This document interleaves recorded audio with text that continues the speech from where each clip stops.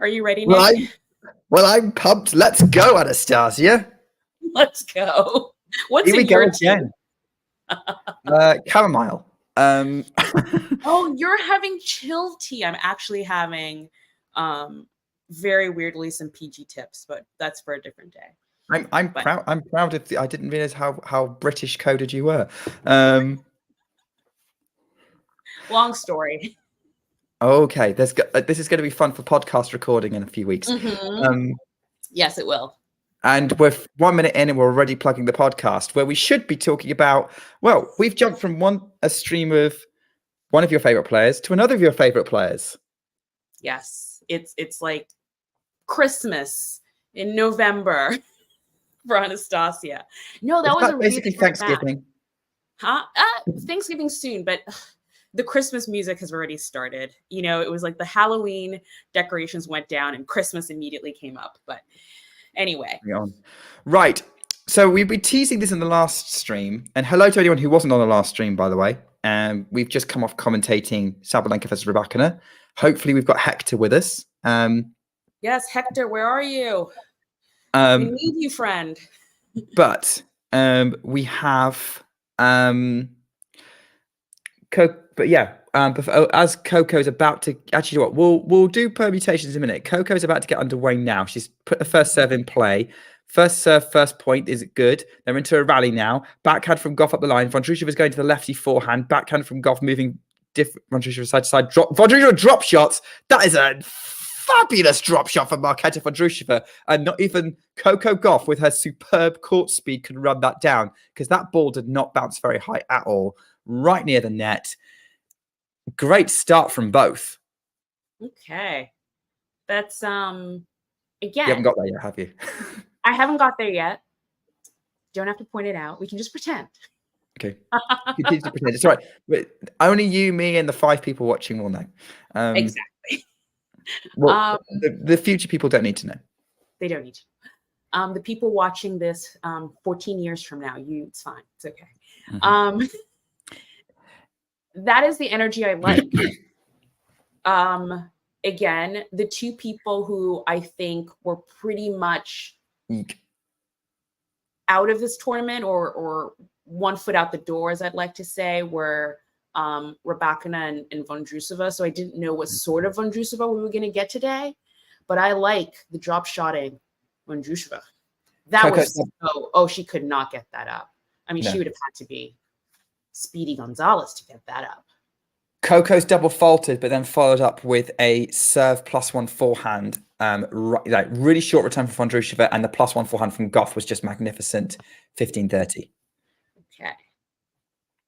So a little bit of concern from Anastasia that Gauff's double faulted. Backhand into the net from Gauff, 15-40. Already break points for Vondrousova. Okay. We'll get the scoreboard up soon, everyone. Yeah. But, producers working double time. They have to so many streams going. They have. Don't forget, there's another stream going on between Djokovic and Rune. Although I think that's just finished, so they might be about to move to Rublev and de Minaur. But anyway, hopefully you'll come and join us, and we love having you here. Hello, chat. Lovely to see some people saying hello. So I like that handle, goddess. Love it.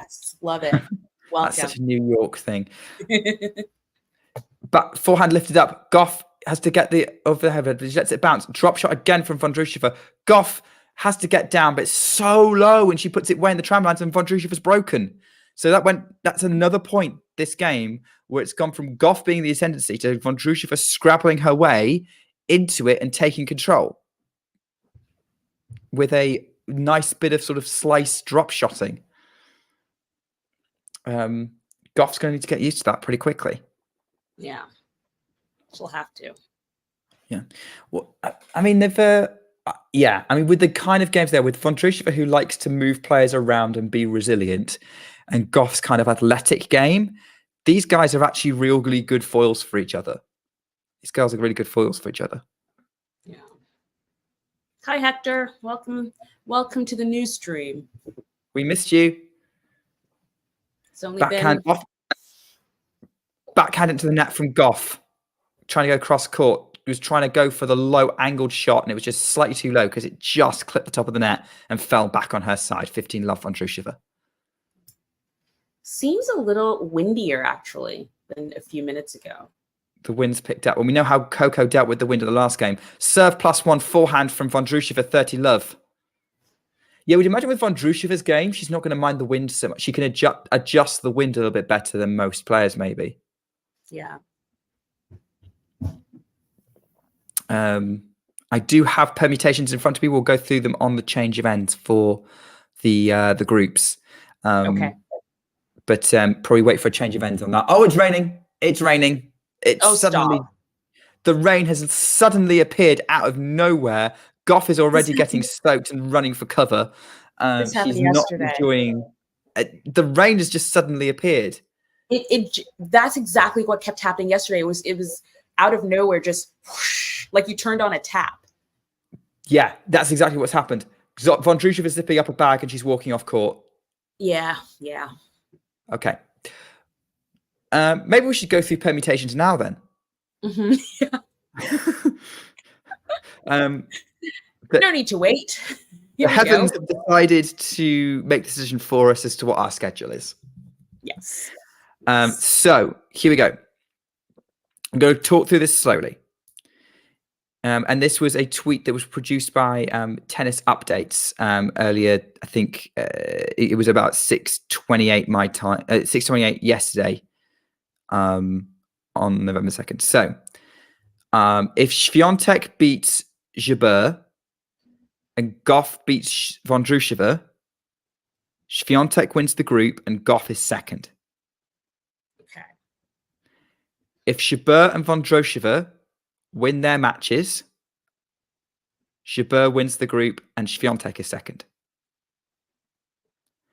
For Vondrousova to get through, she needs to beat Gauff in straight sets, and Świątek has to beat Jabeur in straight sets. In that scenario, Świątek would win the group and second place would be decided by game percentage between the remaining three players. So Vondrousova basically needs to win, I'd say, comfortably against Gauff. Yeah. To get through. Okay. If Vondrousova wins in straight sets and Świątek wins in 3, Świątek will top the group with Jabeur second. Okay. The only scenario... Yeah. There's one more. The only scenario in which Świątek potentially fails to advance is if she loses to Jabeur in straight sets, combined with a Gauff victory in straight sets. So in that case, Świątek, Jabeur, and Gauff would be tied with a 2-1 match record and a 4-2 set record, and the semi-finals will be decided by game percentage. So again, that's going to come down to what the scores are. So basically what we're saying is, if Vondrousova wins a set, it confirms Iga Świątek is qualified. Okay. That's simplified. And then the only way she stays is if she wins in straights. Yeah, that's her only chance. And then she has to hope that Jabeur, that Świątek clears Jabeur in straight sets. Mm-hmm. Okay. And then it comes down to other things. Yeah. If Gauff wins, Gauff is through. More or less confirmed, unless Jabeur beat Gauff. I think Gauff is pretty much through, unless it's in 3, and then things get interesting. This is the Chester Mile group is the one that kind of isn't as clear cut for sure. So two very important matches today for everyone in the group, not just one or two people. But I saw earlier on in the chat, Goddess, this is so funny and hilarious. Yep. That must have been quite interesting to listen to. Like, I boom, know. boom, boom. Just And you're thinking, well, she better be a big tennis star because this is too much noise. Yeah. Oh, you would be that person then? Oh, I'd be like, if she's going to hit this tennis ball this hard, she better become a tennis star. If she doesn't, it's not worth it. Noise complaint. 10 years later, US Open champion. You know, here we go. I hope you got tickets, goddess. Like that's at least what you would want from it. Could you imagine like the kid in 10 years time like says, hey, do you want to be like, you know, sorry for the noise complaint 10 years ago, do you want to be in my box? That would be hilarious and cool at the same time. Ultimate apology. Yes, the ultimate apology for sure. Actually, would that be for you, Anastasia? Would that be the ultimate apology for pretty much anything? Yes. If all you had to do was just say, really sorry, here's some tickets to some tennis in a box, though, in a nice court. Yes. Hey, Ghosty in the chat, welcome. Where were you for the last stream? Cannot believe you missed. He was probably lurking. He probably had work. Oh, he was probably like, okay. Or he chose Damien over us, which I would be so hurt if that was the case. Oh, he was then. Okay. So Ghosty was with Damien. We know who his favorite is. Got it. Understood. I'm not hurt at all. Mm-hmm. Hey, Sean. I mean, it's an opportunity. Like, let's face it. I mean, I can understand if you want to listen to the tennis brain in a jar. He probably just wanted to talk about the carpet tennis. That's all. Yes, the way tennis should be played. Actually, that's not true. Tennis should be played on grass. The true surface carpet. I don't think anyone thinks that. I don't think anyone thought that when they were actually using carpet. I just want to know what it feels like. And I mean, do you think it plays a little like grass, maybe? It does. So from what I understand, and you can go back and watch it, like it was super fast and super low bounce. Very light grass in that respect. It wasn't a surprise that Jane, you too? Jane picked Damien also. Wow. I mean, to be fair, he did get there first. I understand. I get it. I thought we had a thing going. Jane, Ghosty, et al. Yeah. Well, this is what happens when we're in this kind of, you know, community. Yes. Yes. We're fighting for attention. We're all pretty open. Sarah, the match is suspended because it's raining. The heavens opened and it's raining. So unfortunately, the match is suspended for now. It looks like they already have the dryers out. So it might be a quick, you know, shower. Okay, so you have pictures of the match, which is good because my stream is showing a replay of the Cincinnati final. Oh no, I still have pictures of the court. So the dryers are out. So that's good news. This happened yesterday where just out of nowhere, it would but that's the tropics for you, you know, it just starts raining. So hopefully we'll be back playing some tennis soon. Yeah. Sorry, I've just seen Jane's comment in the chat. It just reminded me of a story from my from my past of like my one of my mum's best friends used to cut our hair for us as a family. I think she still does, but really?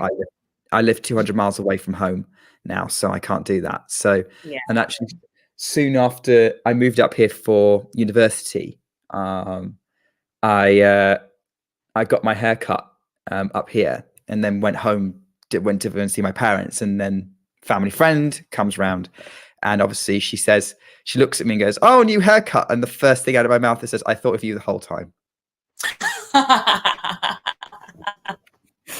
Yes, I did just see Jane's comment, and thank you, Jane. Thank you for just keeping me in your mind. Supernova's asking who wins if they don't get to keep playing. I mean, no one. They'll just delay it till tomorrow. Yes.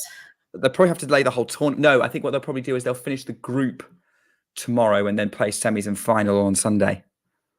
Yeah, unfortunately, I did peek at the weather in Cancun for the rest of the weekend, and it's grim. It's not good. So I think we will be dealing with a bunch of rain. Yeah, I mean, on and off, they're probably going to schedule matches when they don't think the rain's on. The only alternative is they're going to have to do what they did at Wimbledon 2001 and sort of keep going. Yeah. Which would be, yeah. At least they don't have to worry about the venue being used. Other bookings. No, they don't have to worry about that. No, not at all. I mean, if the worst comes to the worst, we can always turn on Andrei Rublev and Alex de Minaur. Which I think is they're probably just about getting underway, actually. Let me look and see. Well, I think probably best if you've got eyes on the court being dried, and I'm only seeing a replay. Yeah, I'll get the other match on, and then you can tell us if they're back. If they don't come back in, if they don't come back, I'm watching. I was just going to say screening this, Anastasia. I'm watching the court dry. I'm watching the court dry. It's more exciting than watching paint dry. Yes. At least imagine if they live streamed them painting the court. That would be the only that would be the next worst thing. That would be the next worst thing. That would literally be too chaotic. Do we want to actually answer we've got a couple of questions from chat. We may as well talk to them rather than sort of banter each other. So Goddess is asking, how do you feel about Coco's dad letting her coach go? I don't think that was because I'm assuming you're thinking of Periba.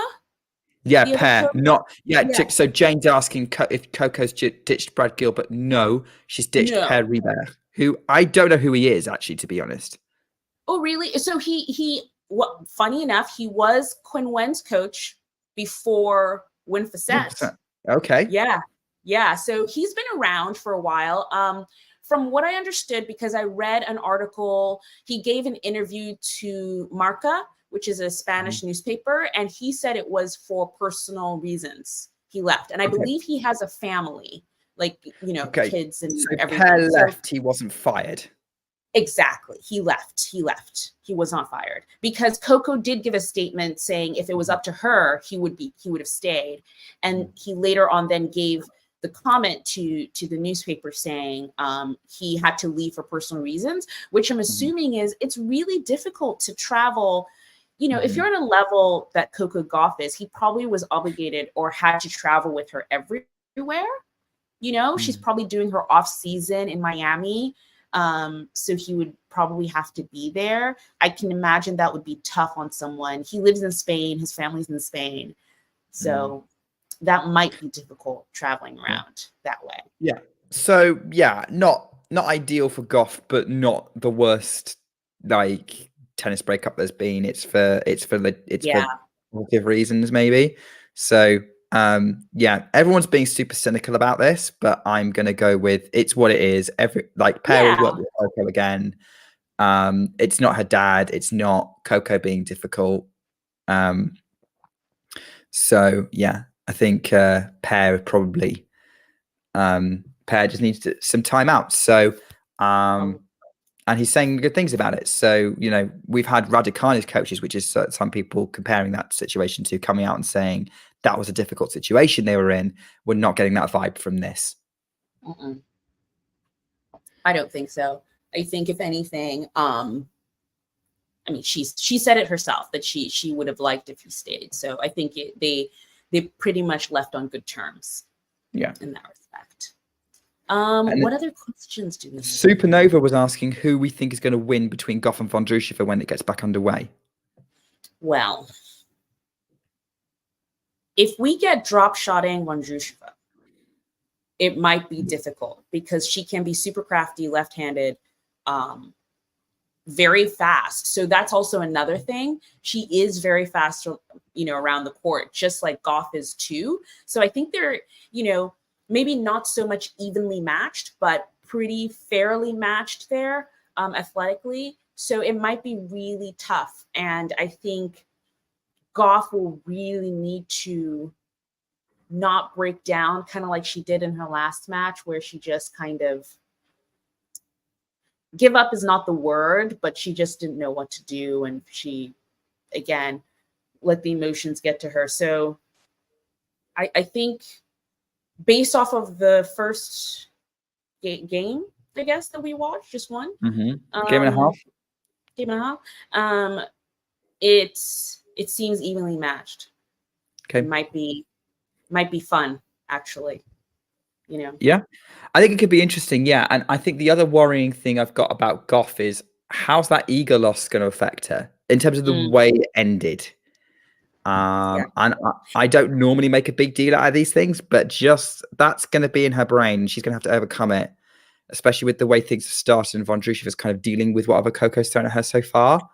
This is an opportunity to reset, but I think I think it's going to be tough. Having said that, I mean, Vondrousova has not had a great tournament so far. No. She has a chance of qualifying are slim. And she was also potentially on the plane to Seville. So, because she's still in the Czech team. So that's something we've got to bear in mind. So I don't know. I think I don't see that being a thing. I would have backed Gauff to win this one. I thought she was going to be more motivated, but having seen the first game and a half, Gauff's going to need to do a reset, and maybe the rain's going to help her because otherwise, I think Vondrousova might sneak it. Might sneak in and run away with it, and that's why I'm always interested to see how players come back after a delay like this, after the match has seemingly been one-sided, because you either reset and come back better or kind of dig a hole for yourself, really. So we will see. I like Sean's question. Did you both play tennis from a young age? No. First time I tried playing tennis at 7 or 8. I can't remember how old I was. I went to one thing. I didn't like it. We didn't actually play tennis. It was just drills all the time. Like I never really felt like I got to swing a racket. So I stopped after a couple of sessions.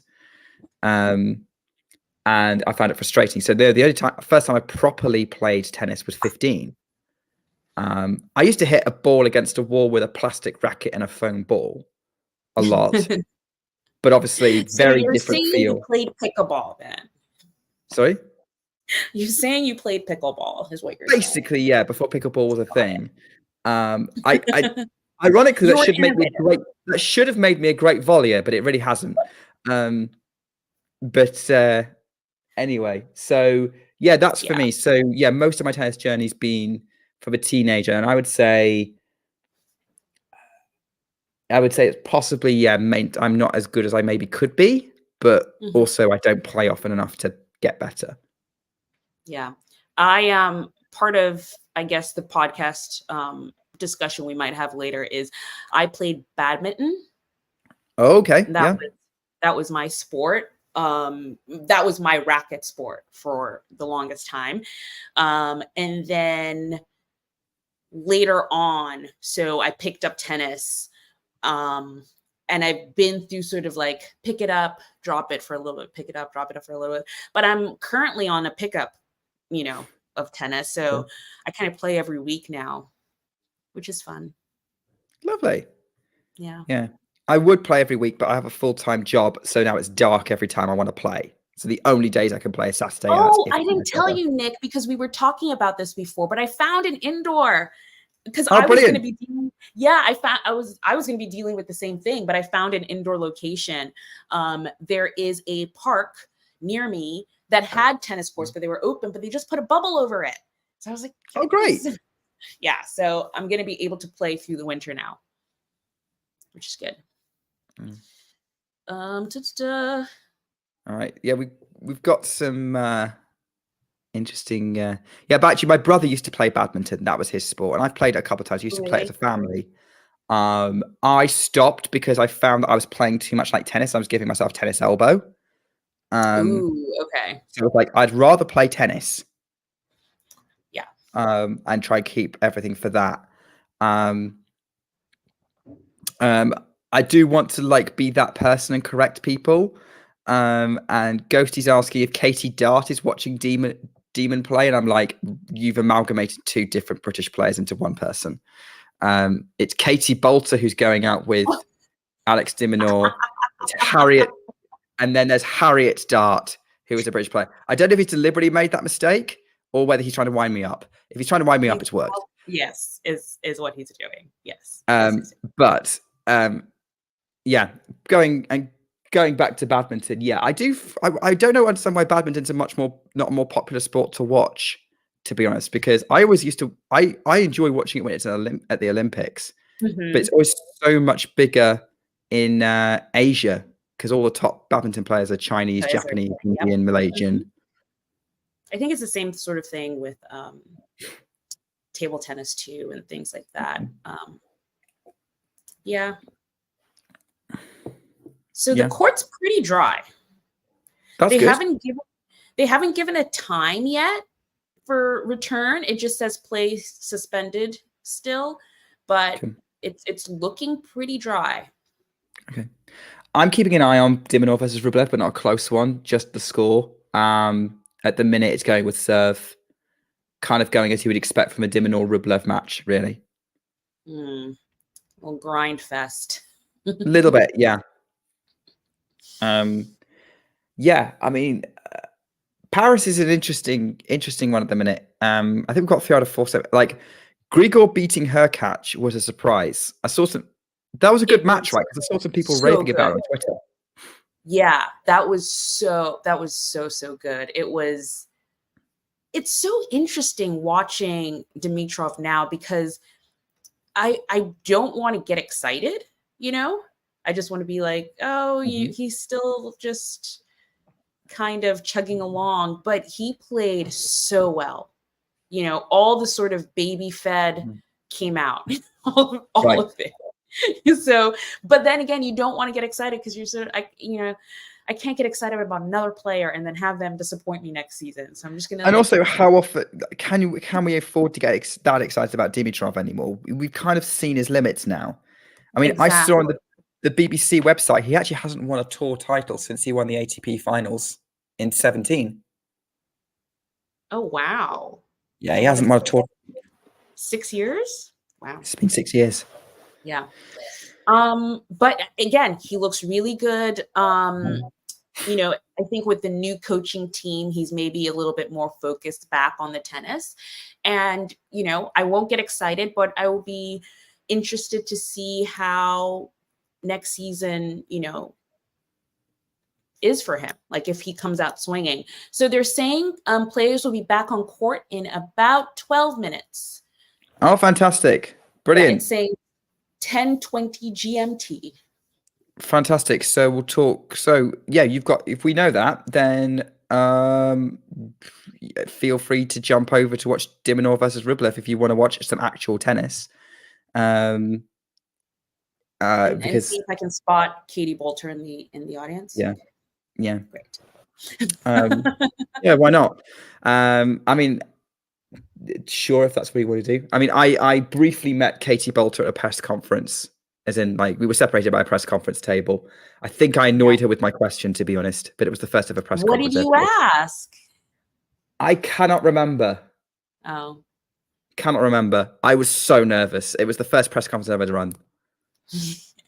I mean, I'm excited for her just as a British player. I think ever since Raducanu, isn't Katie the highest? Isn't she the British number 1 right now?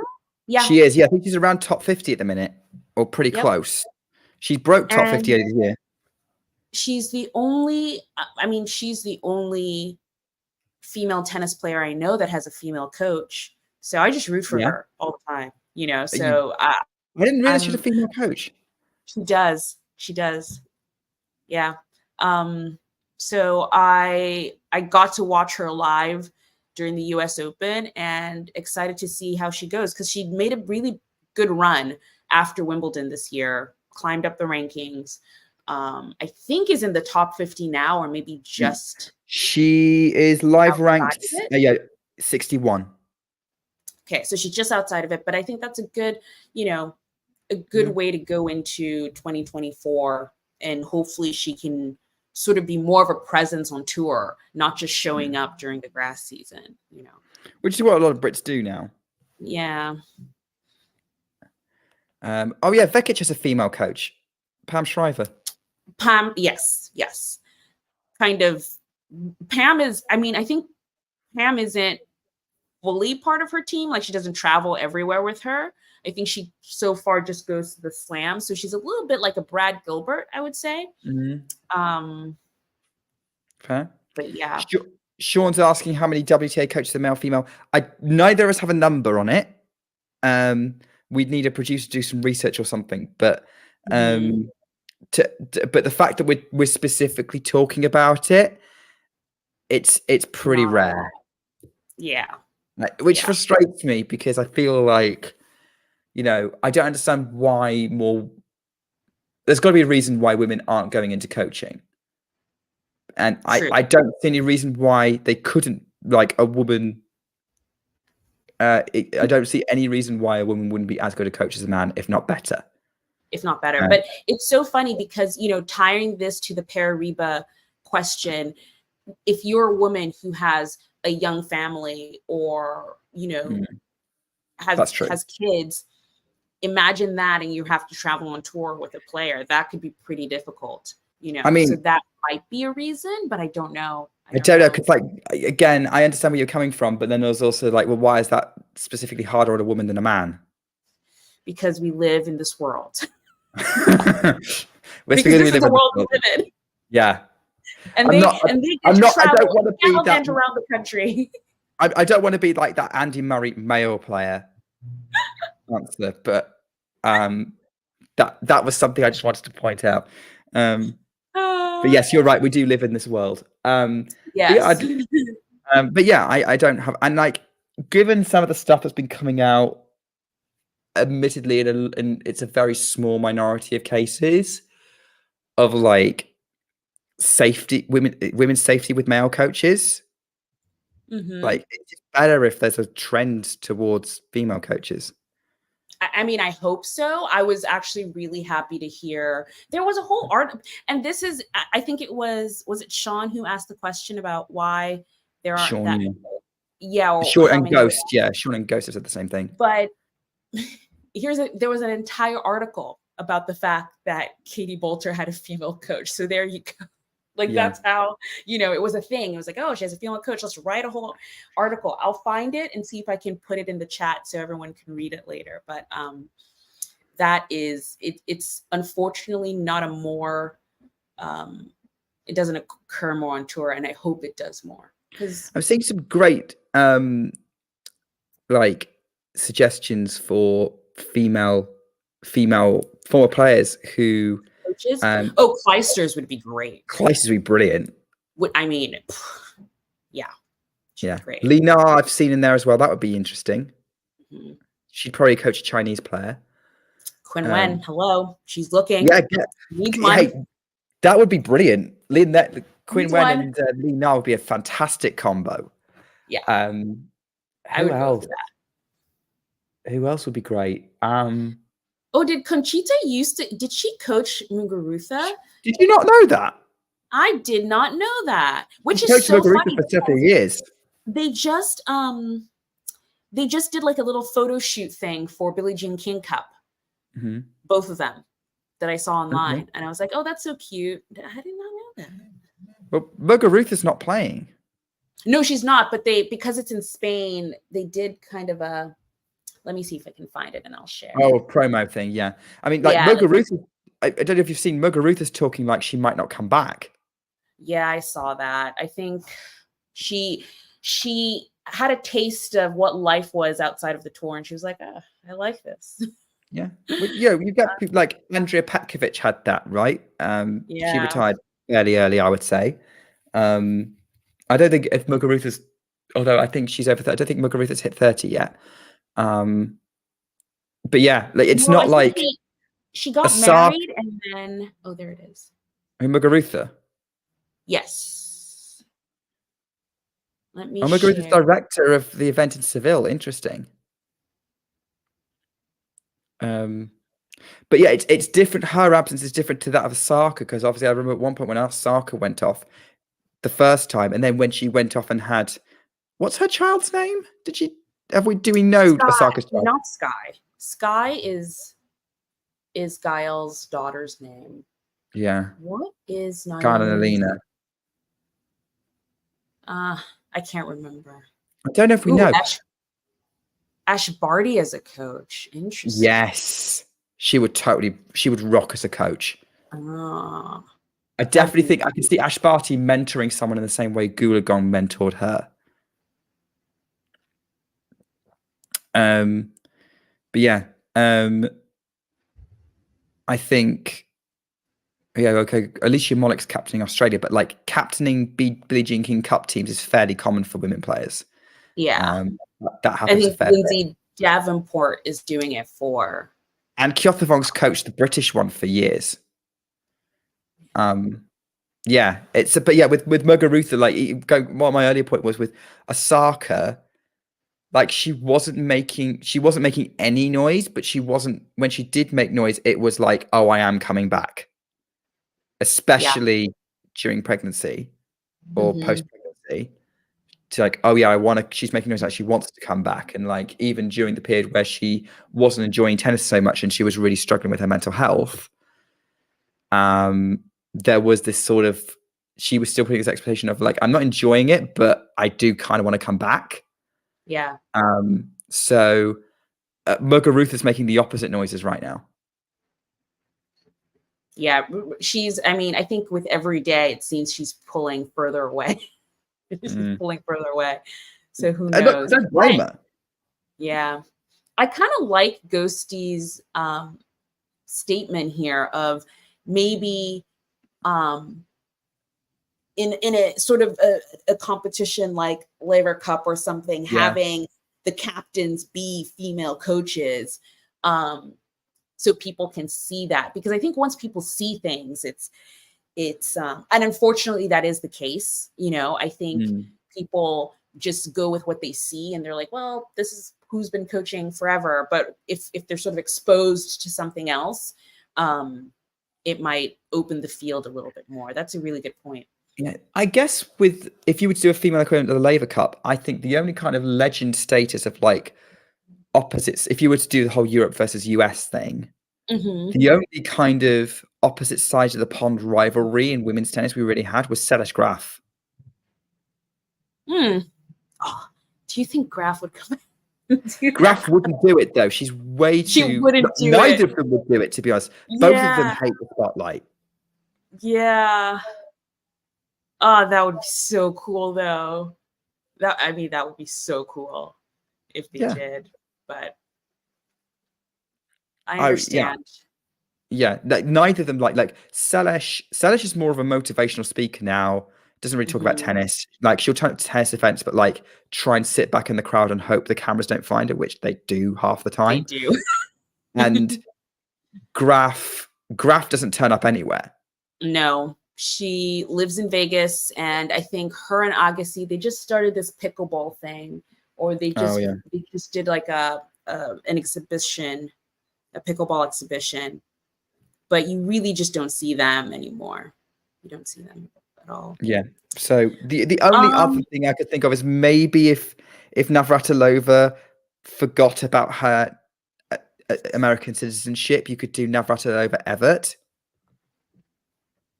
Yes. Like and Navratilova go with her kind of being European born. Yeah.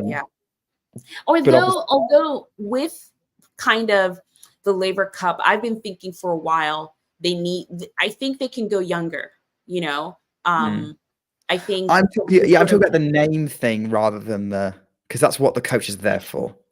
Right. But I think also on the women's side with the name thing, like I would take a Lindsay Davenport over Everett, you know? Oh, Davenport Hingis. Yes. Yes, do that. That would be brilliant. Yes. That's kind of that's the mood I'm going for. I want Laver Cup captains to be Roddick and Federer. Oh, I would go wherever they were playing. I would go there because I mean, it would be so good. It'd be so good because you listen to Roddick's commentary and I'm like, you would be such a great coach. You'd be so good. You'd be so good. Oh, that would be so great. Can you imagine if they announced that next year? Oh, it'd be so good. I would be tempted. I would be more tempted to watch it. I mean, it would still be a stretch, but they just, I think anything new, because, you know, it's been going for a few years now. Nothing's really changed. So I think any sort of new injection of something different would get people back on board. I just wanted to say, because we have a whole bunch of new watchers, welcome. You might think, what's happening? The match is currently suspended. It's about to start back up again. The court is dry. The players are not out yet, warming up yet, but they should be soon. And any minute now.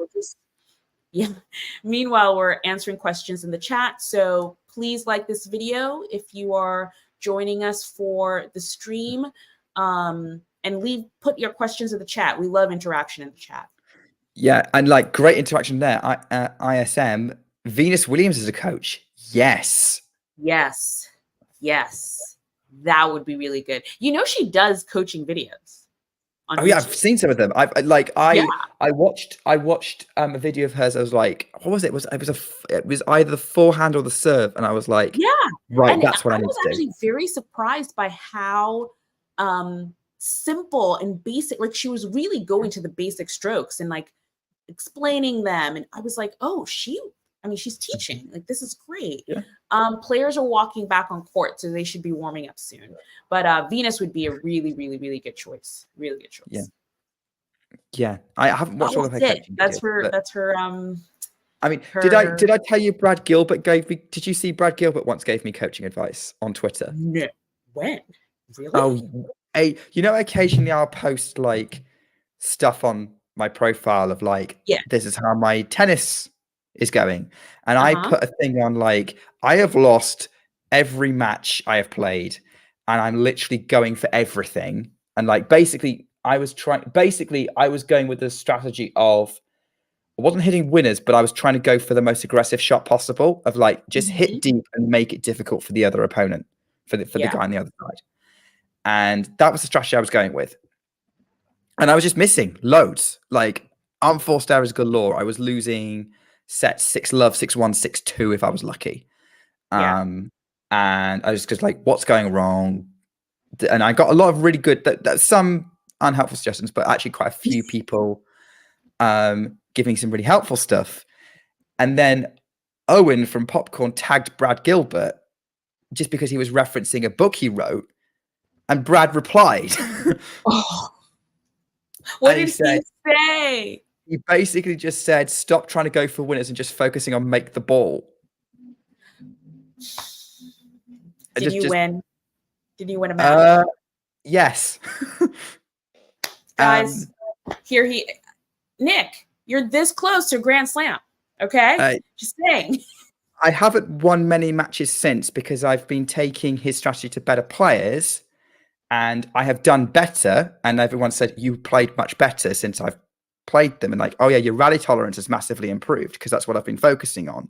And I've made the scores closer, but I need to find a balance between, I can't just keep going for the just make the ball strategy because I am getting picked off now. So maybe it's time to update Brad on your progress and get the next step. Today's focus, I'm still seeing way too many club players, especially 4-0 and lower, not playing with a dampener. If you're Damn. in the 3-0, 3-5 range, and if you play with any hybrid strings, I think it's a must to play with a dampener. I'm a pretty good player, you know, for 62 years young. I play hybrid, but I play a rubber band dampener. So I think all He's players should 62? at least be investigating playing with a dampener. He's I'm much feeling older good than I today. It's thought. Friday. You look over here, lots of sticks. So good day to come on in, maybe think about getting a new racket. Arturo's here. I'm here. Mr. G will make an appearance. Walt is here. We'll make a deal today. If you want a new stick, if you got league play, you got high school play coming up, playoffs. So come on into the nation. This is I BG. don't play with a dampener. Back at you later. Interesting. Neither does our producer.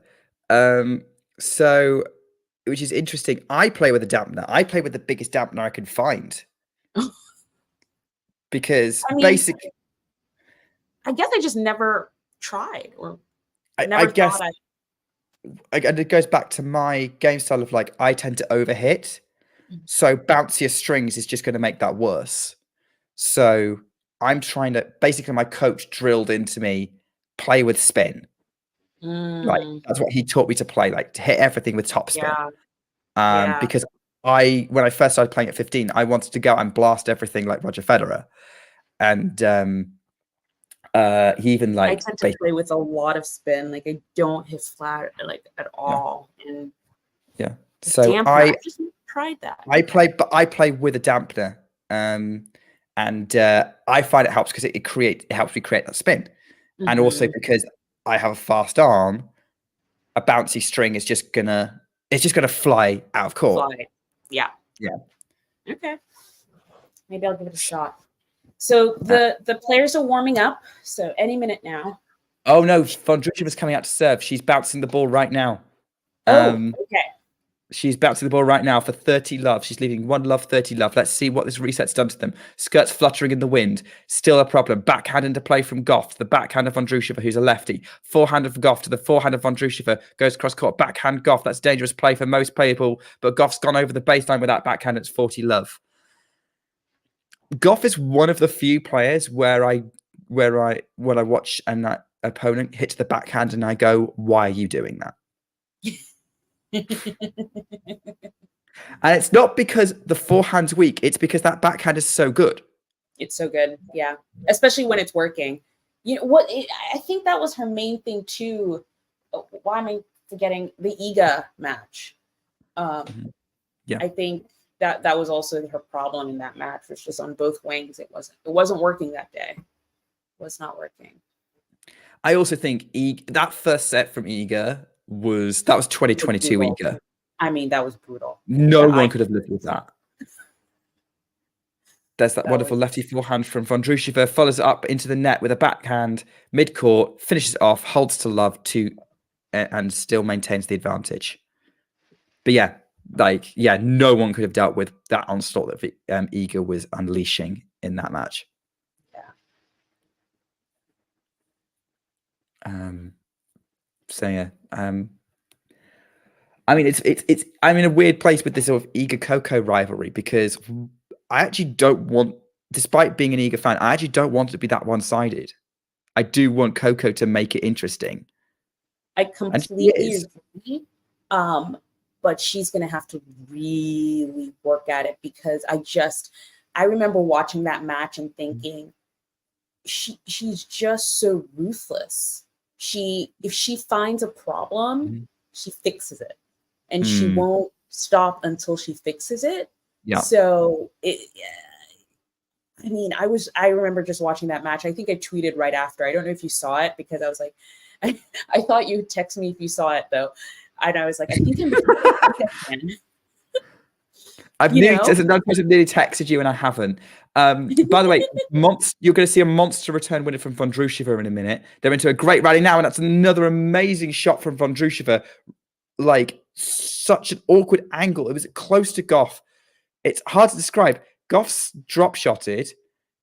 Vondrousova comes in and just sort of does a slice forehand right on the sideline, right next to Gauff. and Gauff wasn't expecting it, and it's love 30, and Gauff has just lost the last, I don't know how many points in a row. But Vondrousova's What was that forehand at love 15? Vondrousova's discombobulating Gauff right now. Oh boy. Just dealing with everything Gauff's throwing at her. Backhand from Gauff angled. Vondrousova's getting that back. Gauff can't pick that backhand up, trying to go up the line. No control over it in the net, but it was going in the tram line anyway. Love 40. Whoa.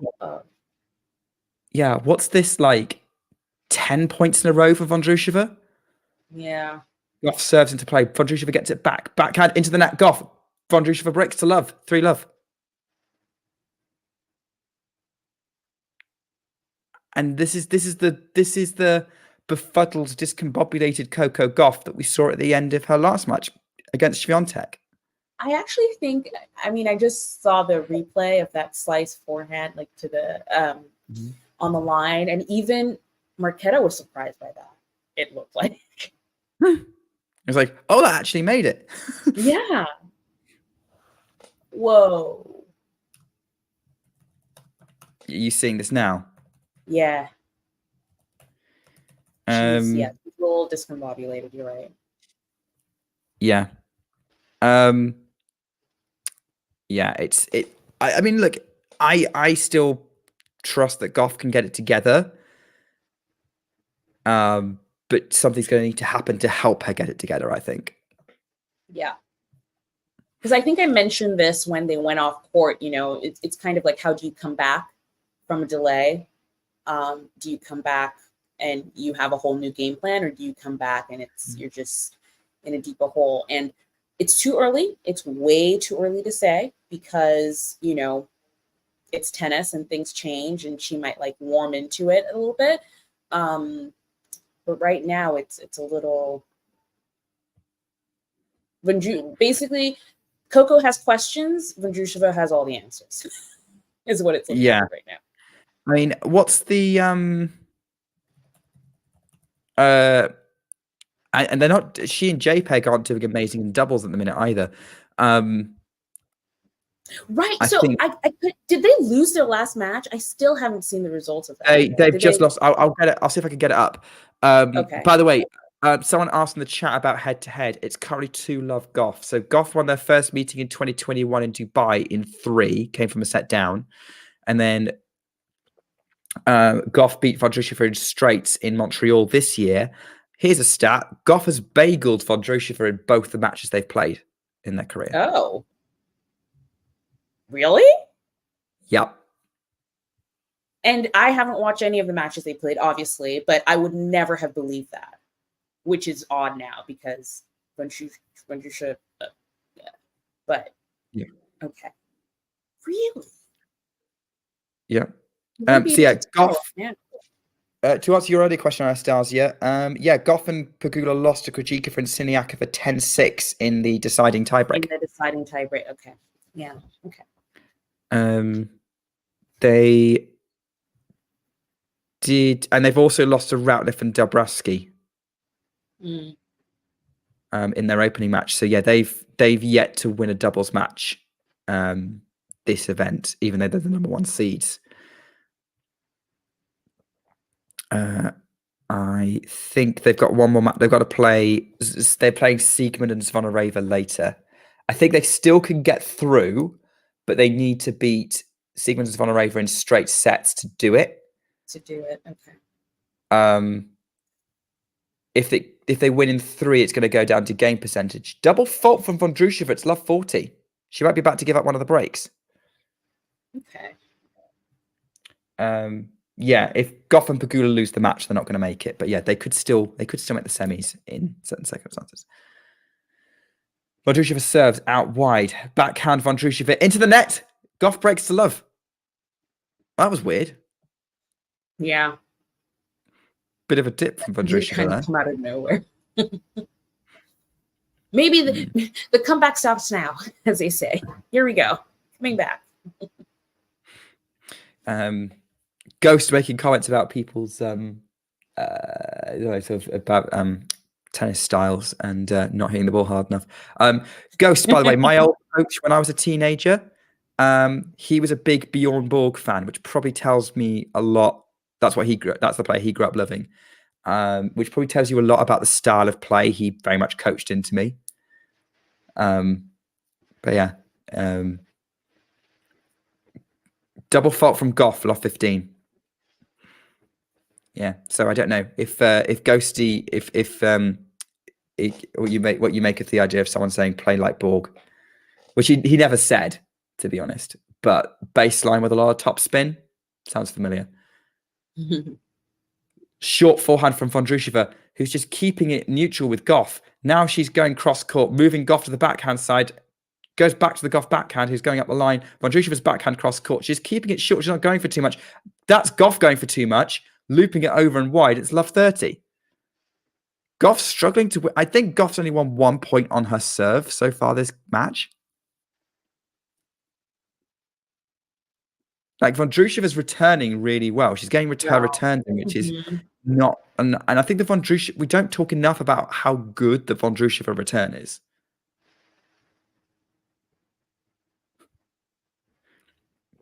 Gauff's missed the first serve.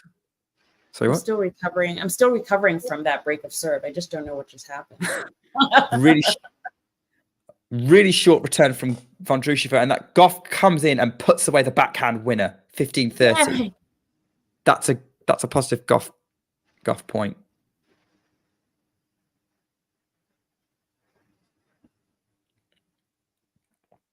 Here we go. Gauff bouncing the ball. Serves. Middle of the box. Vondrousova drops the return in play. Gauff does her own kind of drop shot. Vondrousova tries to pick it up, puts it in the net. It wasn't a drop shot because it went beyond the service line, but it was a nasty slice, and Vondrousova struggled to pick it up and put it in the top of the net. 30 all.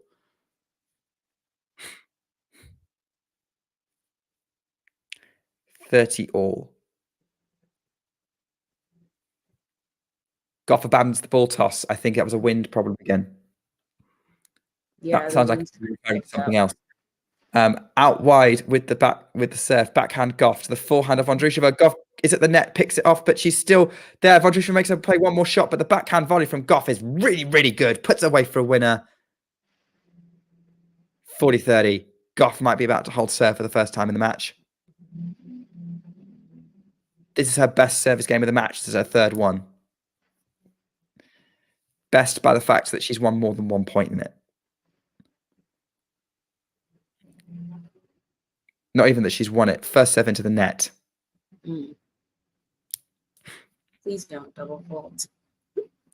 First, the wind is kind of disrupting things. You can see it blowing the skirts. Backhand in play from Vondrousova, really short. Gauff has to lift up in the backhand. Vondrousova goes cross court, moving Gauff around. Gauff loops the forehand up. Forehand Vondrousova really short. Backhand Gauff, again, being caught out by how short it is. Vondrousova goes right at Gauff with that. Volleys. Cat and mouse at that. Gauff puts the backhand into the net. Deuce. That was, and Vondrousova's strategy there was very much make Gauff play one more shot. The shortness of it. Vondrousova comes in, but goes right back at Gauff. Weirdly, I don't think she really had the time to get herself in a position to kind of play into space. But also the wind's clearly playing havoc with it. And the way Vondrousova plays, she's dealing with it a lot better. Anastasia nods. She has nothing to say on that point. She's probably because I'm a point behind and waiting to see it. You might still have wisdom, Anastasia.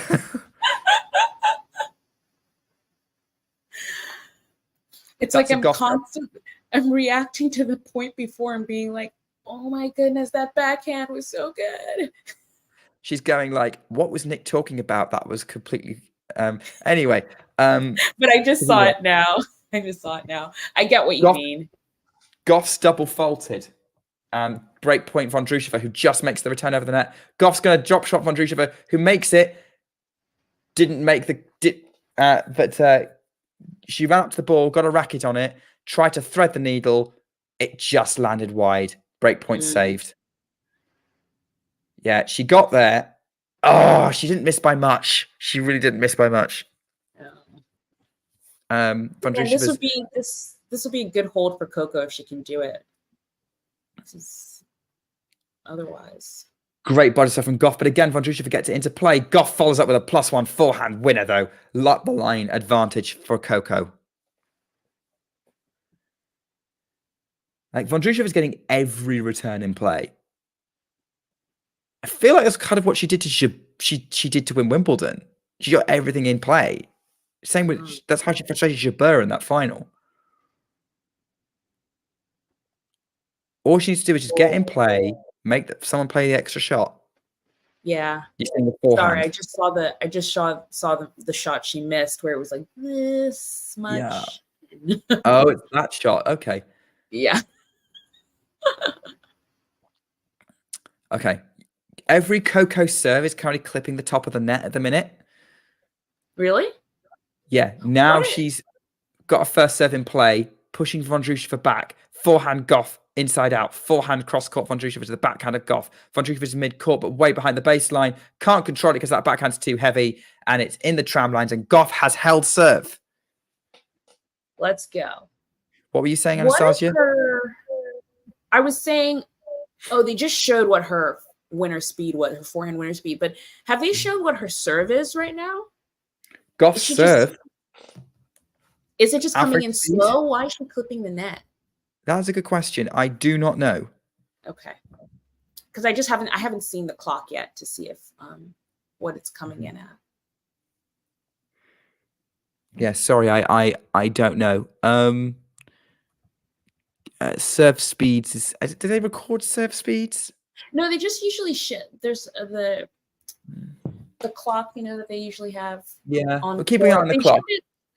They showed it a lot in the Sabalenka match, but I'm just not seeing it here. No, tell you what, see if you can catch the clock in her next Coco's next service game. Because you're a point behind anyway, so so I should be able to, yeah. May as well, yeah. By the way, checking on the scores, Alex de Minaur is serving for the first set. Is he he broke. Ooh. Yeah. Because know what? I was just looking at it and it was at 4-4, and I thought, oh my goodness, how are these still at 4-4? But now I guess he did break and is serving for it. Okay. Interesting, yeah. He's been doing well too. And again, just like, we were talking about permutations here, but like who needs to win what and all that to get into the semis. The ATP is going through that now with who has to win what and where and when. For the last, Alex is the only person who can displace Rune or Zverev. Well, actually, it would be Rune because Rune lost. So Zverev is safe now, right? Ish. Rune's lost. Rune lost. And Zverev is safe for now, unless Alex de Minaur wins the Paris Masters. No, because Rune can't overtake Zverev. Rune is still behind Zverev in the race. Oh, so you think, sorry. So you think Rune is the one who would be displaced if Alex de Minaur wins? Oh, yes. Let me see. Here we go. Oh, I see. Yeah, because like Rune needs to beat Djokovic to get ahead of Zverev. Did Rune sign up for Metz as well? He did. Oh yeah, Rune did sign up for Metz. Yeah, okay, so it's not. Really? Because Zverev has also signed up. Yes, he is. So they're obviously like taking it to the wire. Wow. Has Hurkacz signed up for anything? No, he actually he withdrew. I saw that in the entry list today. So I think he's called it a, unless anything else happens with the other guys, I think he's just going to come in as an alternate. Yeah. So by that point, I think if it's going down to 250s, like winning a 250, Hurkacz is the only one who could do it. So really, it's all down to how de Minaur does in Paris. Okay. Sorry, we're talking ATP in the minute. Vondrousova is leading 30-15 in the WTA finals. Facts. At 3-2.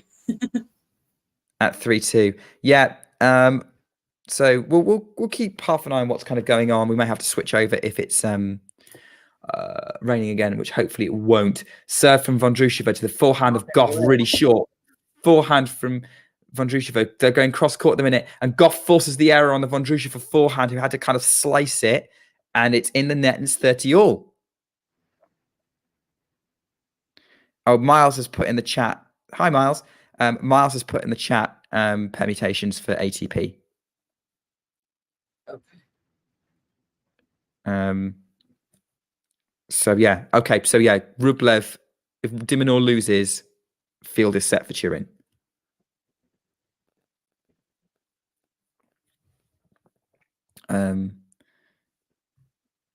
Which could be interesting. Anyway, backhand into play from Gauff mid-court. Vondrousova tries to attack with the forehand and drags it wide. 30-40. Gauff has break back point to get this level. Ooh. And it's really interesting now. So Vondrousova is going for a little bit too much now. She's under a little bit of pressure to maintain the advantage because Gauff's got herself back in this. And gone is the Gauff who's a little bit out of it at the start of the match. And I think that loose game from Vondrousova and then that gutsy hold from Gauff has kind of given her confidence. First serve in play for Vondrousova, short return from Gauff. Vondrousova goes up the line with the forehand. Now goes backhand to the Gauff forehand, who's slicing it. Forehand from Vondrousova cross court. Gauff's on the run with the backhand. Vondrousova moving Gauff to the mid-court now. Gauff on the attack with the forehand, moving Vondrousova out on the backhand side. Vondrousova's put it in the net. Gauff's broken, 3-all. Back on serve, baby. And now we've gone from games in a row from Vondrousova to 3 games in a row from Gauff. 2 breaks each. Here we go. Here we go. Here we go. She's starting to feel a lot better for sure. I love this. Yes. Now we have a match. Either that or Gauff's going to win every single game from now on. Or that. Well, I was so surprised. I can't believe she's bageled her every time they played. That's so interesting compared to what we've seen today so far. And don't forget, for Iga Swiatek to be confirmed as definitely qualified, Vondrousova needs to win a set. The Chetumal, so much going on. Return winner from Vondrousova, love 15. Done and dusted. Alex de Minaur has won the first set, safe break point in that game, but has taken the first set 6-4 in Paris. Forehand Vondrousova to the backhand of Gauff cross court. Forehand from Vondrousova to the Gauff. They're trading cross court at the minute, trying to push each other out of court as much as possible. Still going cross court. Forehand to backhand. Lefty forehand to the back. Righty backhand. Backhand into the net. Gauff. Love 30. Gauff's the one who breaks down. And Vondrousova's gone back to playing where she's making the opponent play one more shot. Because that works. It works for Vondrousova in most matches. Yeah. I can't think of who it wouldn't work against, to be honest. Someone like Pegula, maybe. Maybe her. Because she can hang. Pegula can hang in a rally, for sure. Oh, yeah. Pegula's although having said that, well. Although she did obviously beat Pegula in that Wimbledon match. Where Pegula was so close. I that match, every time I think about that match, I think Pegula really was about to win a major, wasn't she? She was. And you know what it was? I mean, it's funny what affects players, because I think Pegula did talk about it before, but that roof closure seemed to throw her a bit in a weird way. But she bounced back and went to Canada. By the way, Fant, you're going to enjoy this rally at Love 30, apart from the ending, because it was a brilliant cat and mouse point in the net. Vondrousova's defense at net was brilliant until she finally puts it away with a backhand volley. Love 40 on the Gauff serve. 27 minutes played. Forehand. Great serve from Gauff. I think the wind kind of caught it. Vondrousova couldn't control it. And 15-40. So I think Gauff got helped a little bit by the wind there. Bit of a miss hit from Vondrousova on attempting the return. First break point saved. Second one coming up. 15-40. Coco Gauff. Body serve. Okay. Vondrousova, great return from Vondrousova. Gauff had to get down on her knees to try and get that backhand. Still puts it in the net. Vondrousova breaks again, 4-3. That's so funny. Onza's coach is watching. I just saw him. He's probably, I wonder why, because he's gone through, Yeah. maybe scouting conditions. Oh, maybe. Actually, yeah. Unless he just, really loves tennis. He could do as well, yeah. But yeah, Really it's probably a loves mix of different things. We just want to see a good match. Why not? Yeah. So we have 11 likes on YouTube, and I would love to beat what we did in the last stream because that was epic. I think that was the biggest. 26? No, we have 31. Oh, wow. Yeah, we had 31 likes there. We had over 200 people watching. That was epic. Let us do the same here.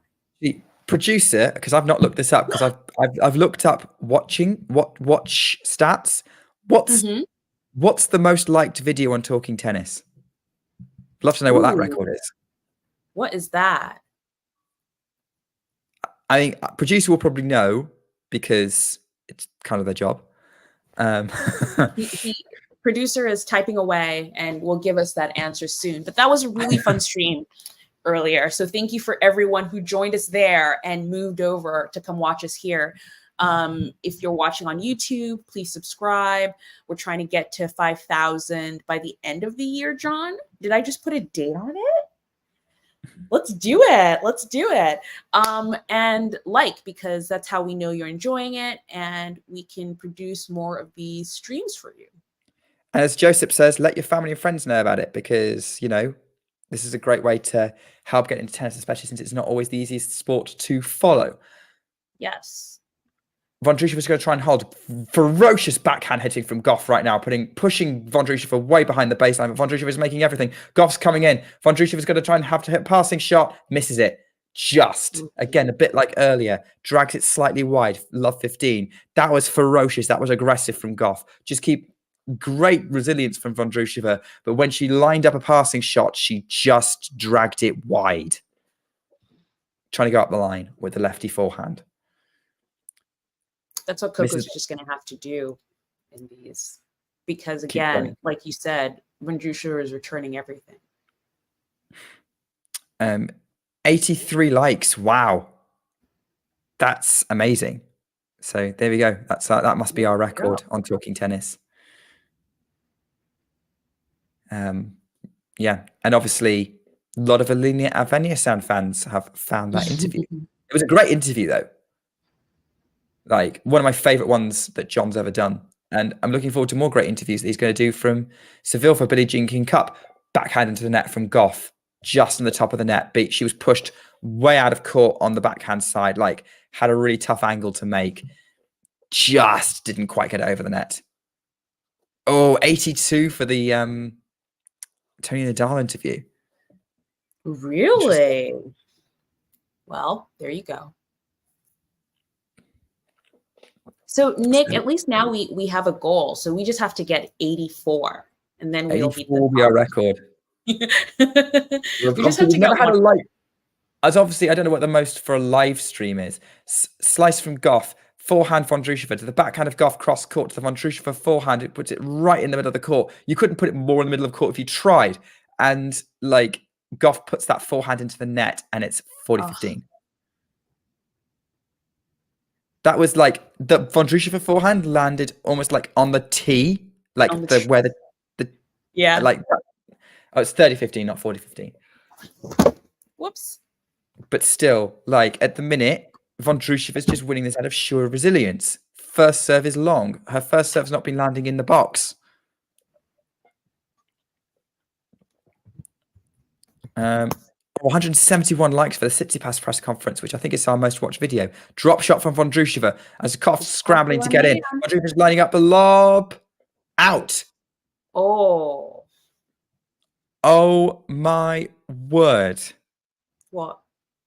So Vondrousova had Gauff where she wants her. She had the lob. Gauff was so close to the net, and Vondrousova's lob went so far over the baseline. I think it was probably the wind took it. It's probably the wind, yeah.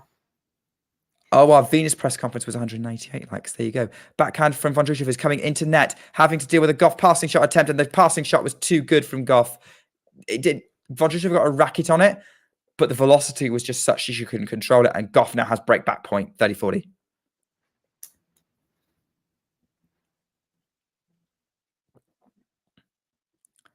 Serve from Vondrousova.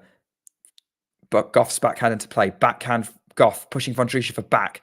Still Vondrousova gets every ball in. Still, and then Vondrousova can't pick that forehand up. She couldn't pick the forehand up. She's put it in the net, way in the net, and Gauff's broken again. And what is this match? I'm really wondering whether today. I think the wind is playing havoc. It's like she was leaning over, trying to scoop it up, and I think that was the wind. Because the forehand wasn't that heavy. It was a bit awkward, but it wasn't heavy.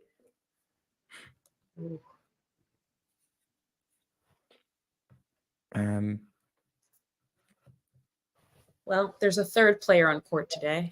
It's the windy. Okay. Most like live was my chat with Renee Stubbs. Gosh, I forgot how long ago was that. That was a interesting discussion. Sorry, yeah, interesting discussion. Quick Rublev Dimonor update for those who are interested. Gauff is at 15 love now. Hits a winner. Now it goes for up the tee on the serve. Vondrousova still scrambles it in really short. Gauff finishes it off with a forehand. It was right there. Forehand up the line. 30 love. Gauff is 2 points away from leading this match for the first time. She's been like beaten down and then have to come from behind, and then yeah. What a set of tennis this is. Serves Vondrousova, backhand really, really short. Backhand from Gauff to the forehand of Vondrousova. Gauff's at net, finishes it with a forehand. 40 love. Really just, yeah, like Gauff is just serving volleying now.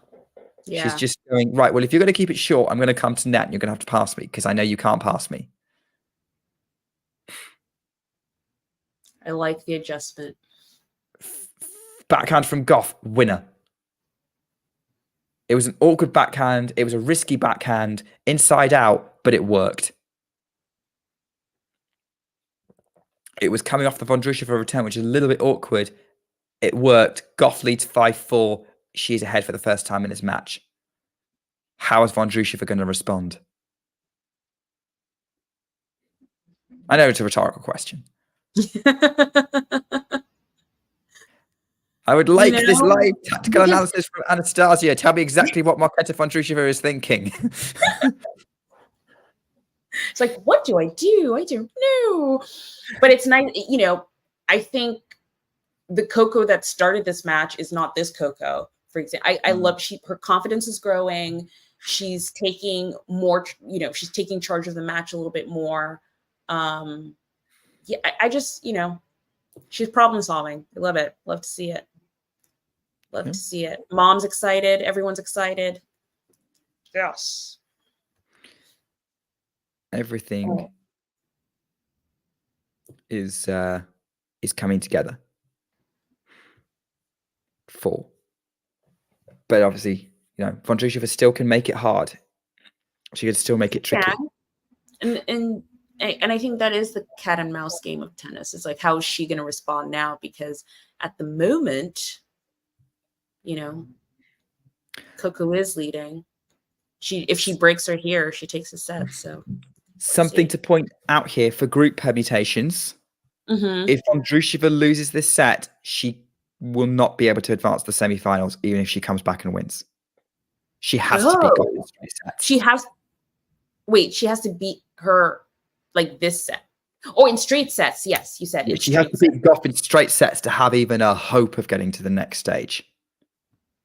Wow. So we might have our answer in the next 2 games. Yeah. If it doesn't go to tiebreak. Well, no, because it's still up in the air with the Iga and Ons. But anyway, serve out wide for Vondrousova is unreturnable. It's 30 love. Yeah, it's just crazy. Like, Gauff can.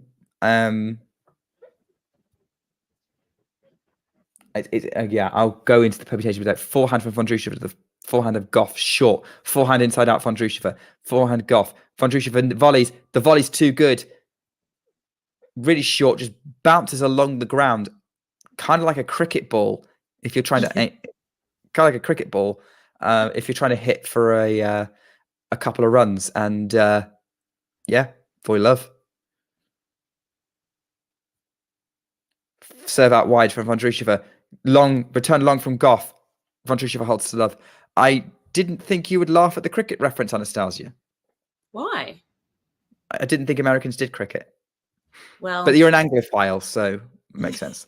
This is also part of podcast chat. So if you guys want to listen to why I actually played cricket growing up, you can join us there and find out. But yes, I played badminton, cricket. Are we doing life stories next podcast? Is this what's happening? Yes, that's what's happening. It's gonna be the get to know your co-hosts episode of the podcast. Cool. Well, thank you for attending this Ground Pass podcast planning meeting. Back to the tennis. Love 15. Gauff's double faulted. The wind's really picking up, and there's people putting on coats. But that's more to kind of shelter them from the wind than from the rain. Because also, Marketa just looked to the sky, and I thought, no. Oh wait, no, we're stopping. We're stopping. Umbrellas are going up. Yeah, there's rain on the camera. Yeah, it's back. Yeah. Yeah, I don't know. They're sitting down. They're not going off court. Okay. I'm describing what I see. Yeah, brollies are going up. The wind's all over the place. That man's umbrella is already inside out and broken, and he can't fix it. Like, everything's just gone wrong with that umbrella, and the wind and the rain's just got incredibly intense. I think they're about to go off court again. Yeah. Coco's packing up. Yeah, the way she looked up to the sky, I was like, yep, here it comes. Here it comes. Marketa's already striding off court. Yeah. She's quick off court. The first time, too, she was like, I'm out. I'm out of here. Gauff is still packing. Coco's still packing up.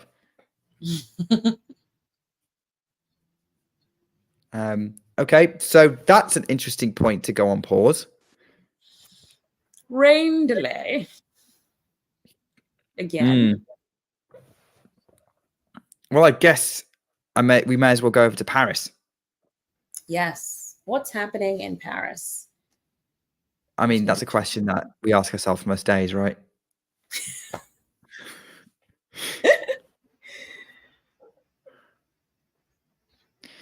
Sean saying the organisers in the WTA finals in Cancun might be worried now. My theory is if they can't finish the groups, they'll just finish them tomorrow. Yeah. And then do semi-finals and final on Sunday.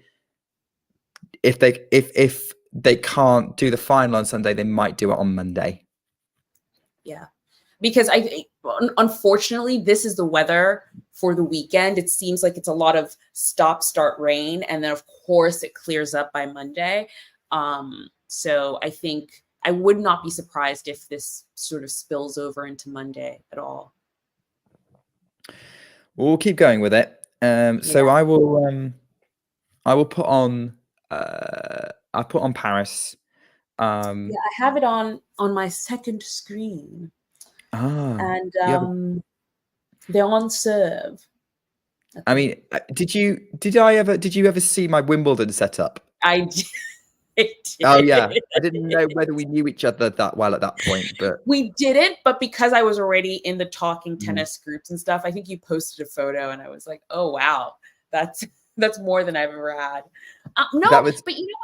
There has been moments where, especially if I'm not doing a stream like this, I'll have it on my TV, I'll have it on my computer, that it's on my phone, and so yeah, I struggle to do it when I'm streaming because my internet does not like me doing. Oh, my internet probably doesn't like this. It's probably why I'm behind in the. a game behind in the tennis. This happens to me fairly often. I'm usually ahead of the Americans. Yeah. I don't know if it's a kind of, because I'm not watching it on TV. I'm watching it through the app. So I've always wondered, is it like a stream feed from the TV? I think it might be because and that's the delay, basically. I have a similar thing when because I'm usually behind most UK people when I'm doing this. And I found I think it's because I cast my stuff to the TV. Yeah. So that adds an extra delay onto it. It has, I can watch on my tablet live, but that's the only thing I've really got entertainment stuff on because my laptop is shocking. And obviously I can't really stream on the same device that I can't really watch tennis on the same device I'm trying to stream on. Right. Why am I? Sorry, I just realized I was actually still sharing that. Producer should be sharing. Yeah, I know. I was like, why am I sharing? What did the producer just send me? I don't know, but I guess we'll find out. That's yeah. Well, Rublev might be. Yeah, Rublev's trying to break de Minaur to try and do the comeback. Yes, that's right. So yes, there is tennis happening in Paris. So we're keeping an eye on that whilst it is raining in Cancun. So if people are tuning in expecting us to talk about Coco Gauff and we're talking about Andrei Rublev, that is why. To rally at the moment, de Minaur goes for a massive inside-out forehand and then puts away the overhead to save the break point.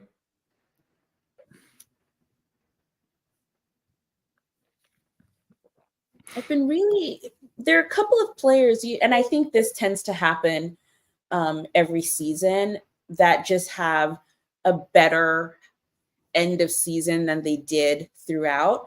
And Alex de Minaur is definitely one of them. I think Alex de Minaur, Grigor, Hurkacz, their sort of end of season form has been pretty good.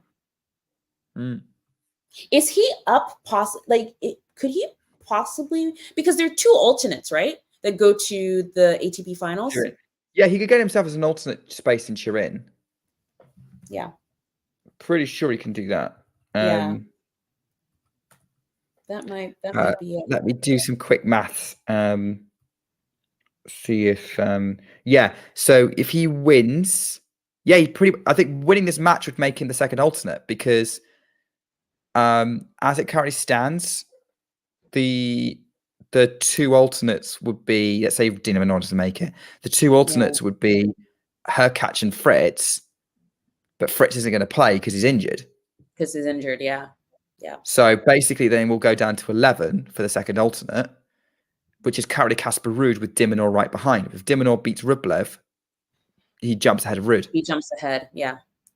He'll and still be Ruud, behind I Fritz. think, is also pulled out of either Sofia or Metz as well. Must be Metz because I don't know, but yeah, I think Ruud's probably decided he's done this season. For the season, yeah. And he's going to lose all his points from the final. Yeah. The ATP rankings are going to shake up a little bit for sure. Yeah. I'm looking forward to it. Yes. Another breakpoint chance for Andrei Rublev, by the way. Still trying to continue the comeback. They've only been playing, the matches in Paris have been super quick. Well, they feel like it. They've been quick in the last few days. I think the first 2 days. Okay, yeah. There was a lot of matches. And that's the thing. Not only were there a lot of matches, they just went so long.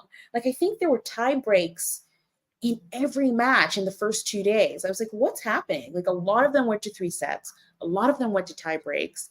And they just couldn't pivot fast enough, And or maybe they didn't want to. I'm not sure, but there were definitely really long matches to start, and now they've kind of leveled off, and they're a lot quicker.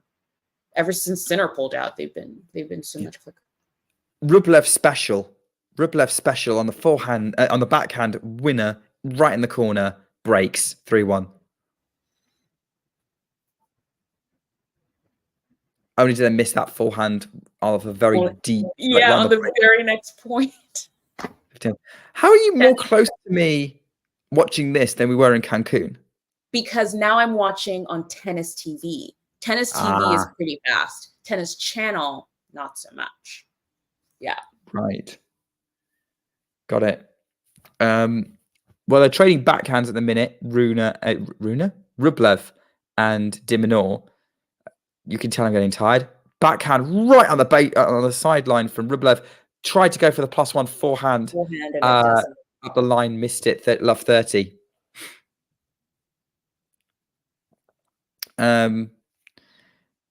Ghost, I don't think anyone on the team speaks Arabic. But more to your question, who wants number one more, Sabalenka or Iga? I don't think either of them want it more than the other. I think they both want it equally. I almost think Sabalenka wants it more. Okay. Don't you think? I don't. Okay, let me say this. I don't think either of them wants it. I think they both want it, and I'm enough to be motivated to get it. Right. I don't know why I think Iga has come to this almost zen place with it, you know, where I think it might have been a little bit of a burden to her before she lost it. And now, I mean, obviously she wants it, because if you're a tennis player who wants to be super successful, of course you want to be number one. But I don't think she's kind of going out there with that in mind. Unlike Sabalenka, who just got it and I think wants to hang on to it, at least for the end of the year. So might have that on her mind a little bit more, I think. Obviously, I have no deal with these players. I think that's probably about right, because I think, Iga needs to reassess her relationship with the number one ranking and how it affects her. And I think, but look, regardless of whether the number one's motivating her, she's definitely motivated this tournament. But yeah, whether Arena is feeling the pressure to keep it or not, maybe she is. But we'll see. If that's going to add a fascinating dynamic to hopefully when they play each other, because I'm really hoping they do. Great rally here going on in Paris, by the way. Rublev at the net. de Minaur's going for the lob. Rublev scrambling back. Forehand, tried to go back behind himself, but didn't work. 15-40. Rublev's got, de Minaur's got break back points. Break back points. I do. I love the crowd in Paris. I know they're a little rough, especially when there's, someone French playing. But and I think I also just love the size and intimacy of this court. That the crowd just seemed to be almost there, like on top of it. It seems like a good vibe for sure. Yeah. There you go. So, so I'm still trying to work out. I think there's a permutation they haven't done for the WTA finals. So I'm getting distracted. I'm just trying to work out what happens if Gauff wins in 3 or if Shabir beats Swiatek in 3. But I think if either of them drop a set, that's making our life harder.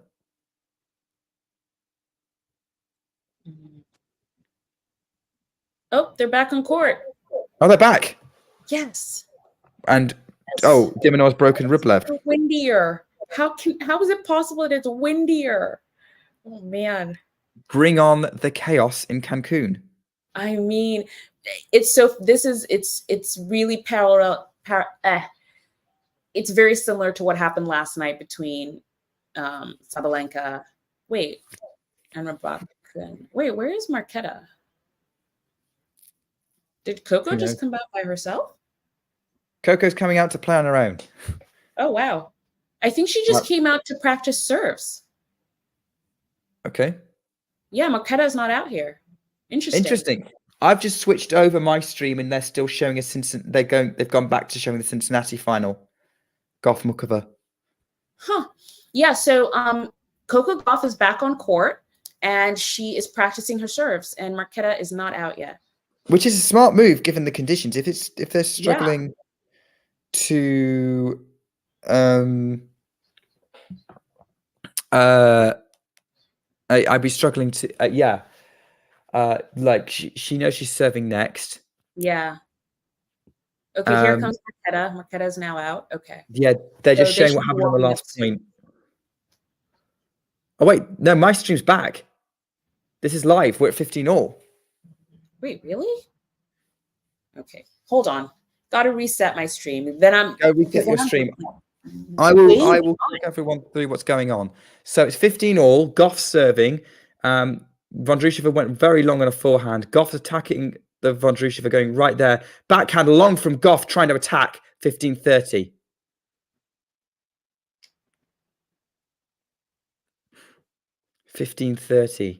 For Vondrousova, who in this bizarre set that's been going backwards and forwards, double break up 3-love. Gauff pegs it back to 3-all, gets a double break of herself.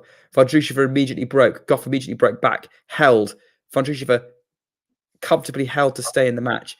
Then Gauff managed to, and now it's 5-all, and they're trading backhand, righty backhand to lefty forehand, keeping it in the middle of the court. Gauff just about gets that one over the net. Backhand Gauff on the angle. Vondrousova scrambling that one. Gauff's got an inside-out forehand right in the middle of the court. Vondrousova's going to have to come in behind it. Pushes Gauff.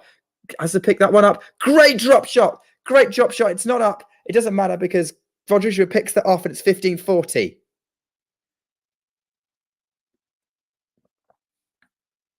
What a rally. That was a really awkward ball that Gauff had to push short, and then Vondrousova came into net to pick it up and then was just there to pick off Gauff's response at picking up the drop shot, which just before the bounce, but Vondrousova had all the court to hit it into.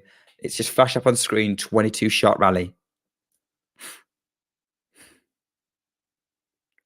15-40. Coco Gauff does not want to be in a position to let Vondrousova serve for this set, but the first serve is out, bounces off the top of the net and into the tram line. Gauff serves. Tense times. Into the net. Double fault. Vondrousova holds. Vondrousova breaks. It's 11:15, okay? I know. It's late for you. But so I reset my stream, but I'm still behind by about a game. I just think it's just one of those days where the stream's going to be a little behind. You're behind by a game? You're kind of screwed there.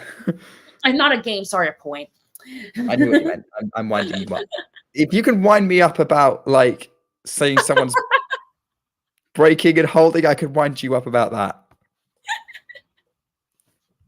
Tit for tat. Good. This is what happens when you have two awkward people together who will correct each other on the slightest things. Yes. I mean, that was one of the, I don't know if I'd call it a highlight, but possibly an awkward moment when on the show with Renee Stubbs 6 months ago after Madrid, and I corrected her, and then she tried to correct me, and then I said, no, you're still wrong. Because basically we were going back and forth about Krejcikova versus Iga, and she was like, oh, Krejcikova's beaten Iga on clay. It's like, no, she hasn't. Yeah, she beat her on Strava. Strava's not on clay.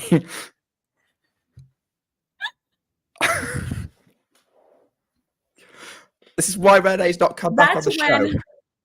That's literally when you just let it go, and then the producer puts a note at the bottom. And it's like, in post, Nick was right. This is my public apology to John if he's watching.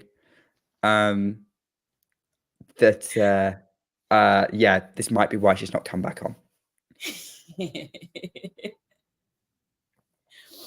You've got to be diplomatic in those things. You just nod and you wink and make sure the editor has the right thing on there. This is why I'm not a pro. Yet. But you are. You are, and you keep me in check, Anastasia. You should see my notes that I send Nick for the podcast. It's quite They're This extensive. is what I do. What's I don't going know on? how to function without those. I wouldn't be able to function either. The wind's got up, the rain's back. Oh, I can't. No more. Vondrousova, they're not going off court, I don't think. They're sitting down. They think it's going to blow over. Like, Vondrousova's staying there. She's being sheltered. Okay. It looks like it's fairly light, Okay. but it's windy and rain. Like, this is not conditions I would want to be outside in. There's not many people in the Absolutely crowd putting not. stuff up. Let alone play tennis. No. And, I think especially with the stopping and starting, it might be hard to also just get a rhythm, going. Vondrousova's shaking her head.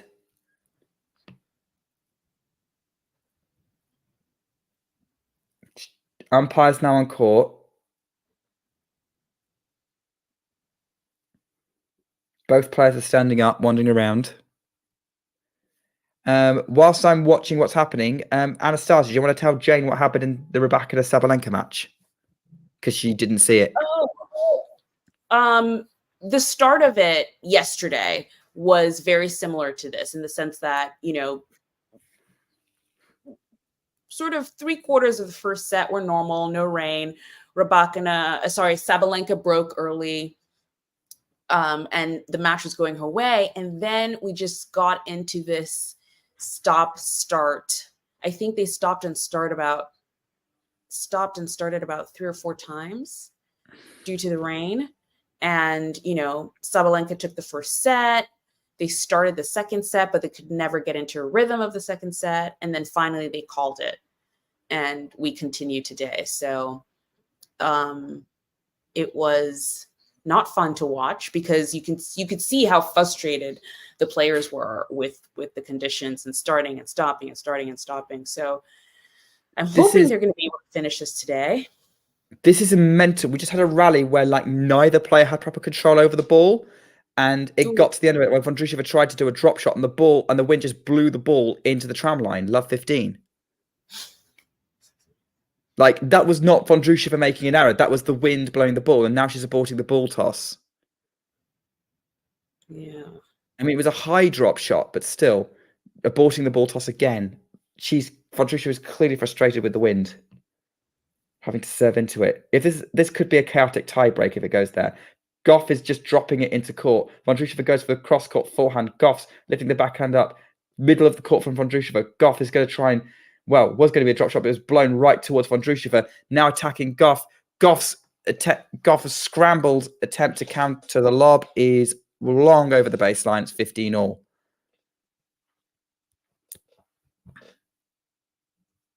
This is like ultimate tennis.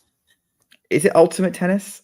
I mean, it's they're just throwing all sorts of things their way and being like, can you handle it? Can you play tennis in these conditions? Forehand up the line from Vondrousova. Gauff picks it up. Now it's super short from Vondrousova. Goes super short again. Gauff's going to have to come to that. Attacks on the backhand volley. Now has an overhead, but the ball's blown it to the side. So she's had to compensate. Overhits it. 30-15. And that's utter chaos because Vondrousova kicking the ball in the air, that could have been a finishing shot for Gauff had the wind not caught the ball, and it's blowing it in a different direction to what it was blowing a few points ago. Yeah. It's just swirling all over the place. Vondrousova serves. Forehand cross court really short. Backhand Gauff. Forehand Vondrousova shanked. Way out. 30-all. Chaos in Cancun, live on Talking Tennis. Renaming the stream. You may as well. All this Jabeur support in the chat, by the way. I'm starting to think we should probably try and cover it if we can. Yeah.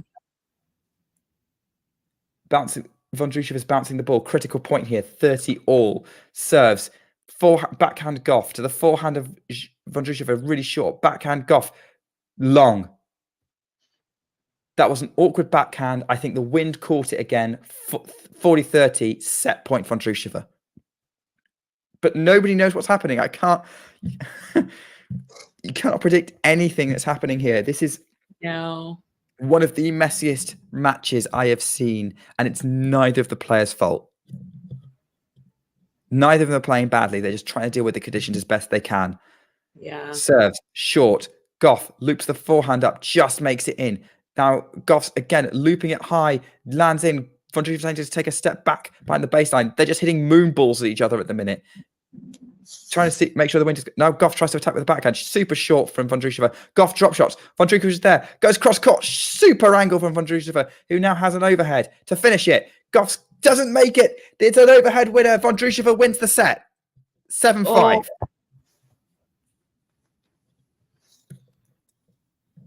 7-5. What Vondrousova is taking the first set.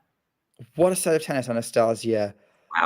Wow. I mean, can you try and describe for us what the hell was that? So Windy. welcome to Ultimate Tennis,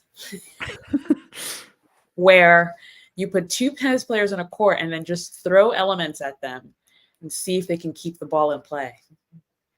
It's the moonballing at each other that's getting me. Yeah. They're literally just moonballing at each other. It's like we're back in the clay court season. Yeah. But, You know who I would really not want to play in these conditions? Who? Rafa. I mean, because- okay, he would be playing at the WTA finals. I couldn't think of a women's tennis player who has an equivalent ability to adjust to conditions like these. Yeah. He would be a person you wouldn't want to play here. I always want to. I actually think someone like Carlos Alcaraz as well, who claims to play or practice in the wind, might be someone. What is that picture? It literally looks like he's in a clay court windstorm. That's a Roland Garros picture, I think. I don't know what year. Producer will have to tell us in chat, but that's definitely Roland Garros because of the Peugeots. Was that the final with team? No. Oh, Roger. Oh, yeah, that was not a great match. Look, there's literally, it seems like there's a little mini clay tornado storm cycle thing right behind him. Marketa's going off court. I would. Presenters, the Amazon Prime team who were like on the court, they've got 3 people like literally standing on the court. The main presenter, Marcus Buckland, Martina Navratilova, and Daniela Hantuchova. Oh no, that's why they've walked off court, because Marketa was coming out to receive serve from Gauff. So we're back underway. Not off court, we're back underway. That's a really short break. Passing shot winner from Vondrousova. Love 15. Gauff trying to pummel Vondrousova as best she can with this wind. Vondrousova picks it up and right past her. Gauff already onto the next point. Backhand cross court to the forehand of Vondrousova, looped into play. Backhand cross court Gauff. Forehand Vondrousova. Gauff tries to attack with the backhand and it works. 15 all. Inside out backhand winner.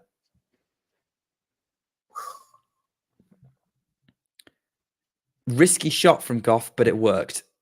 She does not want to go an early breakdown. It's right on the line as well. Backhand returning to play from Vondrousova. Gauff puts the forehand into the tram line. Just looped over.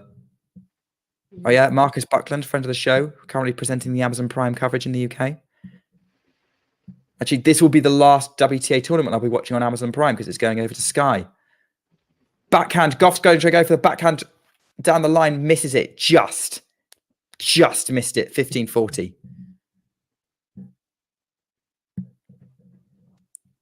Gauff is really just moving. She's not taking her time between the points. She's just going for it. Backhand from Gauff, cross court, lifted up from Vondrousova. She's getting everything back. Gauff putting Vondrousova under pressure with the backhand. Overhead from Gauff. Vondrousova still gets it with the lob. Lobs over the baseline, but not by much. And it's 30-40. First break point saved. Gauff's not giving us commentators a lot of time to take breath between these points. Yeah, no. And she's not giving Vondrousova enough time. I don't know whether she's rushing or whether she thinks it's the best way of keeping her off her rhythm. Goes for cross court on the forehand. Slice from Vondrousova. Forehand Gauff. The wind seems to have died off a bit. Backhand lift long from Vondrousova. No, the point's still going. It was right on the baseline. Forehand from Gauff to the Vondrousova forehand changing direction. Backhand Gauff up the line is long. And Vondrousova breaks straight away in the first game of the second set. Oof. Gauff is also updating us on the Rublev match. Rublev serving for the second set. Okay. I would also like to update us on a permutation. Marketa Oh, I think Vondrousova. I saw what you're just about to say, but go ahead. Marketa Vondrousova, by winning the first set, has confirmed Iga Świątek is into the semi-finals.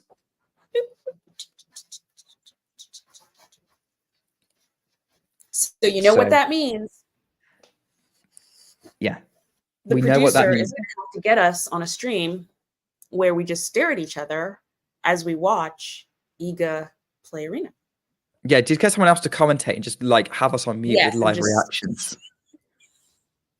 The producer could probably do the commentating and we would just, you know, stare at each other, trying to be neutral. I loved that red dress. Oh, I loved it. So good. Yeah. So good. Yeah. So I'm just having a look. No, it doesn't confirm Świątek wins the group though. Oh, it doesn't? It just means she is in it, so it might not be that matchup? Yeah, she's in the semi. Yeah, she might not happen. Like, basically, if Vondrousova wins this match and Jabeur beats Świątek, Świątek comes second to Ons. Okay. And then we get a Pegula Świątek semi and an Ons Sabalenka semi. Ooh. Okay. Yeah, that's correct, Jamari. That's what we've announced. Okay. Oh, that might be interesting, actually. Yeah. Yeah. Do you prefer that? Well, I still want this Iga. I still want the Iga Arena match, I think. Yeah. I mean, Pegula has been playing so well. So that might be dangerous. But that we could say that if they played in the final, right? Wait, but what would be no, sorry. It would be Ons and Arena and Iga and Pegula. Yeah, in the semis, if Vondrousova and Ons win tonight. Right. So that I'm saying that might be dangerous for Iga. Yeah, to play Pegula in the semis. Yeah, but what I'm saying is, like, they'd be on, like, if Iga beats Arena, she's probably playing Pegula in the final, right? That's still going to be dangerous. That's still going to be dangerous. So I see where, yes. Yeah. So they could possibly, okay. Yeah. 30 all, by the way. Some interesting rallies again as the wind's getting up. Great backhand return from Gauff, putting Vondrousova on the on the defensive, and then puts the next backhand into space, and it's break point for Gauff, 30-40. What is this match? What is this match? It's a tennis match between tennis players in the wind. Yeah. First serve into the net from Vondrousova. How many breaks were exchanged in the first set? Wasn't it? It was. I think Coco and I think Vondrousova broke Coco 4 times and Coco broke Vondrousova 3 times. 3 times. So yeah. So actually, yeah, by that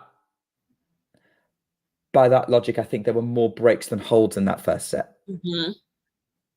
And it looks like the trend's continuing because Coco's just broken 1 all. Okay, here we go. I feel like I've said that before though, and then we didn't really go anywhere. Yeah. Coco comeback. Coco comeback in the chaos of Cancun. Try saying that 3 times fast. Coco comeback in the chaos of Cancun. I can only say it once. Okay, wait. Coco comeback in the I'm not even attempting it out of stars. I don't know why you are. Competitive. Welcome to Delirious Tennis, where tennis players just try to hold serve. Yeah. And Nick and Anastasia trying to maintain their sanity. Anastasia due to tennis exhaustion, Nick due to it's past his bedtime. Is it past midnight for you? Not yet. No, it's 11:30. Almost. Okay. Almost. A forehand from Vondrousova. Gauff lifts up. Oh, really short. Vondrousova has to adjust because it didn't land where she expected it to. She's got an overhead though. Puts it away. 15-all. She's shaking her head because she knows that was kind of harder than it was. We've hit the hour mark in this match. Really? It seems so. Well, I guess with all the delays and stuff. The breaks, yeah. Yeah. Because I was like, just an hour. I feel like I've been here for days. Yeah, no, yeah. We have been here we've been streaming on and off for about 3.5 hours. Yes. First serve long from Gauff. Go on. No. Let's after this, once they do the changeover. Okay. We've got a juicy conversation point coming up from Anastasia. Double fault from Gauff. 15:30. Second serve. Barely made the net. Actually, no. It was no. I wouldn't. That's harsh for me to say barely made the net, but it barely was never going over. Vondrousova's attempt at returning that serve goes way long though, 30-all.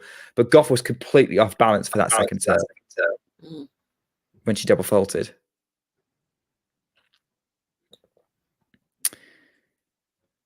Here we go. 30-all. Gauff tries to go out wide with that serve, and I think she aced it because Vondrousova's walking. Yeah, they've swapped sides. So, yeah, ace from Gauff, 40-30. I think Vondrousova was kind of questioning it, but now she's gone into return position. First serve in play. Vondrousova on the attack with the forehand cross-court short. Slice from Vondrousova. Gauff tries to counter slice, puts it in the net. Deuce.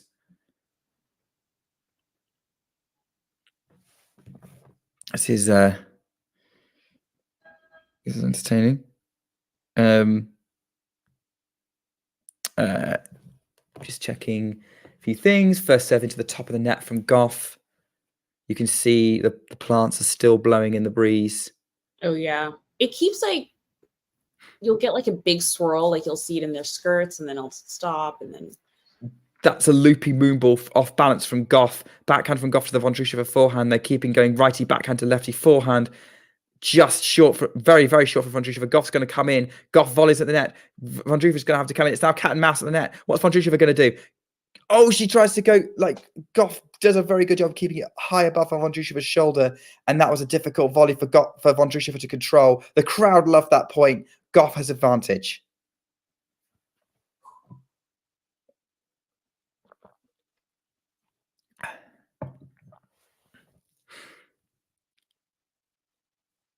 I mean, that was the kind of point you'd expect from like crazy windy conditions right there.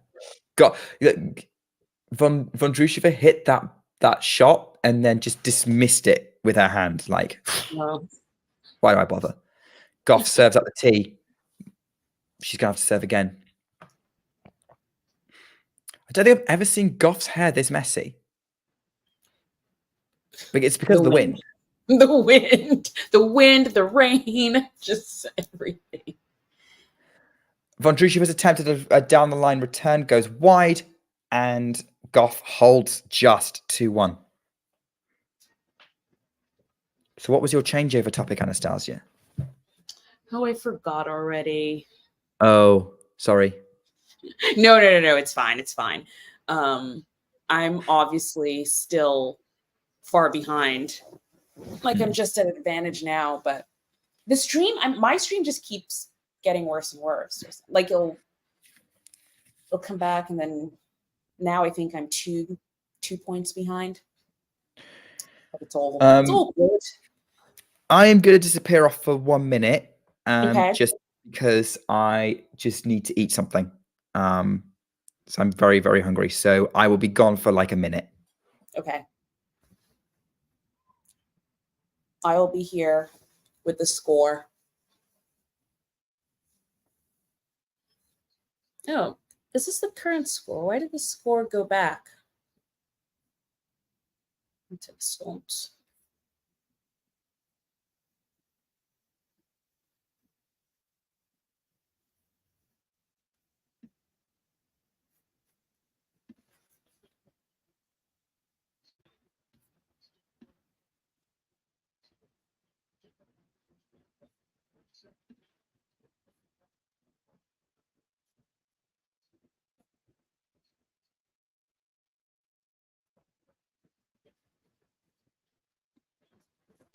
Oh, wow, already. So in Paris, they're going to 3 and Rublev's broken already. Upper break, okay.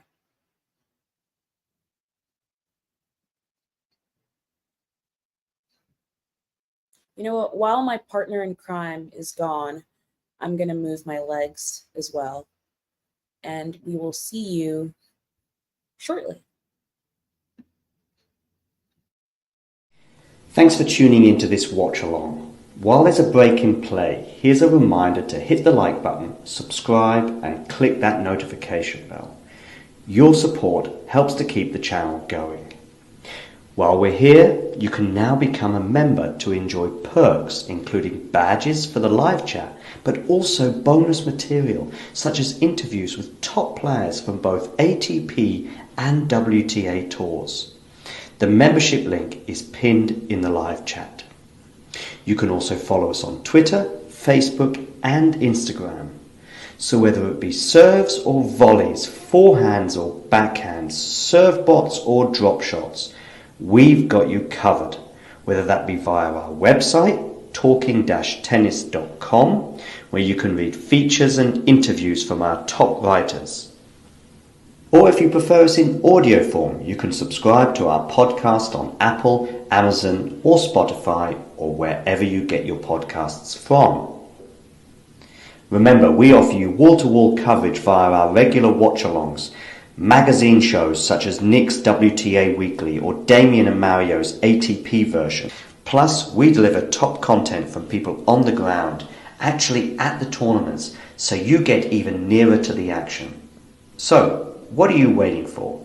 Hit that subscribe button so you don't miss out on all things tennis. You've been to the French Open final. Your breakthrough, at least standout result at the beginning of your career, was on grass against Venus. You've been very solid on the hard courts. Is there a slam in particular that you go, I think that's, if I'm going to get one, the first one might come here, there or where? Well, I don't know. I mean, everyone, I'm like, I think this is the first one. So I don't know. I mean, obviously now going to the French, I do have a lot of confidence on this surface. But I'm not really thinking about that. I feel like, you know, in the past I was, and it gave me some like defeats that I feel like I shouldn't have lost, maybe more so my head. So going in now, I mean, I feel like, you know, everyone is could be the one, but I think I have to just take it a match at a time and just feel it out and enjoy it. I think when you focus too much on the destination, you don't enjoy the journey there. So now I want to focus more on the journey, and you know, if the destination gets there, that's great.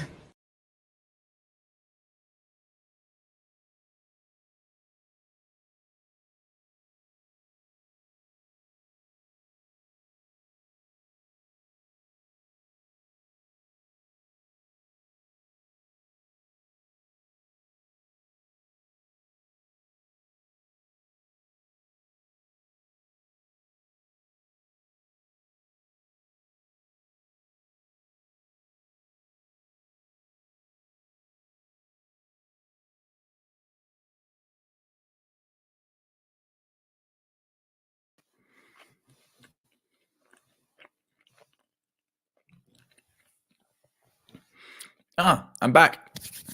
Hello. Sorry, just missed time that one. Cool. Well, as it's raining in Cancun, let's keep an eye on Paris because everything's still going there. It's currently 1:45 in the morning in Paris.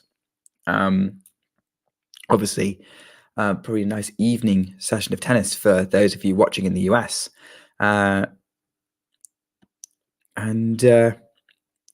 we are here with Andrei Rublev, currently a set and 2 breaks up on Alex de Minaur, and currently just pummeling him in the minute in the rallies, 40-15. So yeah, at the minute, Rublev looks like he's about to knock out Alex de Minaur and confirm the ATP finals lineup for Turin. Rublev himself has already qualified. and he's looking to be the last person to get into the semi-finals. I think he'd be playing Djokovic in that semi after Djokovic beat Rune earlier. And the other semi-final being Dimitrov and Tsitsipas, battle of the one-handed backhands. So yeah, Anastasia, I have put Rublev Diminor on. I would say Rublev's in control. He's a double breakup for love and looks like he's pummeling the Aussie right now. Yeah. I can't believe it's raining again. I can. But once, if Rublev does this and then does confirm the top 8, do you want to chat really quick about that top 8 and what you think? I think we should. Should. Okay, great. Because I have thoughts. I thought you would. And they can't wait 2 weeks. No, they can't. No. We must discuss now. Well, we're here now. Yeah. You're getting increasingly British, by the way. Yes, I am. Just some of the, I don't know whether it's because you're assimilating to my accent. I am picking up on it a lot, so it kind of flips mine back a little bit. So. Oh, I do that like when I'm at work and like I am the most southern person at work because this is a very southern English accent.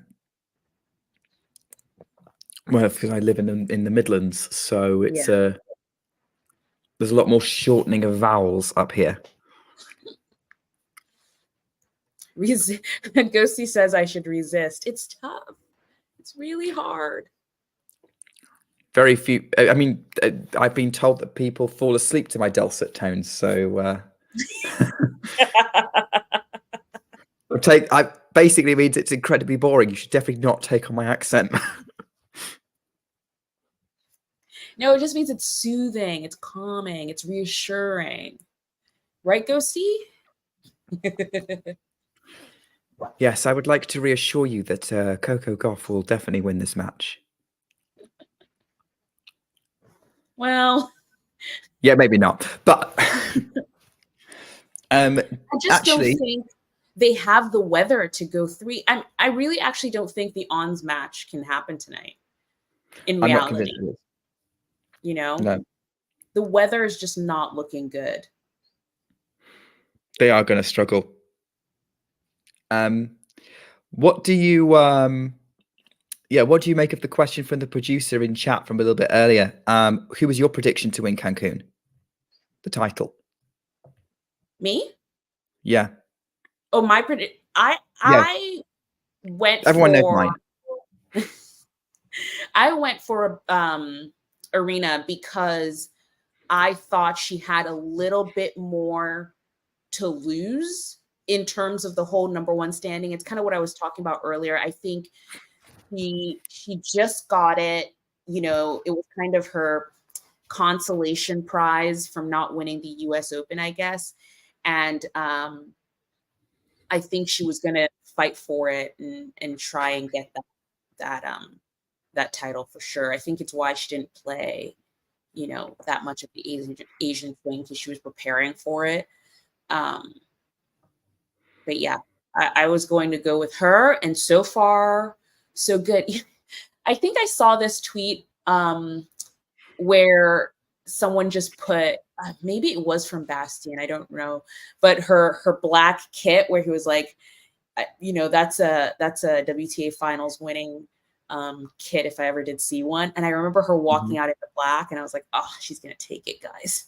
Like, she's gonna take it. But yeah, I think it'll be her.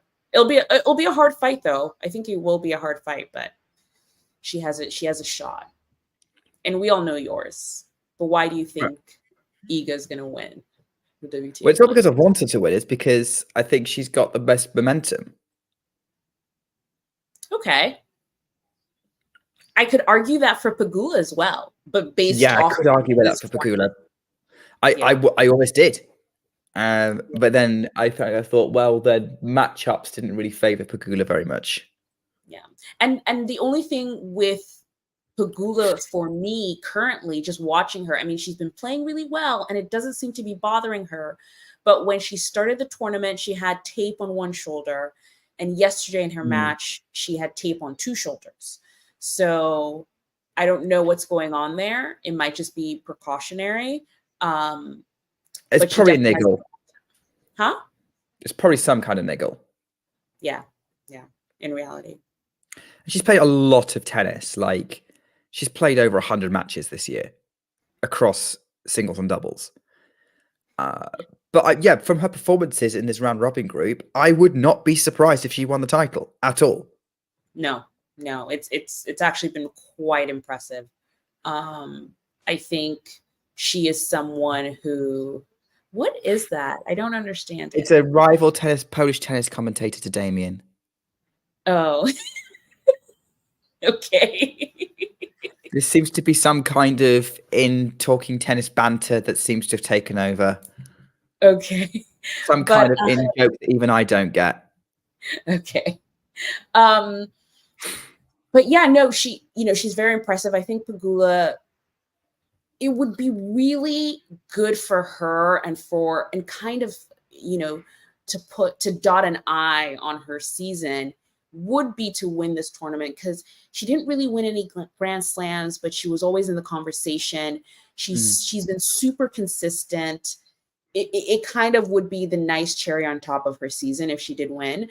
But I really just hope she can, at some point, hopefully next year, maybe get over the line, like get into a semis, get into a finals, win a Grand Slam, because I think she's almost there, And that would, I think it would also confirm a kind of a big 5, right?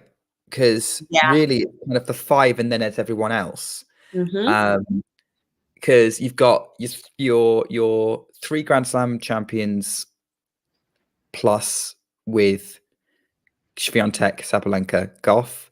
You've got Rybakina, who's won 2 1,000 titles. So it's people who've won at least 2 big titles. It's those 4. So Pegula adding herself into the mix there would be good. I mean, you could say the same about Vondrousova. But she's a little bit more of an outsider. Yeah, because I think she only kind of picked up steam. And I think that's just only because she was also injured. Kind of French Open time. So it might be a little tough there.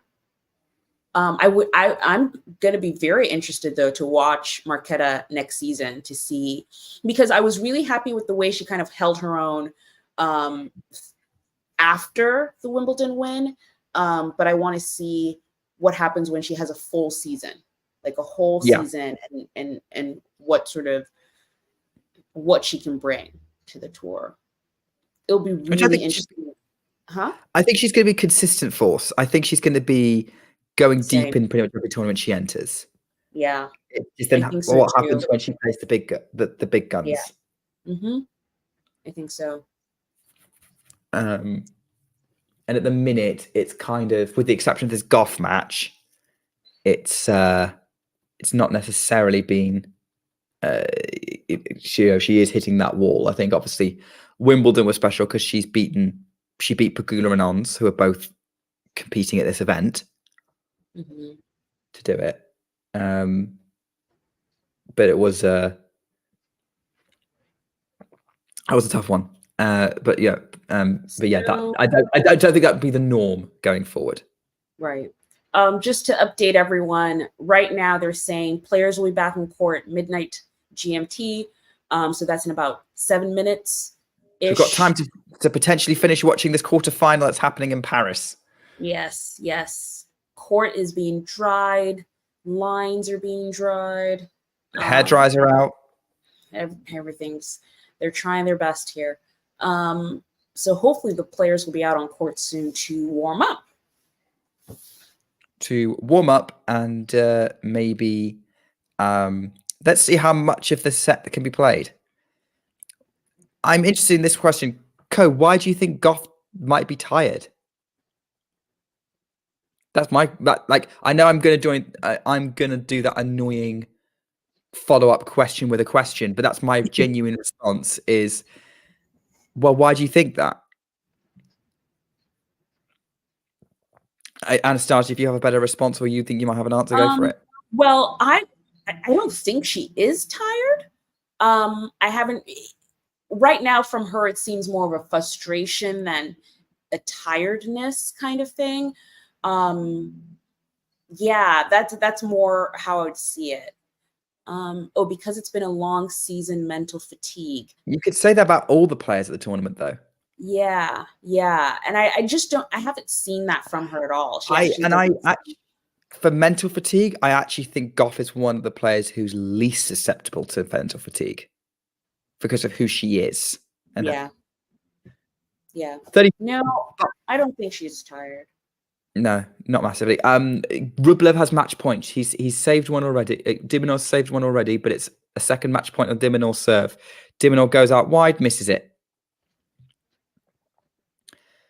Alex Dimonov trying to extend this match a little bit longer. Backhand and play from Rublev. Dimonov scoops up. Rublev scoops up his forehand. Backhand Rublev. They're trading backhands right now, playing it safe. Backhand to backhand. Kind of a bit of a weird slice on that one. Slice down the line from Dimonov. Rublev struggles to pick it up. Second match point saved. It's in the Rublev's shots in the net. Deuce. Dimonov's kind of not. He's not going down without a fight. He's not going down easy. Yeah. I mean, I would want Rublev to serve it out, you know. Well, if you were his opponent. Yeah, if I obviously, you know, if I was playing the Paris Masters, I would want Rublev to serve it out. Yeah. I don't know why the women stopped going there. They used to have a 500 or something at that event. Oh, really? At the same event? Oh, yeah, in January. Same that venue, different month. Like February. It was February. It was after the AO. Dimonov trying to go for a forehand down the line, Wiz missed it, and it's advantage to Rublev. I mean, I'm kind of here for Rublev taking it at this point because then we can just focus on Cancun, but also so we can actually talk about the ATP finals. Sorry, Dimonov.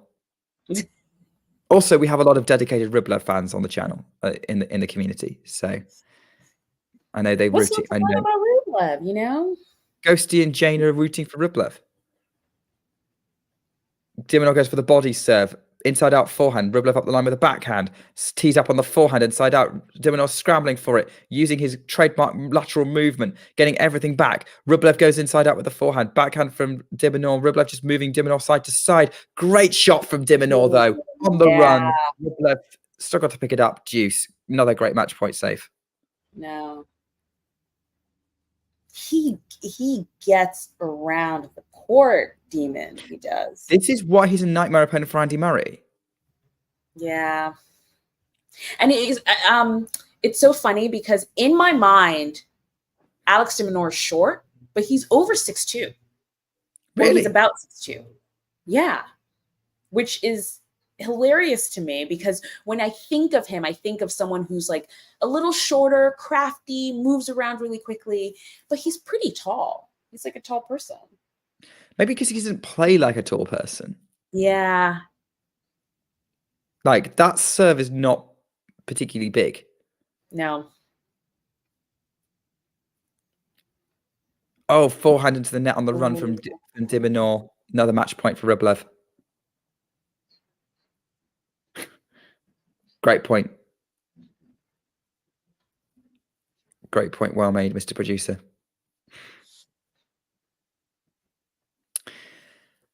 Advantage Rublev. Fourth match point of this game. Dimonov serves up the tee. Ace. Hole. Deuce.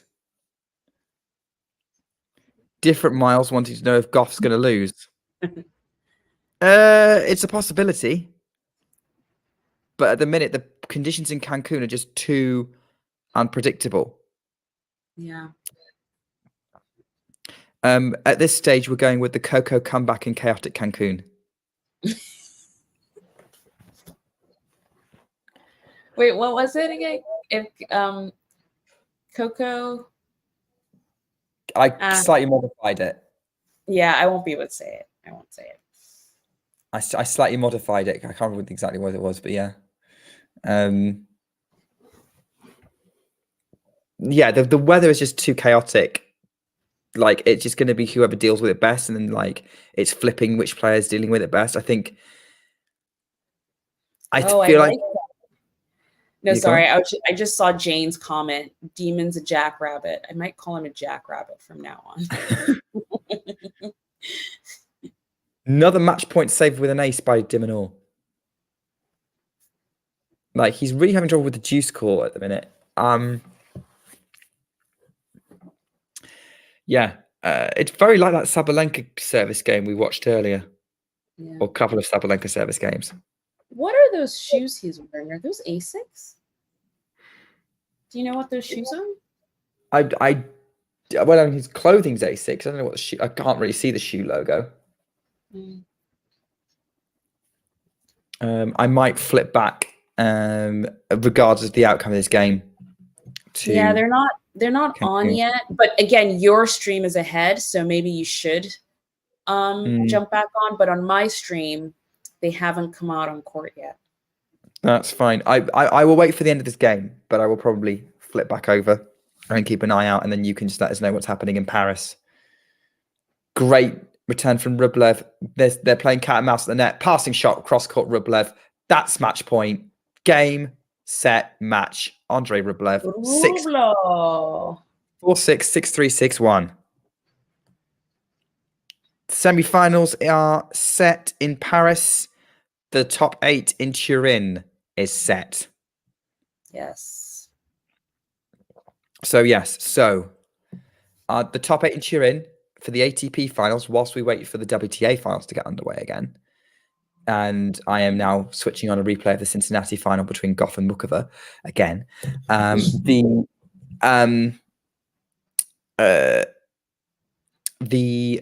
lineup in Turin is going to be Novak Djokovic, Carlos Alcaraz, Daniel Medvedev, Yannick Sinner, Andrei Rublev, Stefanos Tsitsipas, Alexander Zverev, and Holger Rune. Anastasia has thoughts. This is your time. This is it. Now, Turin confirmed. That is a pretty stellar top 8. Like, because I was thinking of this. Who else would I have put in here that had a better season other than this 8? And I really couldn't think of anyone else. And that was kind of my like where it landed on. This is a pretty stellar group of top 8, because I was thinking of Hurkacz, but he just had a great end of season. Like, I think his season just turned around in Asia, and then he won that 1,000, and then all of a sudden it was like, oh, he's in the conversation. But it was definitely a late addition to it. I'm actually just really excited about this top 8. And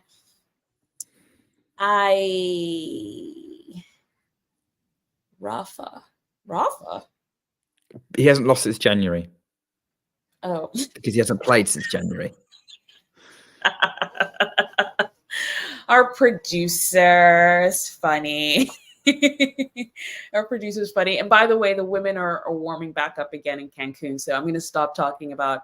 Oh, well, I'm still showing this old feed, so I don't know what my stream's doing, but we can keep going with this. But yeah, your point about the ATP finals is exactly the same as mine. Like, I agree. I can't think of a better group of 8 that you could have out there who deserve it more. And like, I genuinely think they're all going to give really good matches, however they all match up in the groups. So I'm really excited for Turin and how that's going to fall. I will say, in terms of like players who, I agree, like who else could make it, like Hurkacz, all about the end of season, maybe winning a Masters 1000 would give him a bit of a boost. I might also say Casper Ruud, based on he made a Grand Slam final, but obviously the rest of his season was not good. Not. Yeah. But then, you know, I sometimes play with the idea of doing an alternative qualifying system where like your peak result is what puts you in, which basically would have the same top 8, but you swap Zverev for Ruud. For Ruud, yeah. I find that difficult though, because I just feel the finals should be a reflection of the entire year. A little bit is how I see it. And just one title, because I remember when Rude was still in the conversation and I was thinking about it and I thought he made it to one clay court, slam, which, I mean, obviously it's the French Open, it's huge, it's massive, but at the same time, I'm just like, his season doesn't, in my mind, justify a spot in the finals. If you think about, the devil's advocate for that would be about the marketability and people pay attention to the big results. Yeah. The biggest results. And like, so, hey, are you going to market someone who's like, which is easier, Grand Slam finalist or super consistent season in terms of like hype? Yeah. And maybe because it's a little unfair to say this, because the person who he would be replaced with is Zverev, and Zverev is just more of a name than Casper Ruud is. Like I would argue most people, unfortunately, wouldn't just sort of pick Casper Ruud's name out of a hat and be like, yeah, that guy, unlike I don't know how many people would pick Zverev's name out of a hat, to be honest, but that's coming from a British perspective. Like US different because he made the US Open final, but like British tennis fans struggle to know who he is. Really? Because the only reason why I actually say that is because he's been around. I mean, not longer per se, but he's kind of been in that sort of conversation with. If you don't make the quarterfinals of Wimbledon, we don't know who you are. That's funny. Like, but I was genuinely in a Wimbledon queue with someone who didn't know who Iga was. It's wild. I had the same experience at the US Open. If you're not Tiafoe, if you're not Francis Tiafoe at the US Open, you might as well not play tennis. But they're back playing tennis right now. It's love 40. It's love 40 already on the Vondrousova serve. Vondrousova's not had a good. This isn't very similar to that loose service game that she had in the first set. Gauff's going up the middle. Great forehand up the line from Vondrousova. Then attacks with the backhand cross court, and it gets that point. 15-40, first break point saved. That was an aggressive Vondrousova. We haven't seen that for a while. I'm obviously on 30 love right now. Okay, right. Have fun with that. I know. Do you want to reset yours? I'll try again. Yeah, it's kind of been on for a while, so it might be. Just like it wasn't that bad before. Backhand cross court from Gauff, winner. Brilliant. That was a Gauff special to win that game. 3-1 with the break. She's up in this set. Okay, am I going to have to say the tongue twister again? Yes. Coco come back in chaotic Cancun. Coco come back in Cancun. You missed one. That's close enough. It was close enough. Close enough. Close enough. It'll do. That'll do. I did love Babe. Babe was such a good movie. Never actually seen it. That's your homework for the week. You have to watch Babe. Oh, Babe is so good. Do I have time for that? I don't know. I don't know why I didn't. I don't know why it was never on my radar. Anyway, unreturnable serve from Gauff, 15-all. Sean, you have to be just. It's the chaotic that's the tricky thing. Keep it tight, keep it concise, and be smart. Tell you what, that's smart from Gauff. Fantastic body serve to take it to 30-15. Like Vondrousova couldn't return it. Now. Sorry? I said the comeback starts now. Here we go. First serve into the net. Here we go. Gauff serves middle of the box on the second serve. Really short return from Vondrousova, and then has a forehand cross court, backhand Gauff to the forehand. Vondrousova forehand. Again, she was getting down so low to try and pick it up, but it still wasn't enough because she's going over the high part of the net. 40-15 for Gauff. what this is the momentum now with Coco Gauff. If Gauff wins this set, Vondrousova cannot make the semi-finals, even if she wins the Even if she decider. wins at the end. Even if she gets the decider, Vondrousova has to win in straights.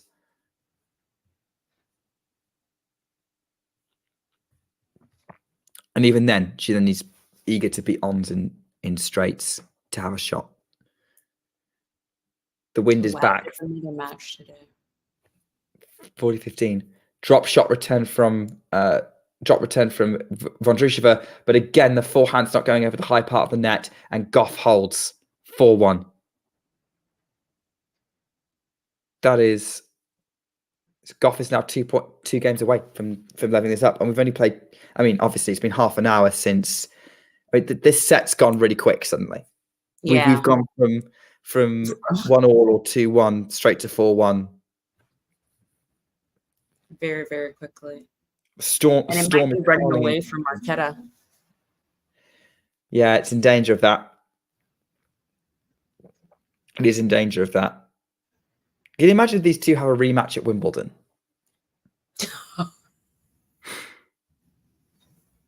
That would be. Ons would have words. She would have thoughts on that. What, a Coco Marketa match at Wimbledon? Well, if it's a final. Oh, yeah. I didn't say it would be a final. Just said any point of the draw. So if they just meet, okay. Yeah. Because it could be a semi or even a quarter if the rankings stay the same. Again, I was, when you talked about their head-to-head in the beginning of this, which seemed like a different time. Yes. When we started this, it was a different season and a different time. And it was 2022. I was very surprised by the scoreline. So the conditions are working for Marketa. Hence she, oh, 1 second. Hold. It appears that Anastasia is wanted by has been called to more urgent matters, and she's much in demand. So Joseph saying the weather should take the trophy in Cancun. I mean, look, let's face it, it's worked harder than all of the players. That makes it sound like the players not worked hard, because they have. Cross-court forehand from Marketa Vondrousova. They're kind of trading lefty forehand to righty backhand. Now Vondrousova changed direction with the forehand, and it works because Gauff can't run it down. It's 15-love on this Vondrousova service game. Anastasia has now been called by the WTA. She is now in charge. I actually got tagged in someone on Twitter suggesting that I should become the president of the WTA, and my response would be, you massively overestimate my business skills. I would probably run them into making even bigger loss than they're making already. You caught that. You caught the last bit of that. I did. Yeah. So are you now the new president of the WTA, Anastasia? I cannot say. Okay. Probably wise.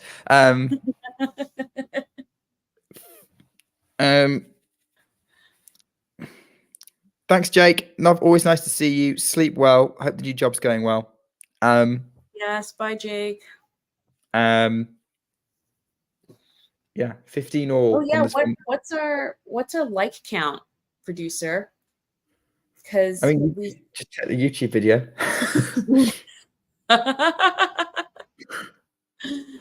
We're overworking the poor behind the scenes gremlin.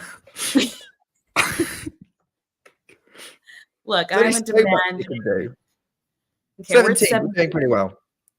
Doing pretty well. Thank you, Ghosty. And let's hit 20. If you are liking the entertainment brought to you by Nick and Anastasia, give us a like. If you're on YouTube, subscribe, please, so you can come back and listen to us. And catch more of our little banter through Cancun. Yeah. Did you just refer to yourself in the third person? Yes. The Britishness really has worn off on you. 40-15 for Vondrousova, who's managed to hold on the best in their long rally, and definitely looking to try and hold this service game, which will help her out a lot if she can do that. 40-15 puts the first serve into the net.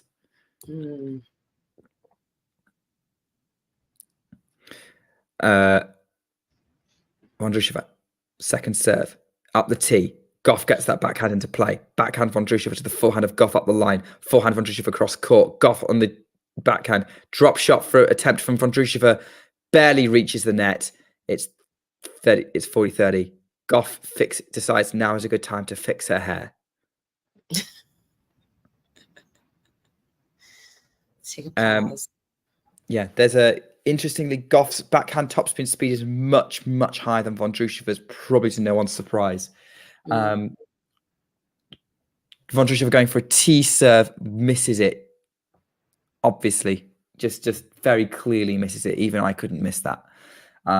Second serve, very aggressive, but Gauff gets it into play. Backhand from Gauff to the Vondrousova forehand. Gauff's again attacking with the backhand, pushed back by the Vondrousova forehand. Narrowly makes that one over the net. Forehand Gauff, short. Forehand Vondrousova up the line. Forehand Gauff, cross court. Backhand towards the Gauff forehand from Vondrousova. Lefty backhand to the righty forehand. Off the top of the net. Gauff's had to come into the net. Gauff's going to defend that net there. And then volley. And then that Vondrousova passing shot works and she's held. And she's doubled over. Ooh. Oh no, she's just fixing her shoe. But she looked like she's wincing though. That took a lot of effort and energy there to finish that point off. That was so cat and mouse. Gauff did well to defend the net at net, but this time a pickup passing shot actually worked. Oh, I can see why she was doubled over, because Vondrousova kind of tripped and then skipped, trying not to lose her balance. So she was probably just making sure that she's not tweaked something. Yeah, not yesterday. She didn't play yesterday. The day before, she had a little bit of a stumble.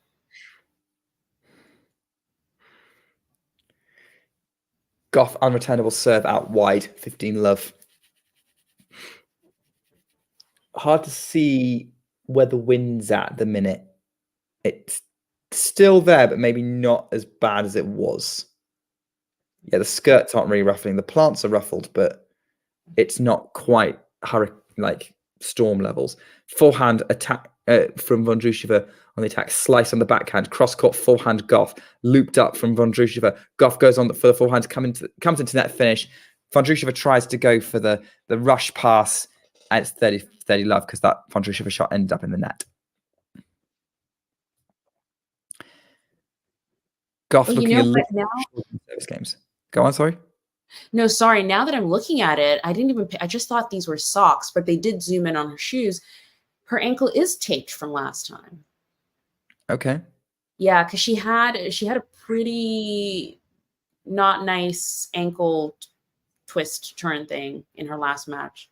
It was pretty bad. I mean, it looked pretty bad. So she actually does have that taped. Interesting. And she's supposed to be playing Billie Jean King Cup. Whew. What a schedule. She might have a couple of days to recover if she loses this match. Gauff has a nice unreturnable serve out wide for 40 love. Now has a second serve. Vondrousova gets it really deep and awkward on the return. Backhand from Vondrousova then goes wide. Gauff holds to love. Oh no, she didn't. Vondrousova won the point. That was a winner. I thought she missed it. It was just that backhand was just too good. Yeah, right on the line. My mistake. So backhand cross court winner from Vondrousova. Just won by sheer angle. First serve long from Gauff, who tried to go up the tee, probably deciding that the out wide and the deuce court was a little too predictable, even though it was working. Second serve in play, slice return from Vondrousova sets up a nice backhand put away winner for Gauff on the +1. Coco Gauff's +1 backhand is a sight to behold. Yeah. Just a couple of things in the chat. Hello. Hello. Lukey. Thanks for joining in. And also, where is it? Is it gone? I hope not. Imagine John McEnroe playing in these conditions. I couldn't actually. I think would John. I mean, this would require someone who remembers watching John McEnroe play. So, probably Ghost, maybe John at a stretch. But I'm not sure if conditions annoyed McEnroe in those ways more than just umpire. Yeah. Stuff like he couldn't blame something. He couldn't blame anything on. He could blame the wind. Fault. He could. I mean, if he wants to try and argue with God, he could probably try. He would give it a shot. And Lukey, I think this is the best way to do it. You know, if you just come into every stream and you're just sort of, oh, they got these my favorites, you know, would be great. Point to Jane and Ghosty. Jane, if you're still here, you know, I'm still hurt that you were not at our stream first and you were watching some other tennis players, which I don't get it. Yeah, why would I mean, look, I'm saying this to you, Anastasia, but why would you pick ATP tennis over WTA tennis? It's a question I ask myself every day, to be honest. Especially when we're commentating on the WTA. Foregone conclusion, if Djokovic plays, never on the WTA. You already know what's going to happen. Unless when he plays Holger Rune, that's a little bit more up in the air. You know what?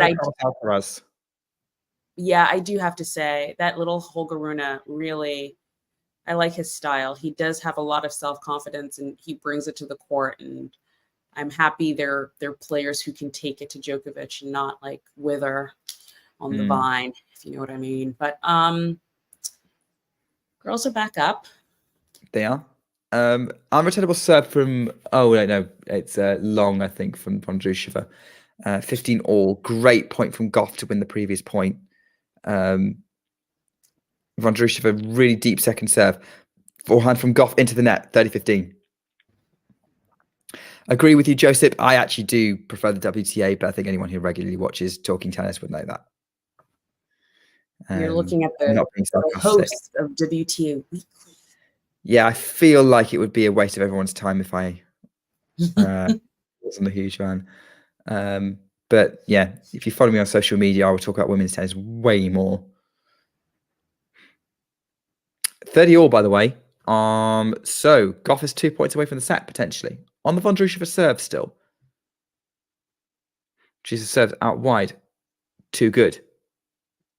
She kind of holds her hand up. It was an ace. I think the wind might have taken it or something. Because I don't think Vondrousova was expecting the ball to travel in the way that it did. 40-30. It kind of just died super quick. Serves out wide. Backhand in play from Coco. Great backhand return. That was an enormous backhand return. And Vondrousova couldn't pick it up. No hope. Too good. Deuce.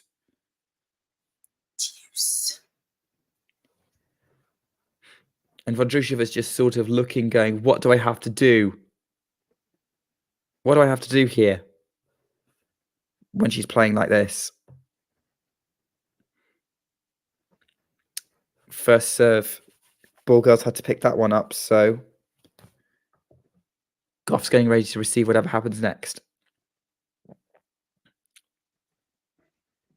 Misses it. Okay, so I think I was let on that one. First serve, and then that first serve attempt again is long. Second serve. Again, Vondrousova really going for that second serve. Goes cross court with the forehand. Backhand Gauff. They're trading again. Lefty forehand to the righty backhand. Shanked forehand from Vondrousova. Just lands in. Backhand again towards the Gauff backhand. Up the line. Backhand Vondrousova. Gauff tries to go unleash the forehand. Puts it in the tram lines. Advantage Vondrousova. Like, Gauff was teeing up for a forehand inside-out winner and overhit it. Do you think Vondrousova, someone was talking about people getting tired. Do you think Marketa's getting tired? Potentially. She just seems a little more slumped than she was in the I think beginning. maybe just I mean, frustration. she already tends to sort of not stand straight up for the most part, but She's just done an unreturnable serve, so Gauff is now serving for the set. okay. Just a few of those drop shots from earlier that just wouldn't go over the net, things like that. I'm just wondering how I think it's just a very frustrating day for both players. And at the minute, it's kind of going with Gauff. Mm-hmm. Brilliant forehand winner from Gauff, 15-love. From right up at the net. It had bounced, so it wasn't a volley. Oh, no, that's why. Vondrousova's shot was out. But I like the forehand, though. I think the forehand stroke was in progress when the call was made. First serve long from Gauff. 3 points away.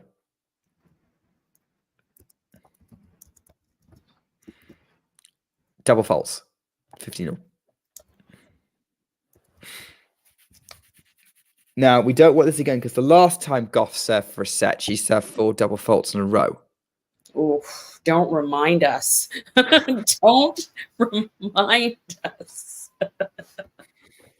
I didn't particularly enjoy it either. First serve into the net. Yeah, I didn't enjoy seeing that. Yeah. You just don't want a match to end that way. You know what I mean? So No. Well, that one is in, but Gauff puts the backhand into the net, 15-30. So it's not a double fault, but it's an error. Although having said that, I can't really call anything an unforced error in these conditions right now. I agree with you, Lukey, by the way. Yeah, same. Yeah, I'm reluctant to call anything an unforced error right now. Forehand winner from Gauff. Short ball from Marketa. Steps into mid-court, puts it away, 30-all.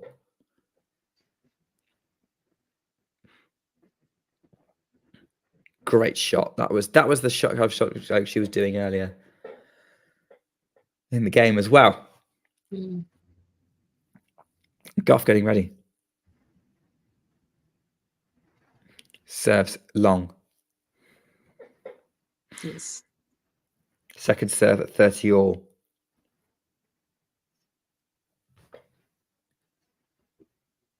Long. Double fault. Break point Marketa.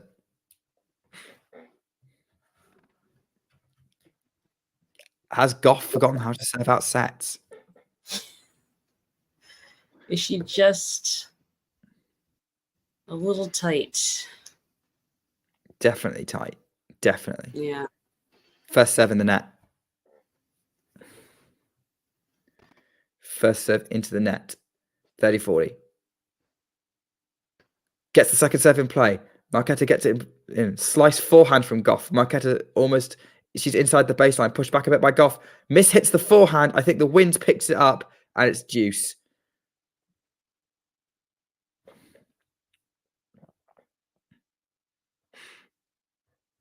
So Coco has saved that break point, but I think Marketa kind of mishit that forehand. I think the wind again caught her out a little bit. So not ideal. Not ideal for the Czech, who had a good chance. I mean, it was a decent rally for her. Backhand. Oh, okay, it was let caught from Gauff. So we've got another first serve. Oh my goodness. Is that correct? What? I just saw a stat on the screen that Coco has had 9 double faults already this match. That sounds right. Wow. Ferocious hitting from Gauff, but Marketa just keeps on getting it back. And then Gauff had to do it above the head, backhand overhead, and she puts it in the net. Oof. Like, ferocious, comes into the net, tries to push her back. Really awkward shots, and it was kind of going away from her. And unfortunately, Marketa has that point. Advantage to Vondrousova again. Great serve from Gauff. Backhand up the line. Vondrousova, short ball. Gauff hits right at her, is defending the net. Marketa's running everything down. Another overhead from Gauff. This time she puts it away, but it's the forehand overhead this time. But it's a winner, and it's deuce. Another break point saved. And yeah, yet again, Marketa, Vondrousova just soaking everything up that Gauff throws at her, and it has to be that. It just has to be that still, but it's unlike the first set when Vondrousova was making Gauff hit every extra shot and Gauff was missing it. Gauff is able to keep going and eventually find a winner, and that's the key difference right now. Out wide with the first serve, tries to go the +1 backhand cross court, puts it in the net, advantage Vondrousova again. That was not, again, that was like teed up. It was a short. It was ready for the Gauff special backhand +1 winner. Gauff put it in the net. Third break point in this game for Vondrousova. Serves 19 likes. We're one away. Woo! Get me to 20. Let's get to 20. We got this. Serve from Gauff in play. Really short return from Vondrousova. Gauff's at the net, but is pushed back by a ball from Vondrousova that's got caught by the wind, pushing Gauff almost out of court. That was really unfortunate for Coco Gauff. The wind really helped Vondrousova there. Vondrousova breaks. They're changing ends at 5-4. Okay. Yeah, for those who didn't see it, like Vondrousova went, like Gauff was at net. It wasn't aimed at you, Anastasia. It was aimed at the viewers. No, I know. Gauff was at net. Vondrousova goes for a really angled, would be the backhand on the left-hander. And the wind just caught it and made it even tighter. Gauff ended up having to run backwards and out of court to try and pick it up and put it in the net. Like, and that was kind of accelerated by the net. Yeah, you can see it was like looped up, just lands on the line. Gauff has the forehand, but it's not in an ideal location. And yeah, it just bounced before it hit the net. Like, it was just so awkward. You're probably seeing it now. Yeah, no, I just saw it. Yep. That was unfortunate. Yeah, like Vondrousova was going back to her chair, went back to her chair, just smiling, Riley, just knowing she was really fortunate there. And like, you know, as a tennis player, as a tennis player, if you can use the wind, great. But there's certain points that like the wind helps you more than you intend. Yeah. But that's the beauty of tennis. That's the beauty of battling the conditions. Thank you for everyone who's still here hanging with us. The clock says this match has been going for what? Like half the time we've actually been here. Hour 33. Yeah. But we've been here longer. Yeah. Well, I think we've been here for another hour and 20 minutes on top of that. So we also brought you Sabalenka versus Rybakina. That was us. Same fire live stream. But thank you for everyone who's here. Please remember to like and subscribe to the channel if you're loving what we're doing. We are also going to be streaming both semifinals in Paris tomorrow, so stay tuned for that. We might not get to Ons and Iga's match tonight. We'll see. We'll see how that goes. But for now, the girls are back on court. Yeah. I will be. Oh gosh, the wind's going crazy. The ball girls having to pick up some debris that's blown on court. The wind's really picked back up now. 15 love Vondrousova. Yeah, the chaos is back. Has she double fault? Yeah, Vondrousova's double faulted 15 all. Like so much disruption between first and second serves as the wind's picked up so much now. Timing for Marketa, trying to make the most of this momentum. Aborts the ball toss because it was just being blown out of the way. Gets the first serve in play. Gauff goes for the attack on the return. That was a brilliant return, almost on the baseline. And Marketa puts the forehand into the middle of the net. It's 15-30. I'm going to say Marketa because it's quicker than Vondrousova. Yeah. I'm not going to presume to be on first name teams. I mean, we've been watching this match long enough. I think we're definitely on friendly terms with the players at this point. Well, we're on a second serve for Vondrousova. Gets it in play. Gauff drops the return really short. Vondrousova goes on the attack, got the +1 at net. Goes for the volley. That was a risky shot. I don't know why she was going so near the line, but she got the point, 30-all. Like, that was such a tight, short angle. That could have easily been missed. 30-all. What's Marketa Vondrousova got? Served out wide. Great. The Gauff return is long. It's 40-30. She's putting a little bit more on it. I don't know whether it's the wind's helping her put more on it or whether she's going for it a bit more. But just some observations from Marketa right now. Yeah. Or maybe she feels because of the wind. It's, I don't know. First serve out wide. Gauff's out of court, but she rushes there in time because she gave herself time there. Marketa Vondrousova on the attack with the forehand. Gauff can't lift that forehand up. Can't control that forehand. It goes over the baseline. We're at 5 games all. This seems very familiar to the first set. Yes, it does actually. Because that's exactly what it was. She broke and then she held, and then that was the match. I think Gauff, or was it the opposite? Vondrousova served at 4-5 down, whereas Gauff was serving at 5-4 this set. So like the server was different, but the score line the same, at least at that point. Obviously, we didn't have the crazy double break advantage, then double break comeback. Gauff came into net there, tried to do an aggressive cross-court backhand, put it in the tram lines, love 15. Wind's blown the ball behind her. She balls the ball. She aborts the ball toss. Looks like she's serving into the wind or trying to. Second serve into first serve into the net. We're on second serve. Apologies for all the mistakes. Forehand Gauff up the line, really short, trying to just keep it going, not overdoing it. They're hitting the service line at the minute. Gauff goes a bit deeper with that one. Now goes for the drop shot. Marketa's read it, comes in, can't control it because of the wind, and it's 15-all.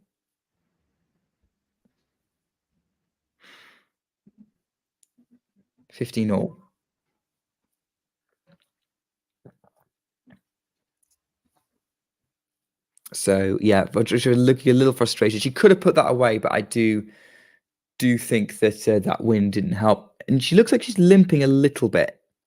Yeah, I know. I've been noticing that a bit since that. Remember the wincing thing at net?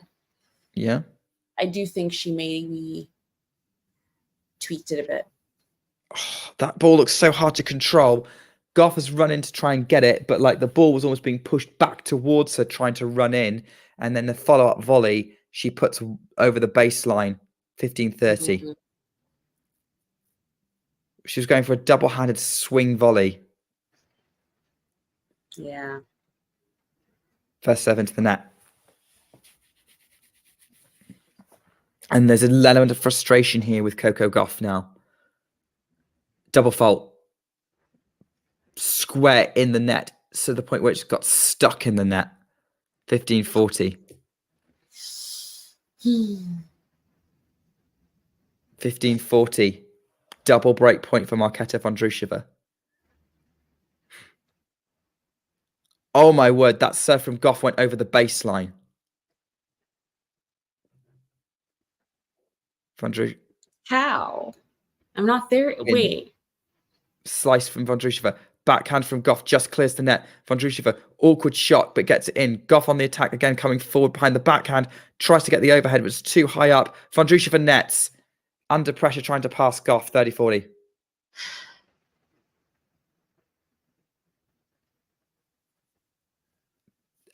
Yeah, that was a point Gauff could have lost. Trying to match conditions. Okay. Yeah. What have you just seen? Well, I saw the one in the net, so I think the next one's the one where she served over the baseline, which I'm waiting for. I'm like, what was she doing? I think the wind caught it. The wind. Okay. Oh wow. Like yeah, I think you've just seen that, right? Yeah.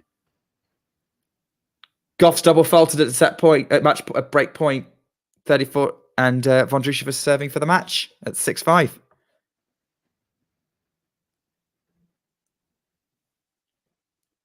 Wow. You see, I assume you saw the one that went over the baseline. Like, yeah, that was definitely the wind. That wasn't Coco. Yeah. It wasn't all Coco.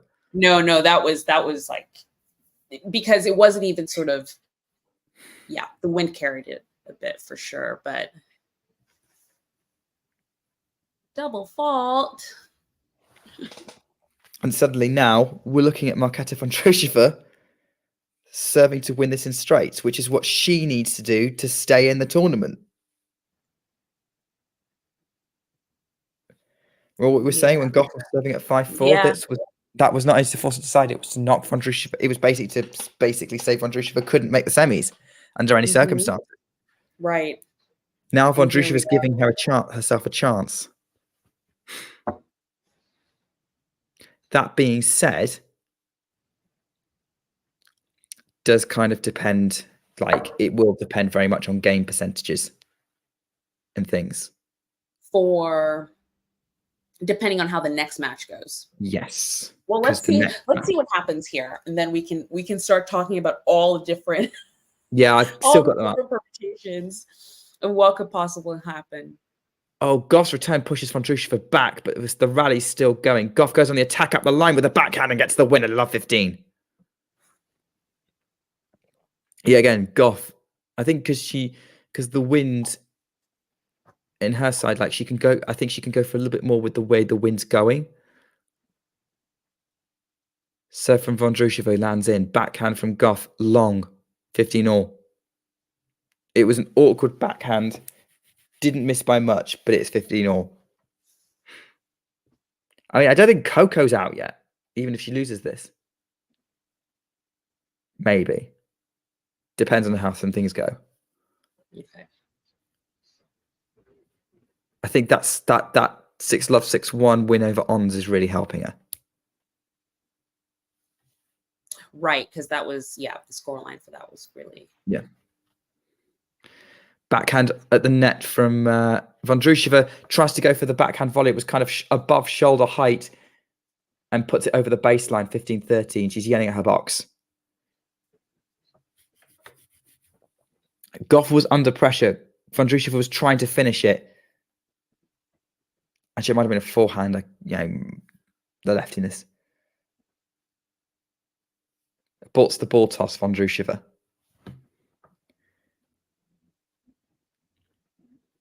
She's going to have... Derek might be right. I think Marketa is having trouble serving with the wind. Serves, it's in the box. She's finding the box more often than Gauff is with the wind. Backhand to the Vondrousova forehand. She's running around to hit it. Backhand, Vondrousova lifted up, short. Gauff is attacking with the forehand. She's at net, drops it. Marketa's going to come in, puts her attempt to pick up the drop shot in the net, and it's 15-40, and Gauff's got 2 points to put the second set to a tie break. Why is it that every time we talk about, it looks like this thing's going to happen, and then and then it's totally it goes the other way. I'm just resigned to the fact I might not sleep tonight. I mean, after this set, I might do what you did and take a mini break to eat something, but unreturnable serve from Vondrousova for 30-40. Gauff's already waiting. She's straight back over. He's ready. Attacks with the forehand. Vondrousova lifted up just in. Still looping it up and over. Gauff trying to push the forehand. Backhand up the line towards the Vondrousova backhand. Just makes it over the net. Gauff's at net now. Finishes with the overhead. She breaks. We are into a tie break in the second set, people. Tie break. Here we go. My neighbours must love me. Don't worry. You're going to get them tickets to a tennis match and make it up to them. It's fine. I've only spoken to them once. Do they love tennis? No.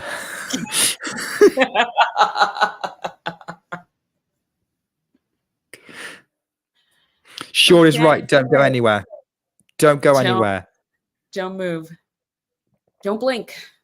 In fact, everyone's coming to us. Also, I may have just respected you a little bit more with that reference, Anastasia.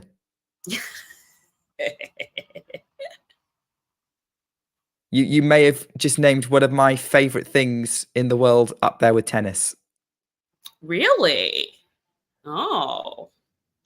Well, we do make a perfect team, so tracks make sense. Mm-hmm. Next podcast is definitely going to be interesting. I know. Can you imagine? What a pivot. Yeah. Yeah, so it's the 60th anniversary special. Right. 1 point all in this tie break. Okay. Going with serve. No one's going with serve so far. Vondrousova is abandoning that first serve ball toss. Goes out wide with the serve, then goes cross court on the +1 forehand. That forces the error from Gauff on the run. 2-1 Vondrousova.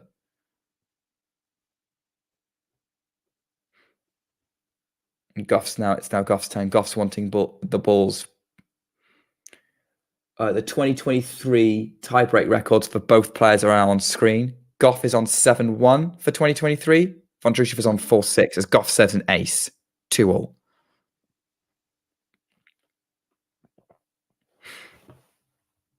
Big serve as well, 185 kilometers an hour. Which, according to this, is 115 miles an hour.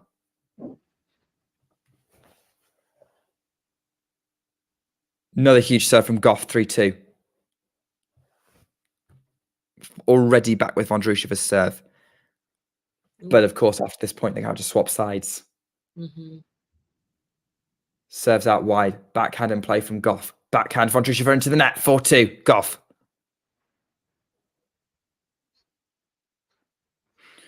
And Vondrousova's hopes of a WTA final semi-final are hanging by a thread,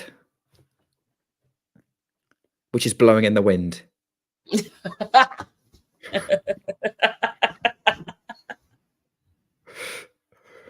We should rename this stream. It's the windy stream. I'm sure there's an Adele song for that. Anyway, Vondrousova goes up the tee with the serve. Gauff gets it back into play. Backhand cross court. The forehand up the line from Vondrousova. Long. Ooh. Double break for Gauff. 2 serves away from forcing a decider and allowing Anastasia to get some food. I mean, let's face it, you're getting food either way. Oh, yeah. And here's sort of the mental, gymnastics here. She loses this set. How do you even come back to sort of play a competitive third set? Does she know the permutations? Maybe not. We did it! We did it, team! We hit 20 likes! Yes, team! We did it! Thank you. Great return from Vondrousova. Short forehand from Gauff. Backhand from Gauff to the forehand of Vondrousova. Looped. Moonballed. Gauff gets it into play. They just try to make the ball at the minute. Forehand cross court from Vondrousova. Gauff goes on the attack with a backhand. Vondrousova's forehand is wide. Set points Gauff, 6-2. She has 4 set points.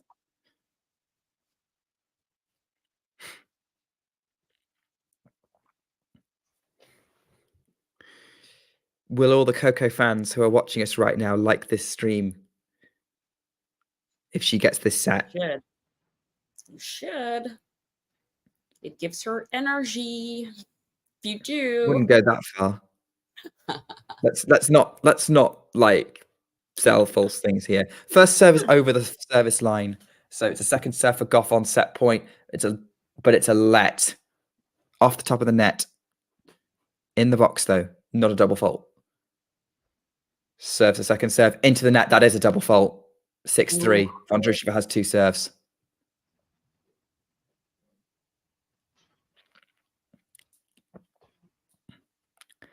How close? Like, it's the same with this match. When someone gets close, it doesn't happen. It doesn't happen, and then Which makes me wonder, will the set ever end? First serve in first serve is very good for Vondrousova, but I think Gauff struggled with that return in the wind. And the wind kind of stopped it from going over the net, whereas it might have done otherwise. 6-4. Vondrousova's got another serve. Serves. Backhand into play from Gauff. Vondrousova lifts it up. Gauff's got a forehand, but the ball was kind of moving away from it. And Vondrousova puts it into the net. The forehand from Gauff was right on the baseline. Vondrousova struggled to pick it up with the backhand going cross court. Gauff has the set. We are into a decider again. Anastasia can have some food. And we will talk permutations after this break. Thanks for tuning into this watch along. While there's a break in play, here's a reminder to hit the like button, subscribe, and click that notification bell. Your support helps to keep the channel going. While we're here, you can now become a member to enjoy perks, including badges for the live chat, but also bonus material, such as interviews with top players from both ATP and WTA tours. The membership link is pinned in the live chat. You can also follow us on Twitter, Facebook, and Instagram. So whether it be serves or volleys, forehands or backhands, serve bots or drop shots, we've got you covered. Whether that be via our website, talking-tennis.com, where you can read features and interviews from our top writers. Or if you prefer us in audio form, you can subscribe to our podcast on Apple, Amazon, or Spotify, or wherever you get your podcasts from. Remember, we offer you wall-to-wall coverage via our regular watch-alongs, magazine shows such as Nick's WTA Weekly or Damien and Mario's ATP version. Plus, we deliver top content from people on the ground, actually at the tournaments, so you get even nearer to the action. So, what are you waiting for? Hit that subscribe button so you don't miss out on all things tennis. You've been to the French Open final. Your breakthrough, at least standout result at the beginning of your career, was on grass against Venus. You've been very solid on the hard courts. Is there a slam in particular that you go, I think that's, if I'm going to get one, the first one might come here, there, or where? Well, I don't know. I mean, everyone, I'm like, I think this is the first one. So I don't know. I mean, obviously now going to the French, I do have a lot of confidence on this surface. But I'm not really thinking about that. I feel like, in the past I was, and it gave me some like defeats that I feel like I shouldn't have lost, maybe more so my head. So going in now, I mean, I feel like, everyone could be the one, but I think I have to just take it a match at a time and just feel it out and enjoy it. I think when you focus too much on the destination, you don't enjoy the journey there. So now I want to focus more on the journey, and if the destination gets there, that's great. Break, but the players are not on break because they are back on court. So we will keep you up to date on Talking Tennis. Thanks for sticking with us, everyone. Hope you're enjoying the video. Thank you for the 20 likes. We've got plenty more live streams coming up as we're covering Paris, and we're covering more of the WTA finals this week. And we will have Billie Jean King Cup coverage next week. Vondrousova is at 30 love. Gauff gets the return long, 40 love Vondrousova. Everything's kind of resetting really quick. I will wait for Anastasia to come back to tell us, to talk what it means for the group right now. But it's currently 30 love. Vondrousova serves up the tee, unreturnable. Game to the check. She's strolling over to change sides again. Great start to the set for Vondrousova. That's going to put a little bit of the disappointment of that set behind her. Not much, but she knows she's still very much in this match. It's a very, very close match. We're going to see how it all how it all pans out.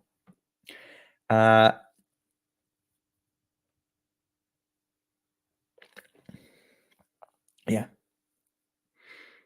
So Gauff is now serving, which he's missed that first serve. It is currently 5-8 Cancun time. It is 5-1 in the morning UK time. As Gauff has double faulted, love 15. The conditions seem to have moved back towards Vondrousova. Obviously not enough for the Czech to turn that tiebreak deficit around. But maybe there's an element of that going on. Short serve from Gauff, but she's got that first serve in. Backhand towards Vondrousova. Forehand up the line from Gauff. Vondrousova goes for the passing shot. Gauff's at the net, and that was too good. That volley was just too good. It was not up, and it's 15-all. Gauff's net prowess really coming to the fore today. It's really been helping her. And it's interesting that she's obviously having to come into the net and rush someone as tricky as Vondrousova, but there's just dropping the ball so short is having to be an option in this match. At the minute, Gauff, they're showing up third set records. In 2023, Gauff is at 10-5. Vondrousova is at 7-5. So they're both overall positive. Double fault again from Gauff, 15-30. She's clearly struggling to serve into the juice box from that side of the court, and you have to say the wind has to be a factor here.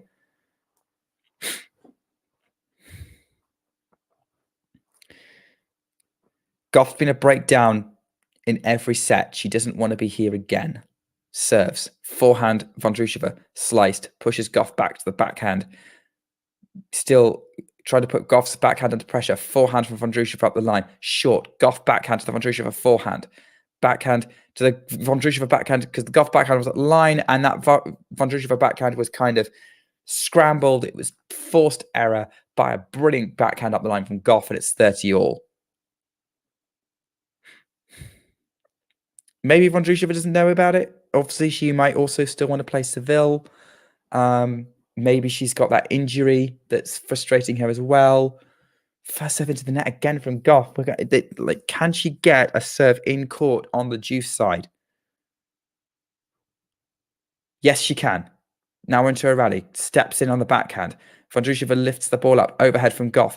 Vondrousova doesn't quite get it, and it's 40-30. Ends up going past her for a winner. Gauff has game point. And she looks confident there, striding along.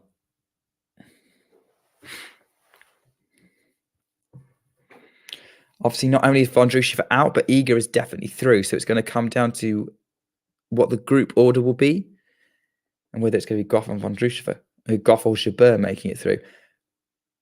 The Gauff serve is unreturned. Marketa's backhand is into the high part of the net, and it's 1-all. Gauff holds. Yeah. Agree with you, Lucky. I think I'm enjoying Marketa's fight. And hey, look, she's here. She's at the WTA finals. She wants to show she belongs. And also extra ranking points. She's got those to fight for. Great forehand winner from Vondrousova. Just lined it up, went back behind Gauff. 15-love.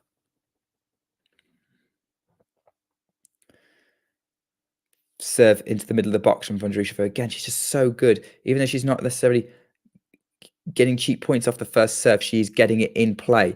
Now Gauff's coming to the net, and under pressure, she puts a volley long over the baseline. You can see what she's doing there, but it's 30-love to Vondrousova.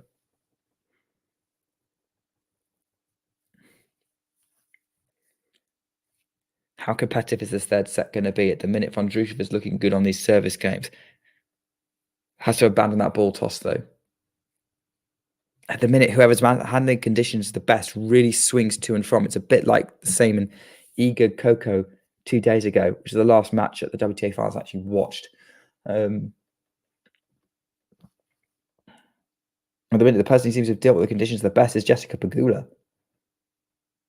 Backhand in play from Gauff. Backhand cross-court Vondrousova. Forehand Gauff to the backhand of Vondrousova. Gauff drop shot on the forehand side. Vondrousova comes in, tries to pass Gauff, is at net, finishes at net with a volley. 40-love.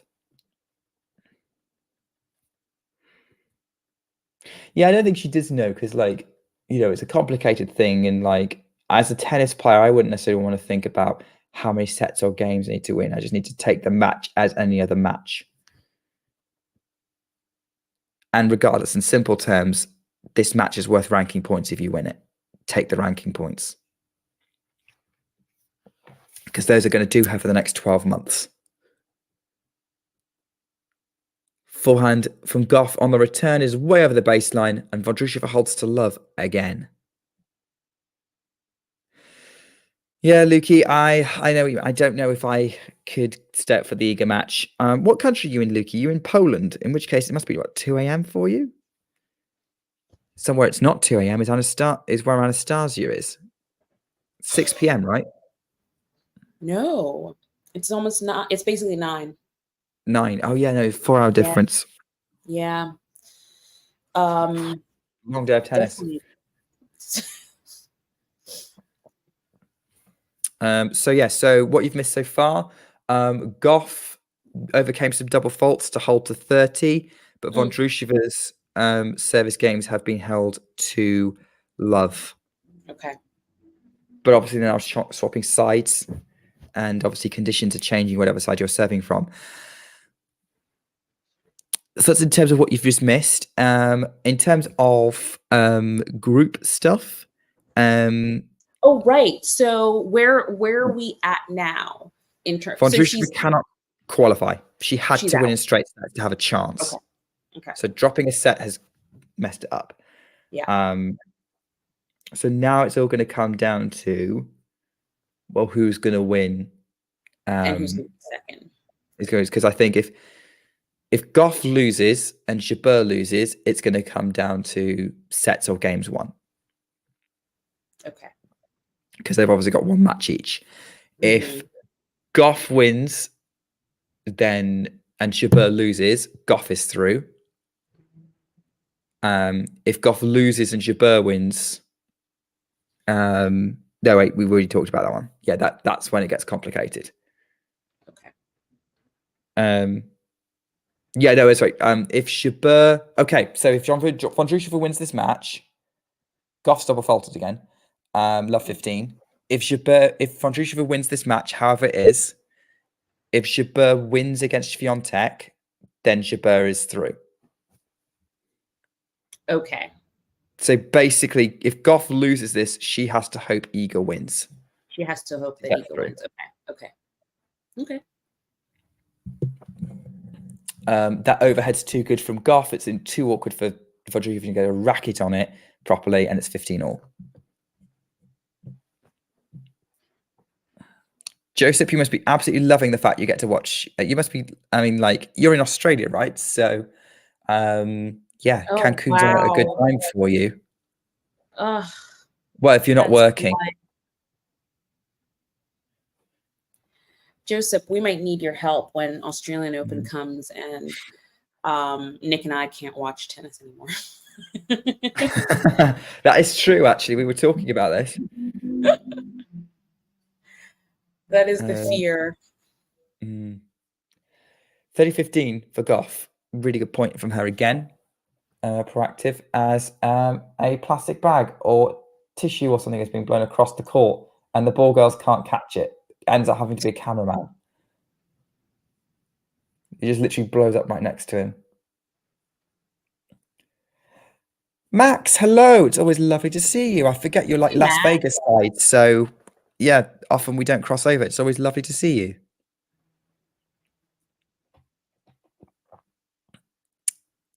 Yeah, you're here to try and see Coco Gauff battling her way back. You are here for the Coco comeback in the chaos of Cancun. Marketa is really frustrated with the win. Which I believe it. 30-all. I think Gauff double faulted again. Unreturnable serve though. 40-30.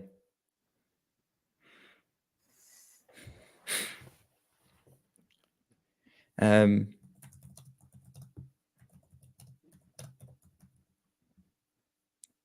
think that's a tough one.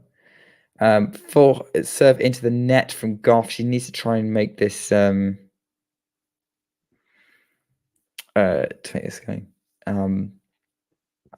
Short serve from Gauff, short return from Vondrousova, slice from Gauff, slice from Vondrousova, backhand Gauff right in the middle of the court. Vondrousova tries to accelerate the backhand with the angle, doesn't work, goes out. Game to Gauff, and it's 2 games all.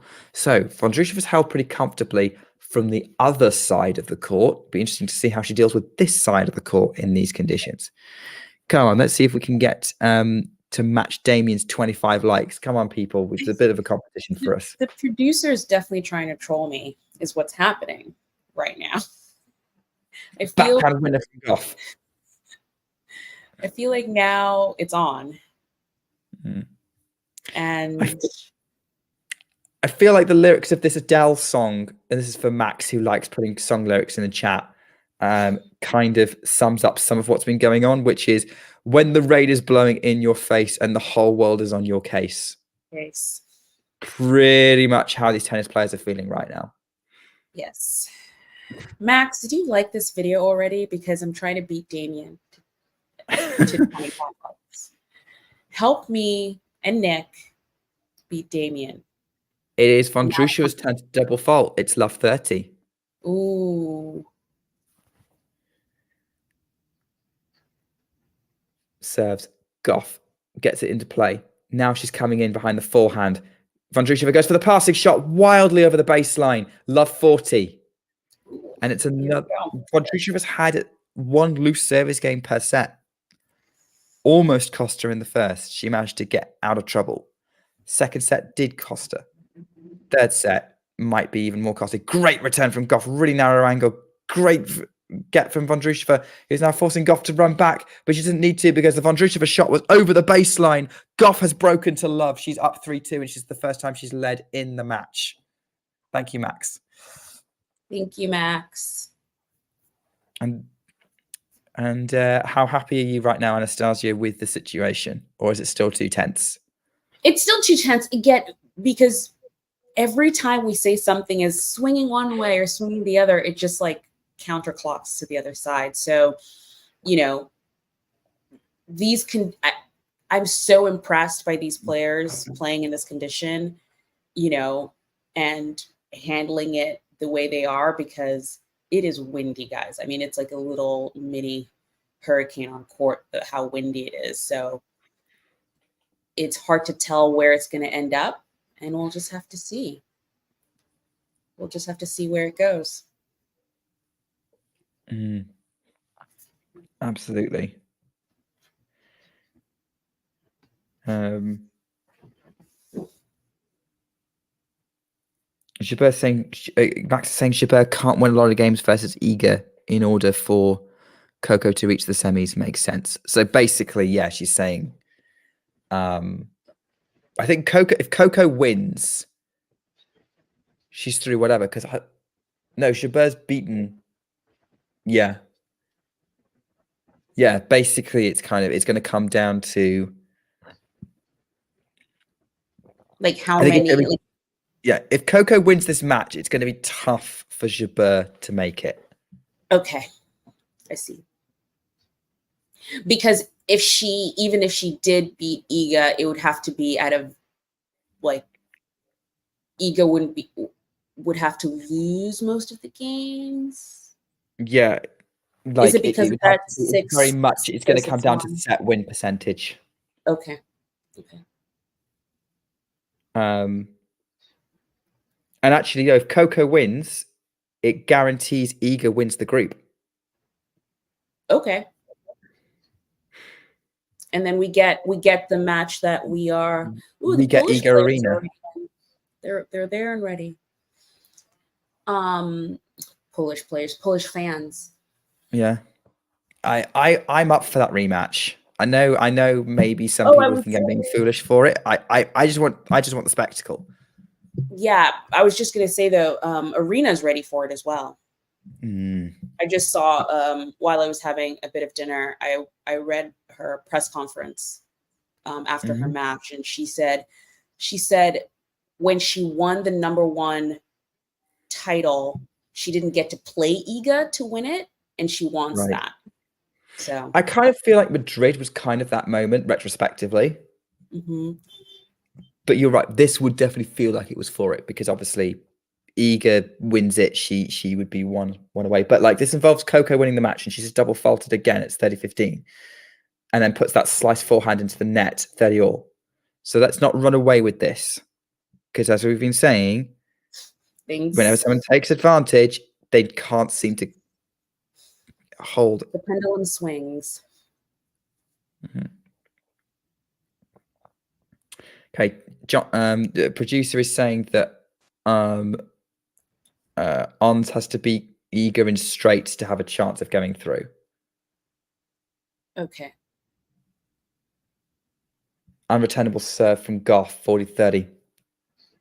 That's if Coco wins. Mm-hmm. Different story if Coco loses. Gets more complicated. I think Jabeur wins, it's not complicated. Jabeur makes it through, but it doesn't matter how she does it. She just has to win. Backhand from Vondrousova to the forehand of Gauff. Forehand Vondrousova to the backhand of Gauff. Forehand Vondrousova up the line. Gauff's running for her forehand. Now Vondrousova goes up the middle of the court. Sort of high loop from Gauff, who then goes for the backhand pass as Vondrousova comes into the net, but it goes wide and it's deuce. Trying to thread the needle, and the needle just went too far to the left.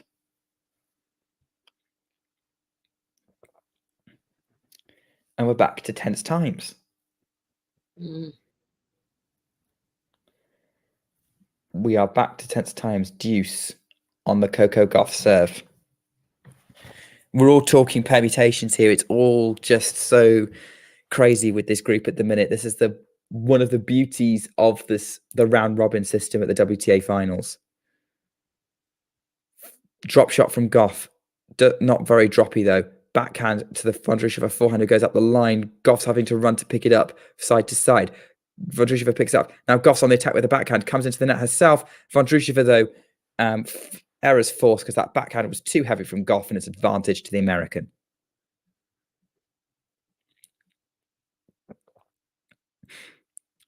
Yeah, Jane, I would say obviously the players can't play their best because of the wind. Right. But in terms of can't drama, in terms of competitiveness, in terms of effort put in by both and resilience, I agree with you, Jane. It's been a good watch in terms of seeing two pro athletes deal with the conditions and deal with each other and figure it out and not back down, really.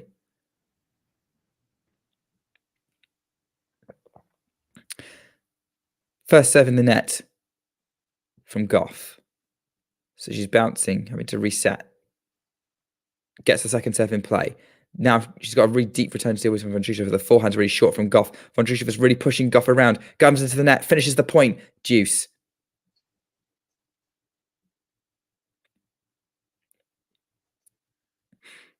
Yeah, just pushing Gauff deep. What was that one? No, I just think Vondrousova, she feels her ankle. Oh, yeah. She's been doing that at points. Yeah, she's been doing that. Which is wild to still be playing like this and to feel your ankle like that. I know. I mean, I have played through pain as a player before, but not the smartest move, to be honest. These guys maybe bounce back a bit easier because of their conditioning. Yeah. Vondrousova's got an overhead, but Gauff's still picked that up because it was a really awkward overhead. Now Gauff's coming in. Attacks with the backhand. Vondrousova lifts it up. Gauff can finish it with the forehand and she fist pumps advantage. It's kind of that valley really went back and forth there. Are there any fans watching? Few more than previous days, I'd say. Yeah. And that's, I suppose, like we always complain about how few fans there are, but you do have to remember it's like midweek. Mm-hmm. Like you are going to get fewer fans. What I've noticed throughout the night is that the fans, I guess, for the next match have also started coming in because now there are more Polish flags in there and people with shirts that are the Polish flag. So makes sense. It's actually one of the most packed that I've seen. Vondrousova kind of slaps a forehand wide and trying to go cross court, and Gauff holds 4-2. Okay, here we go. So that was a key hold for Gauff, I would say. Didn't face any break points, but was still kind of tough.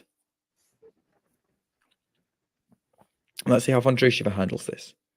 Serves. The Gauff backhand gets it into play somehow. Then the Gauff backhand goes up the line, and brilliant winner from Gauff, love 15. And Gauff's already ready to go. She's determined. Yeah, I was just gonna say how fat. There's no waiting anymore. It's just let's go. Yeah, she's coming for this because she knows that she's got opportunities on this service game, and definitely an opportunity at this one because that drop shot was too good from Gauff. Vondrousova couldn't quite chase it down. I got a racket on it, but couldn't pick it up. Love 30.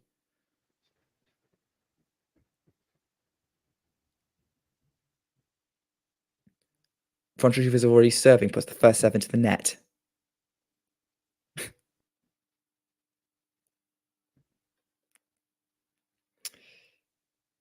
Second serve up the tee. Gauff gets it into play, really short. Vondrousova picks it off with a forehand cross court, 15-30. Gauff guessed the wrong direction, unfortunately.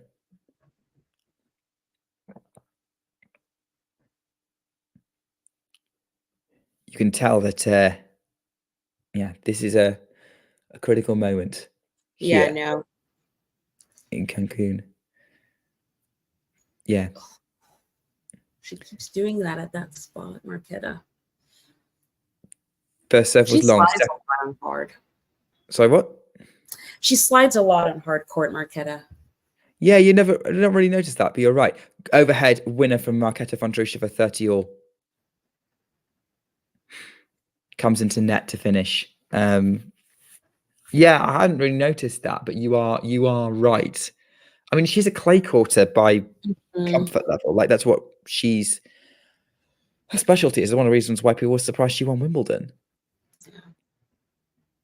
I'm surprised with how much sliding she's doing because I've only noticed it just because Gauff is not doing that at all. And also, she's going to feel it in the ankle by doing that. Yeah.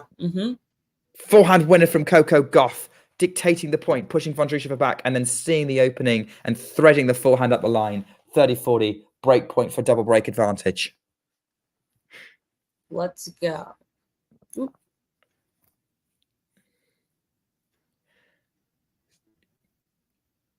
Vondrousova went for a serve up the tee, but missed it. Looks frustrated. Umpire's clarifying to her. 30-40. They'd only played twice before, yeah?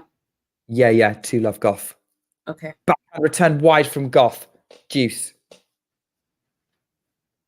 I have to say, if anything, this performance by Marketa is probably improved from the last times they played. Well, yeah, because it was Dubai in 21, which Gauff won in 3, and then Montreal 23, where Gauff won in 2. And both had 6 love sets. Yes. Right? So this is the first time they've played where there hasn't been a bagel set for Gauff. Okay. Gauff's gone long with the forehand in the rally. Again, one more ball looped up. Again, conditions not helping, but advantage of Vondrousova. Yeah, that was a really awkward shot.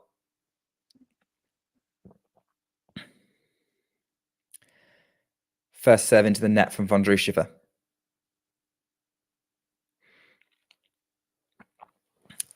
Great to have everyone watching, by the way, for the epic conclusion to this match. Love having you all here. I hope you're enjoying. Trying to tell you what's going on as best we can. Gauff's got that second serve return in play, short. Vondrousova tries to follow it up with her backhand, but puts it in the net, and it's deuce. In the rally, Vondrousova was moving Gauff from side to side, staying in a good court position, but then couldn't. The backhand just landed in a position that was awkward for her, and she put it in the net. There's a lot of awkward shots going on in this Well, actually, generally, across the whole tournament,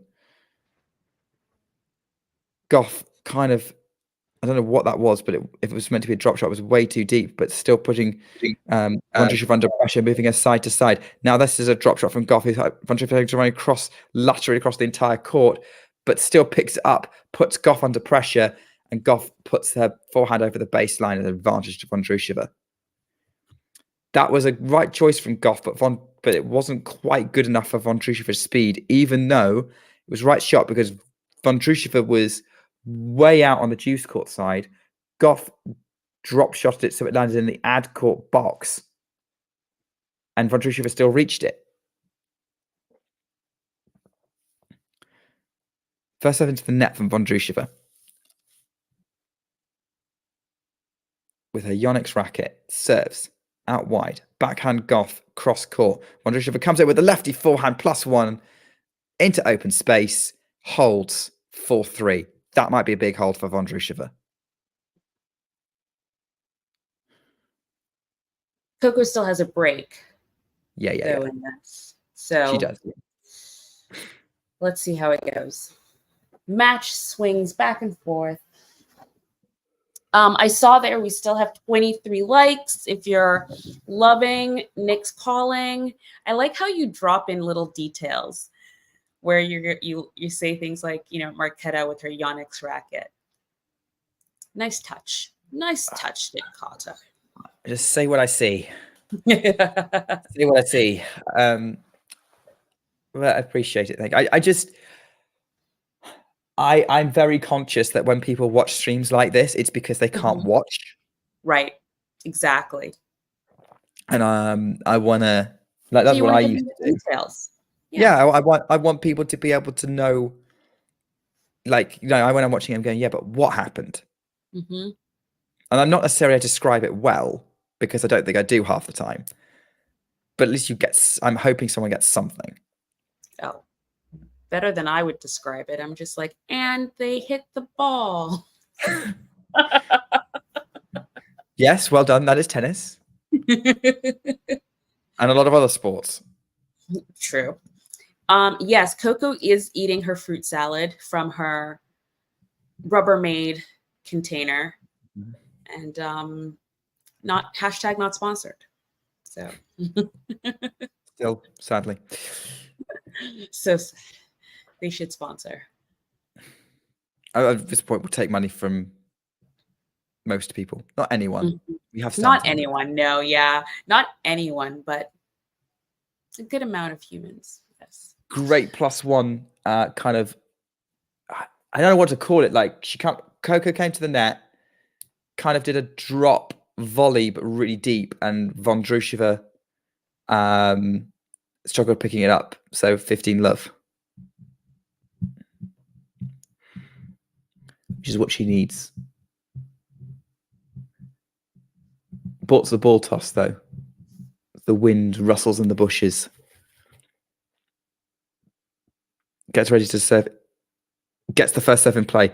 Short return from Vondrousova. Again, slice forehand from Gauff. Vondrousova picks it up and Gauff tries to reach for it. It drops past and lands inside the baseline, 15-all. Yeah, great from Gauff. Comes in behind it, but that pickup from Vondrousova was going in. Really good. I'm noticing a lot. Marketa's just demeanor has just like she's slumping more. Whoa, great running forehand up the line from Coco Gauff to pass Vondrousova at the net, 30-15. She's just not I think as in it as she was in the first set or most of the second set. No, and there might be an element of fatigue coming in. Oh, yeah. That's an ace from Gauff. I think the wind caught it a little bit because Vondrousova was looking frustrated because the ball didn't travel in the way she was expecting.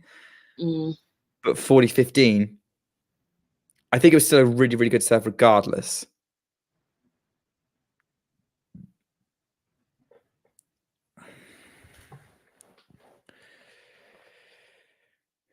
Gauff, out wide serve, misses it. This is to try and put her a game away.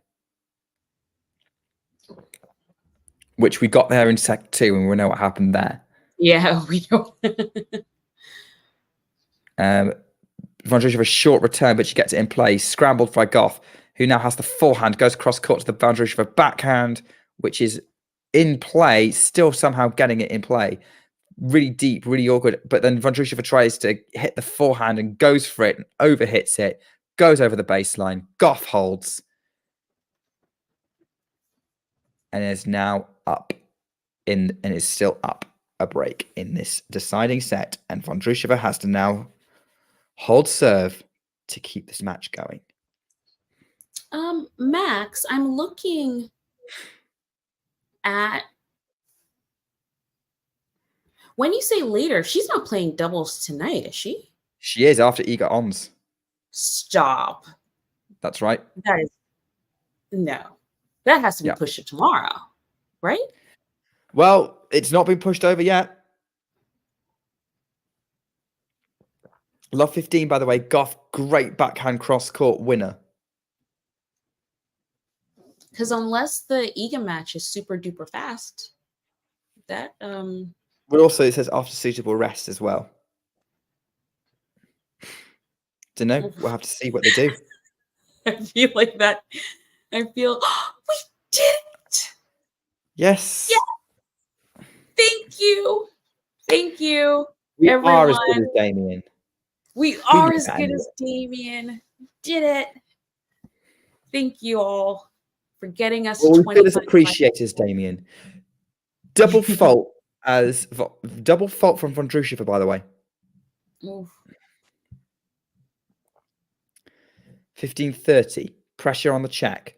First and misses, and the first serve comes off the top of the net and beyond the baseline. The service line. Wasn't a Coco serve.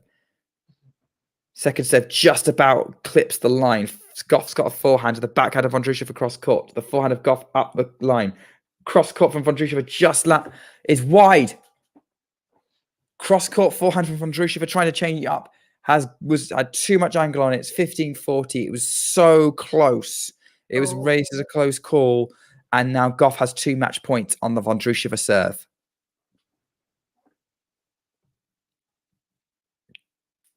Vondrousova serves backhand and play from Gauff to the backhand of Vondrousova.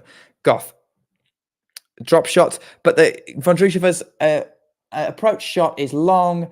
Gauff is the winner. 5-7, 7-6, 6-3, and she roars. Coco Gauff puts herself in pole position to make the semi-finals of the event. Having had to deal with the wind in 2 consecutive matches and two troublesome opponents, she's battled her way through. Thoroughly deserved. Marketa Vondrousova fought well. But now leaves the court. Wimbledon champion is 0 for 3 in the group. She'll go and recover and maybe get on the plane to Seville for the Billie Jean King Cup. But she fought really well. No, she fought really, so well. Yeah. But I think that was a really great fight back from Coco, who it looked not too great in that first set. I thought it was going to get away from her, but she really fought through the weather delays, the wind, and everything to get through this match and to come out the winner. And props to Marketa for sticking with it. I think, again, without these conditions, I think we might have actually had a different result.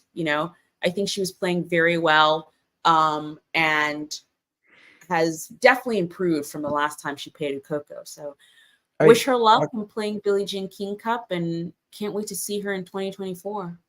Yeah, I think she's in for a good season. I think she's going to be consistently making last 16s and quarterfinals at least. Really great battle from them all. Real war going on, as Hector has said. I mean, talk about Gauff's performance. What was it that made the difference today? Grit. Total grit. I mean, that first set, she was losing it. She just wasn't there Her shots weren't working. The weather wasn't working for her. Her serve wasn't working. And I think a different Gauff would have crumbled a little bit and just let it happen and moved on. But she really fought back. I think she really fought back, wanted to win, wanted to get into the semis. So I'm happy she was able to get over the line there. I can confirm that this result Ooh. means that Swiatek wins the group. No matter what. Okay. No matter what. So Swiatek is going to play Aryna Sabalenka in the semifinals. There we go. It's on. Which means that Jessica Pegula will play either Coco Gauff or Ons Jabeur. Most likely Gauff, because Jabeur needs to beat Iga in straights to be in contention. Yeah. That's a rematch of Montreal. Yeah, quarters. And that was a war. That was a war. I think we need to talk to the producers about creating videos for these two battles coming up. Yeah. It's gonna be that is such a great semi-finals lineup, actually.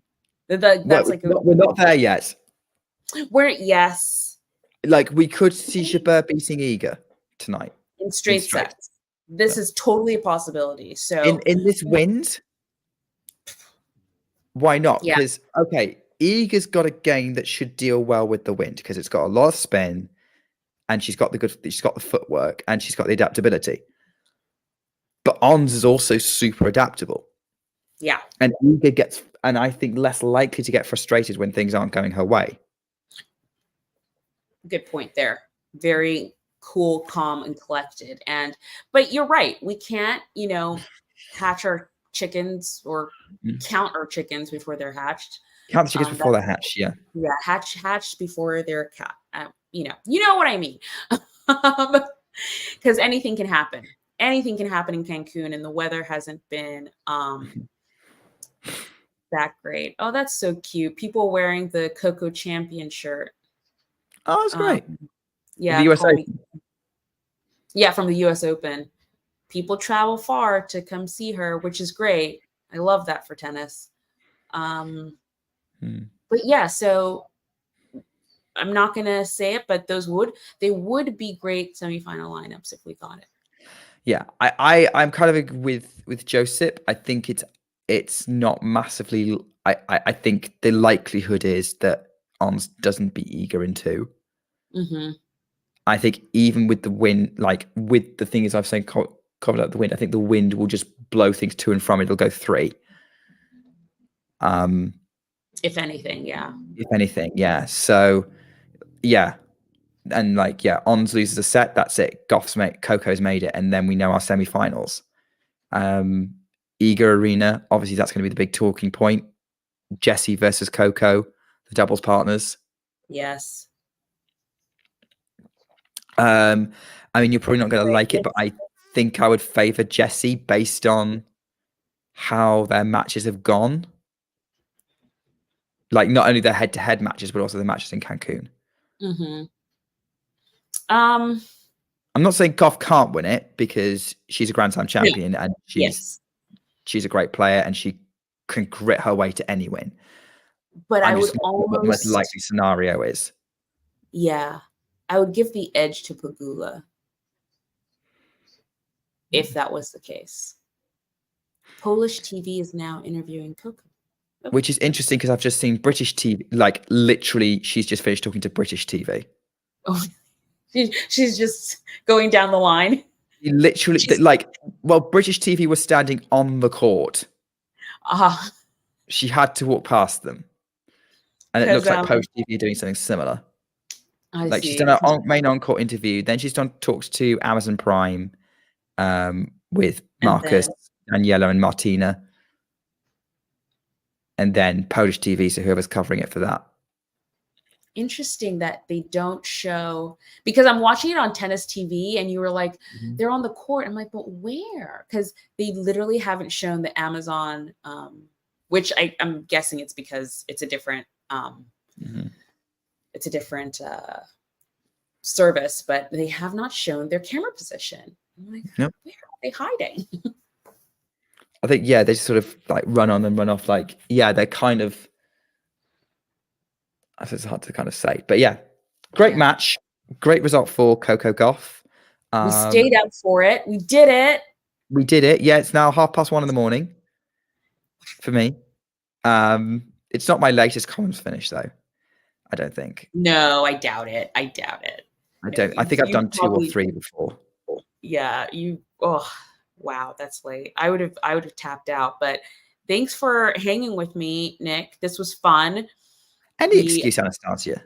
Yeah, we had some really great streams today. I'm really excited. So thank you everyone for hanging with us and watching. Thank you for getting us to 25 likes so that we match Damien, because that's all we want to do. We just want to be as good as Damien because he's the best. And Anastasia's going to be gloating in the Talking Tennis group chat later. Yeah, I'm going to be screenshotting. We did it. We did it. Thanks for hanging. Thanks for all our new friends. Please come back. We will be covering all of Paris tomorrow, and we will also be back in Cancun to cover matches there too. Thank you. All right. Looking forward to it. Oh, you got to say, Nick, WTA Weekly. You got to plug this. WTA Weekly on Monday with Blair Henley. Yeah, we are. I'm so excited. I'm going to be live in the stream. This is the first time I've ever spoken to her, but she's absolutely lovely, and I know she's super passionate about tennis, and I think she'll have some interesting things to say about Cancun, especially since it's been a very, very interesting tournament. But yeah, well, yeah, it's been an absolute pleasure. I'm going to go get some sleep. I will probably see you all on stream at some point. Hector, Lukey, Ghost from earlier, Max, Jane, always loving to see you. Anastasia, I am sad I can't talk to you anymore. And we'll do it again sometime soon. Exactly. We will keep talking tennis another time. Take care. If you enjoyed this video, make sure you hit that like button. Don't forget to subscribe and click that notification bell so you don't miss out on all things tennis.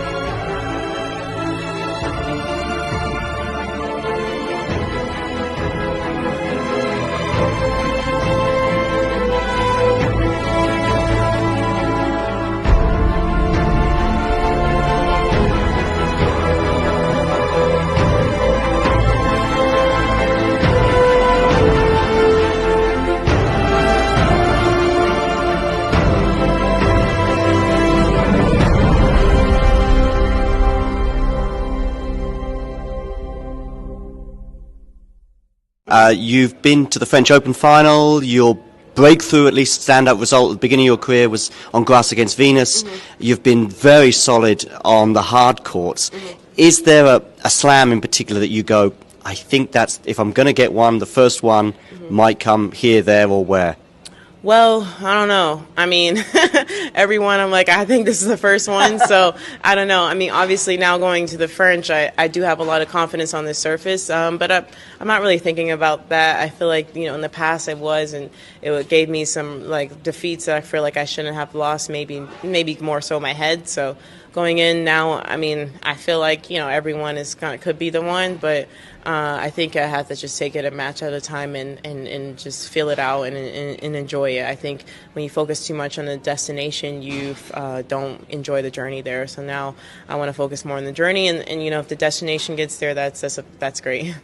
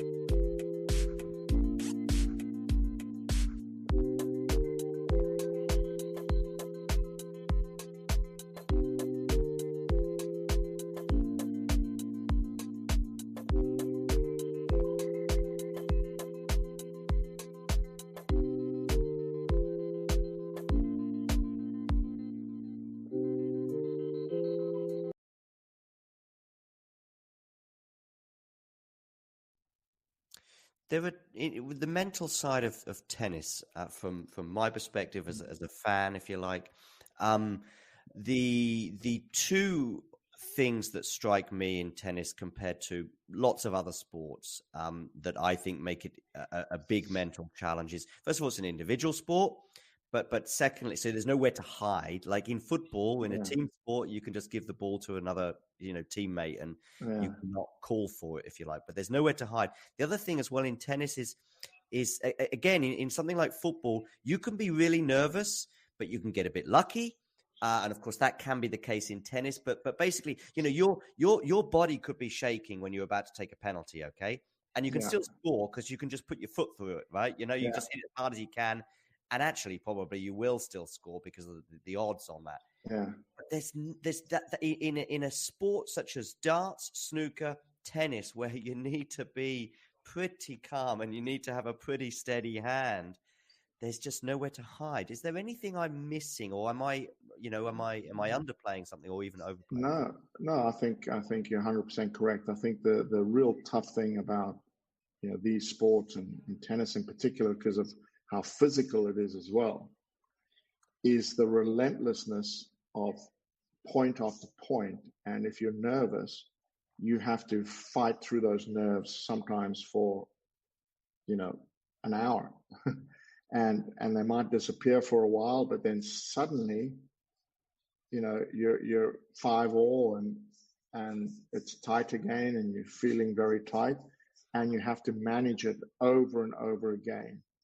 And I think, the best players in the world just, use their tools and remember to use their tools in big moments. Because, once you get to pro level, it's not like any player doesn't kind of know what they have to do, but it's in the heat of that moment that they either don't remember because the brain is frying a little bit, or they don't have the courage to use them. Yeah. So, for us sitting there, I remember when Roger Federer had 2 match points against Novak at Wimbledon serving. Yeah. You're thinking serve and volley both. Okay. Yeah, probably Novak's not going to make a great return on both. Mm-hmm. Now, I don't know what whether that what Roger was thinking, or maybe knew something more than I did, but that was my thinking. But he didn't, and they slipped through his hands. Now, to do that though in that moment takes a huge amount of courage. Yeah. And and first to make the decision, and then secondly to follow through the decision like that. But then you've always got, and this is what's so tough for players. The other thing is, match point, make the person play. Don't serve and give them a quick volley or whatever. And that's another school of thought. But I think deep down, players get to a place where they have an instinct.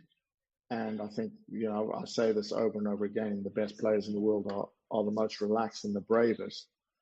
Because in those moments, when their instinct is telling them something, they are brave enough to follow it. And which is why, and again, it doesn't guarantee you're going to win, but I do think it starts to push the odds more in your favor. I'll just say one other thing is, yeah.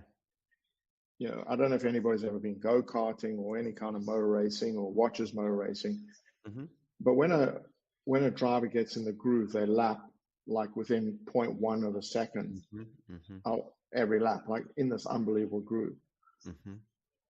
But if they lose that groove, when they're in that groove, it seems so easy. Just do it, right?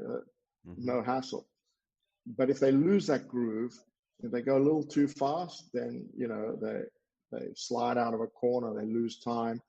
If they go a little too slow, then that's not effective. And the margins are so small to stay on that groove. And for players as well, when you go into something like the French Open or any tournament, but especially the big ones, you hope that you can get through that first match and find a groove.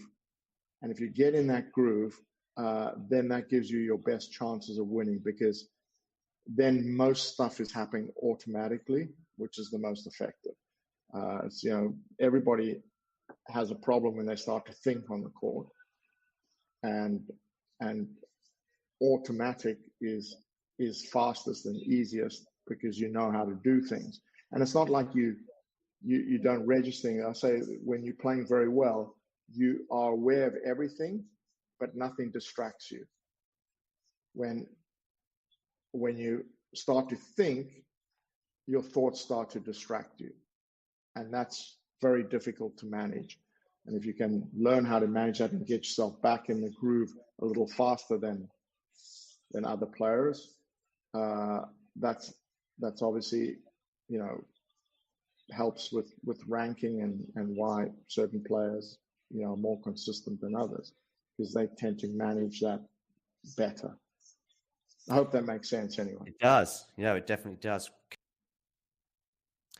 With the mental side of tennis, from my perspective as a fan, if you like, the two things that strike me in tennis compared to lots of other sports that I think make it a big mental challenge is, first of all, it's an individual sport. But secondly, so there's nowhere to hide. Like in football, in a team sport, you can just give the ball to another, teammate, and you cannot call for it if you like. But there's nowhere to hide. The other thing as well in tennis is again in something like football, you can be really nervous, but you can get a bit lucky. And of course, that can be the case in tennis. But basically, your body could be shaking when you're about to take a penalty. Okay, and you can still score because you can just put your foot through it, right? You just hit it as hard as you can. And actually, probably you will still score because of the odds on that. Yeah. But there's that in a sport such as darts, snooker, tennis, where you need to be pretty calm and you need to have a pretty steady hand. There's just nowhere to hide. Is there anything I'm missing, or am I underplaying something, or even overplaying? No. I think you're 100% correct. I think the real tough thing about these sports and tennis in particular, because of how physical it is as well, is the relentlessness of point after point. And if you're nervous, you have to fight through those nerves sometimes for, an hour. and they might disappear for a while, but then suddenly, you're 5-all and it's tight again and you're feeling very tight, and you have to manage it over and over again. And I think, the best players in the world just, use their tools and remember to use their tools in big moments. Because, once you get to pro level, it's not like any player doesn't kind of know what they have to do, but it's in the heat of that moment that they either don't remember because the brain is frying a little bit, or they don't have the courage to use them. Yeah. So, for us sitting there, I remember when Roger Federer had 2 match points against Novak at Wimbledon serving. Yeah. You're thinking serve and volley both. Okay. Yeah, probably Novak's not going to make a great return on both. Mm-hmm. Now, I don't know what whether that what Roger was thinking, or maybe knew something more than I did, but that was my thinking. But he didn't, and they slipped through his hands. Now, to do that though in that moment takes a huge amount of courage. Yeah. And first to make the decision, and then secondly to follow through the decision like that. But then you've always got, and this is what's so tough for players. The other thing is, match point, make the person play. Don't serve and give them a quick volley or whatever. And that's another school of thought. But I think deep down, players get to a place where they have an instinct. And I think, I say this over and over again, the best players in the world are the most relaxed and the bravest. Because in those moments, when their instinct is telling them something, they are brave enough to follow it. And which is why, and again, it doesn't guarantee you're going to win, but I do think it starts to push the odds more in your favor. I'll just say one other thing is, yeah, I don't know if anybody's ever been go-karting or any kind of motor racing or watches motor racing, mm-hmm. but when a driver gets in the groove, they lap like within 0.1 of a second every lap, like in this unbelievable groove. Mm-hmm. But if they lose that groove, when they're in that groove, it seems so easy. Just do it. It's like no hassle. But if they lose that groove, if they go a little too fast, then they slide out of a corner, they lose time. If they go a little too slow, then that's not effective. And the margins are so small to stay on that groove. And for players as well, when you go into something like the French Open or any tournament, but especially the big ones, you hope that you can get through that first match and find a groove. And if you get in that groove, then that gives you your best chances of winning, because then most stuff is happening automatically, which is the most effective. Everybody has a problem when they start to think on the court, and automatic is fastest and easiest because you know how to do things. And it's not like you don't register. I say when you're playing very well, you are aware of everything, but nothing distracts you. When you start to think, your thoughts start to distract you. And that's very difficult to manage. And if you can learn how to manage that and get yourself back in the groove a little faster than other players, that's obviously, helps with ranking and why certain players, are more consistent than others, because they tend to manage that better. I hope that makes sense anyway. It does. It definitely does. 2023, let's talk about that as a whole to begin with, Dave. It's been a bit of an up and down year. Is that fair for you and Liam? I think it's really been mostly an up year. I think the down part is the fact that he got injured. So in the final of BL, the wrist, which had been hurting him all week, but in the final really broke down. And he took 3 weeks to try and get it ready for Banjaluka. And we went there, and it pretty much held up for 2 matches. And then in the third match, it started to hurt again. Plus he started to feel his ab a little bit there. So we took a longer time out, a month, and came back this week to Tunisia. And yeah, I mean,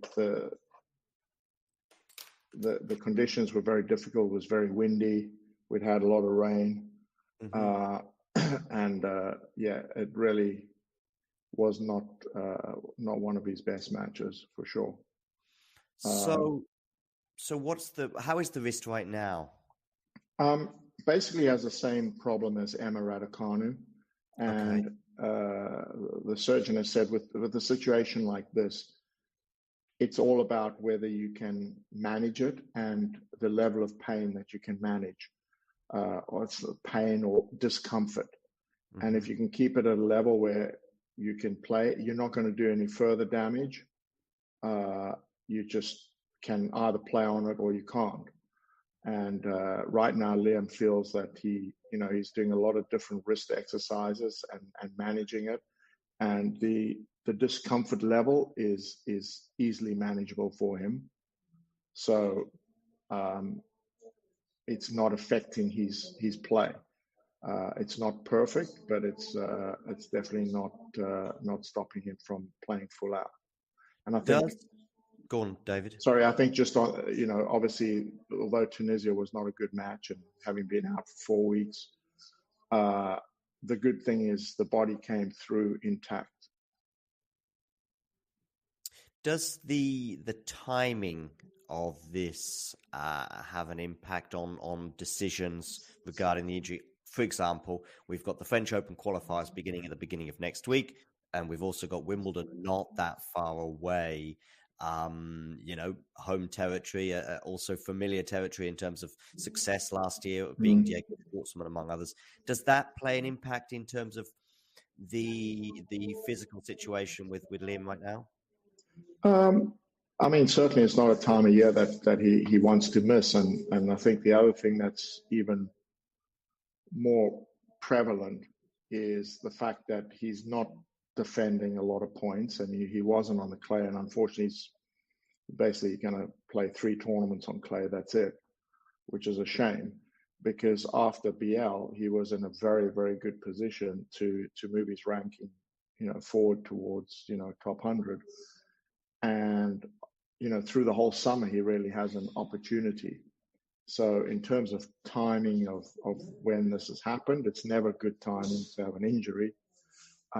But for the window of opportunity that he has had for the clay, but now for the rest of the clay, the French and grass and the hard courts in America, is quite a big opportunity. So if he can manage it throughout the summer, that would be advantageous. He might be able to manage it for the rest of his career. But if it does break down again, then we're going to have to look at wrist surgery. Yeah.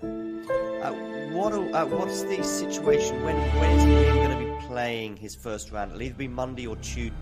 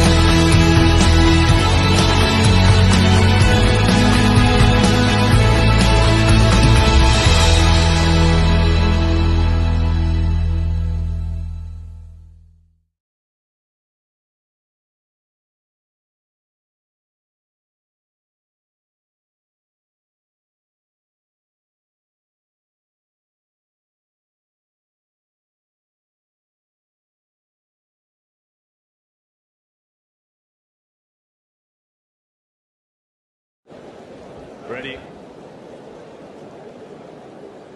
Play.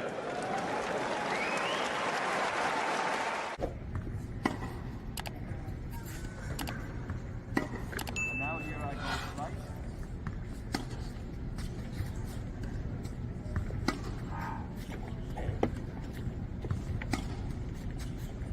This is normal flat.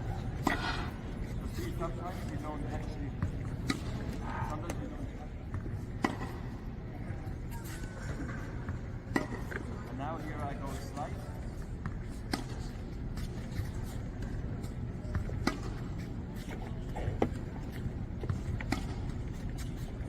This is normal flat. So see, sometimes you don't actually, sometimes you don't.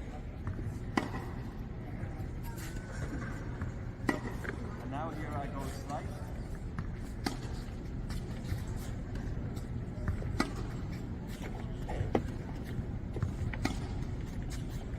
This is normal flat. So see, sometimes you don't actually, sometimes you don't. If you enjoyed this video, make sure you hit that like button. Don't forget to subscribe and click that notification bell so you don't miss out on all things tennis.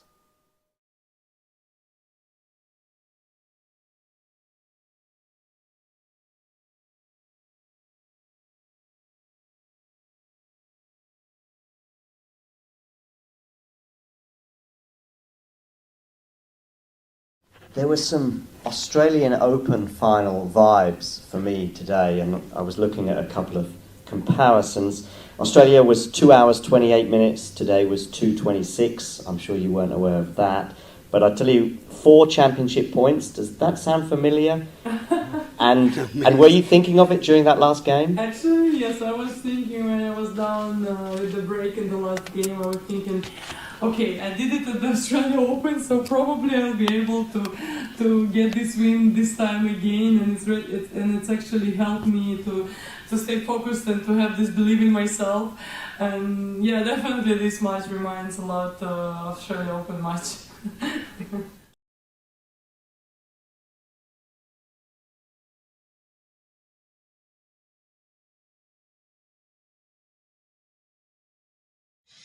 If there's one match from Rafa's story where you think that was a missed opportunity, there was a big chance. There have matches 2 or 3 in Australian Open.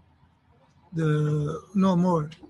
We lose the opportunity in Wimbledon against Djokovic in semi-final. 2018. Then we lose the opportunity more important because that was semi-final. We lose the opportunity in Australian Open. In the Australian Open 2014, 2012 and 2017. Yeah. In 14 because he has an injury against Wawrinka that before he had never lose against him. Then with Djokovic and Federer, he had breakup in the fifth. Yeah. And 40-30 or the 30-50. I Yeah. don't remember well. It was a ball very close, goes up. But this is what happened. There was in Roland Garros 2009. Of course, he I am sure that he won. He will win. He won this tournament when he has no problems in his knee, because at this moment he was the best. He won Australian Open, then he won the tournaments on clay, and he arrived with problems in Roland Garros. For this reason, in my opinion, he loses. But there are others time that maybe he has to lose and he won.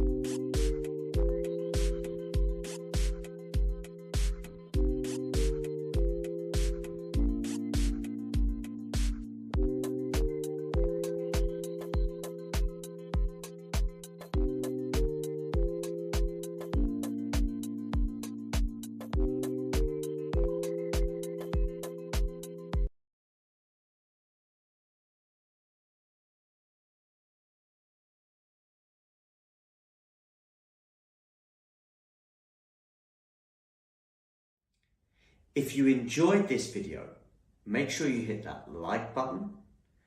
Don't forget to subscribe and click that notification bell so you don't miss out on all things tennis.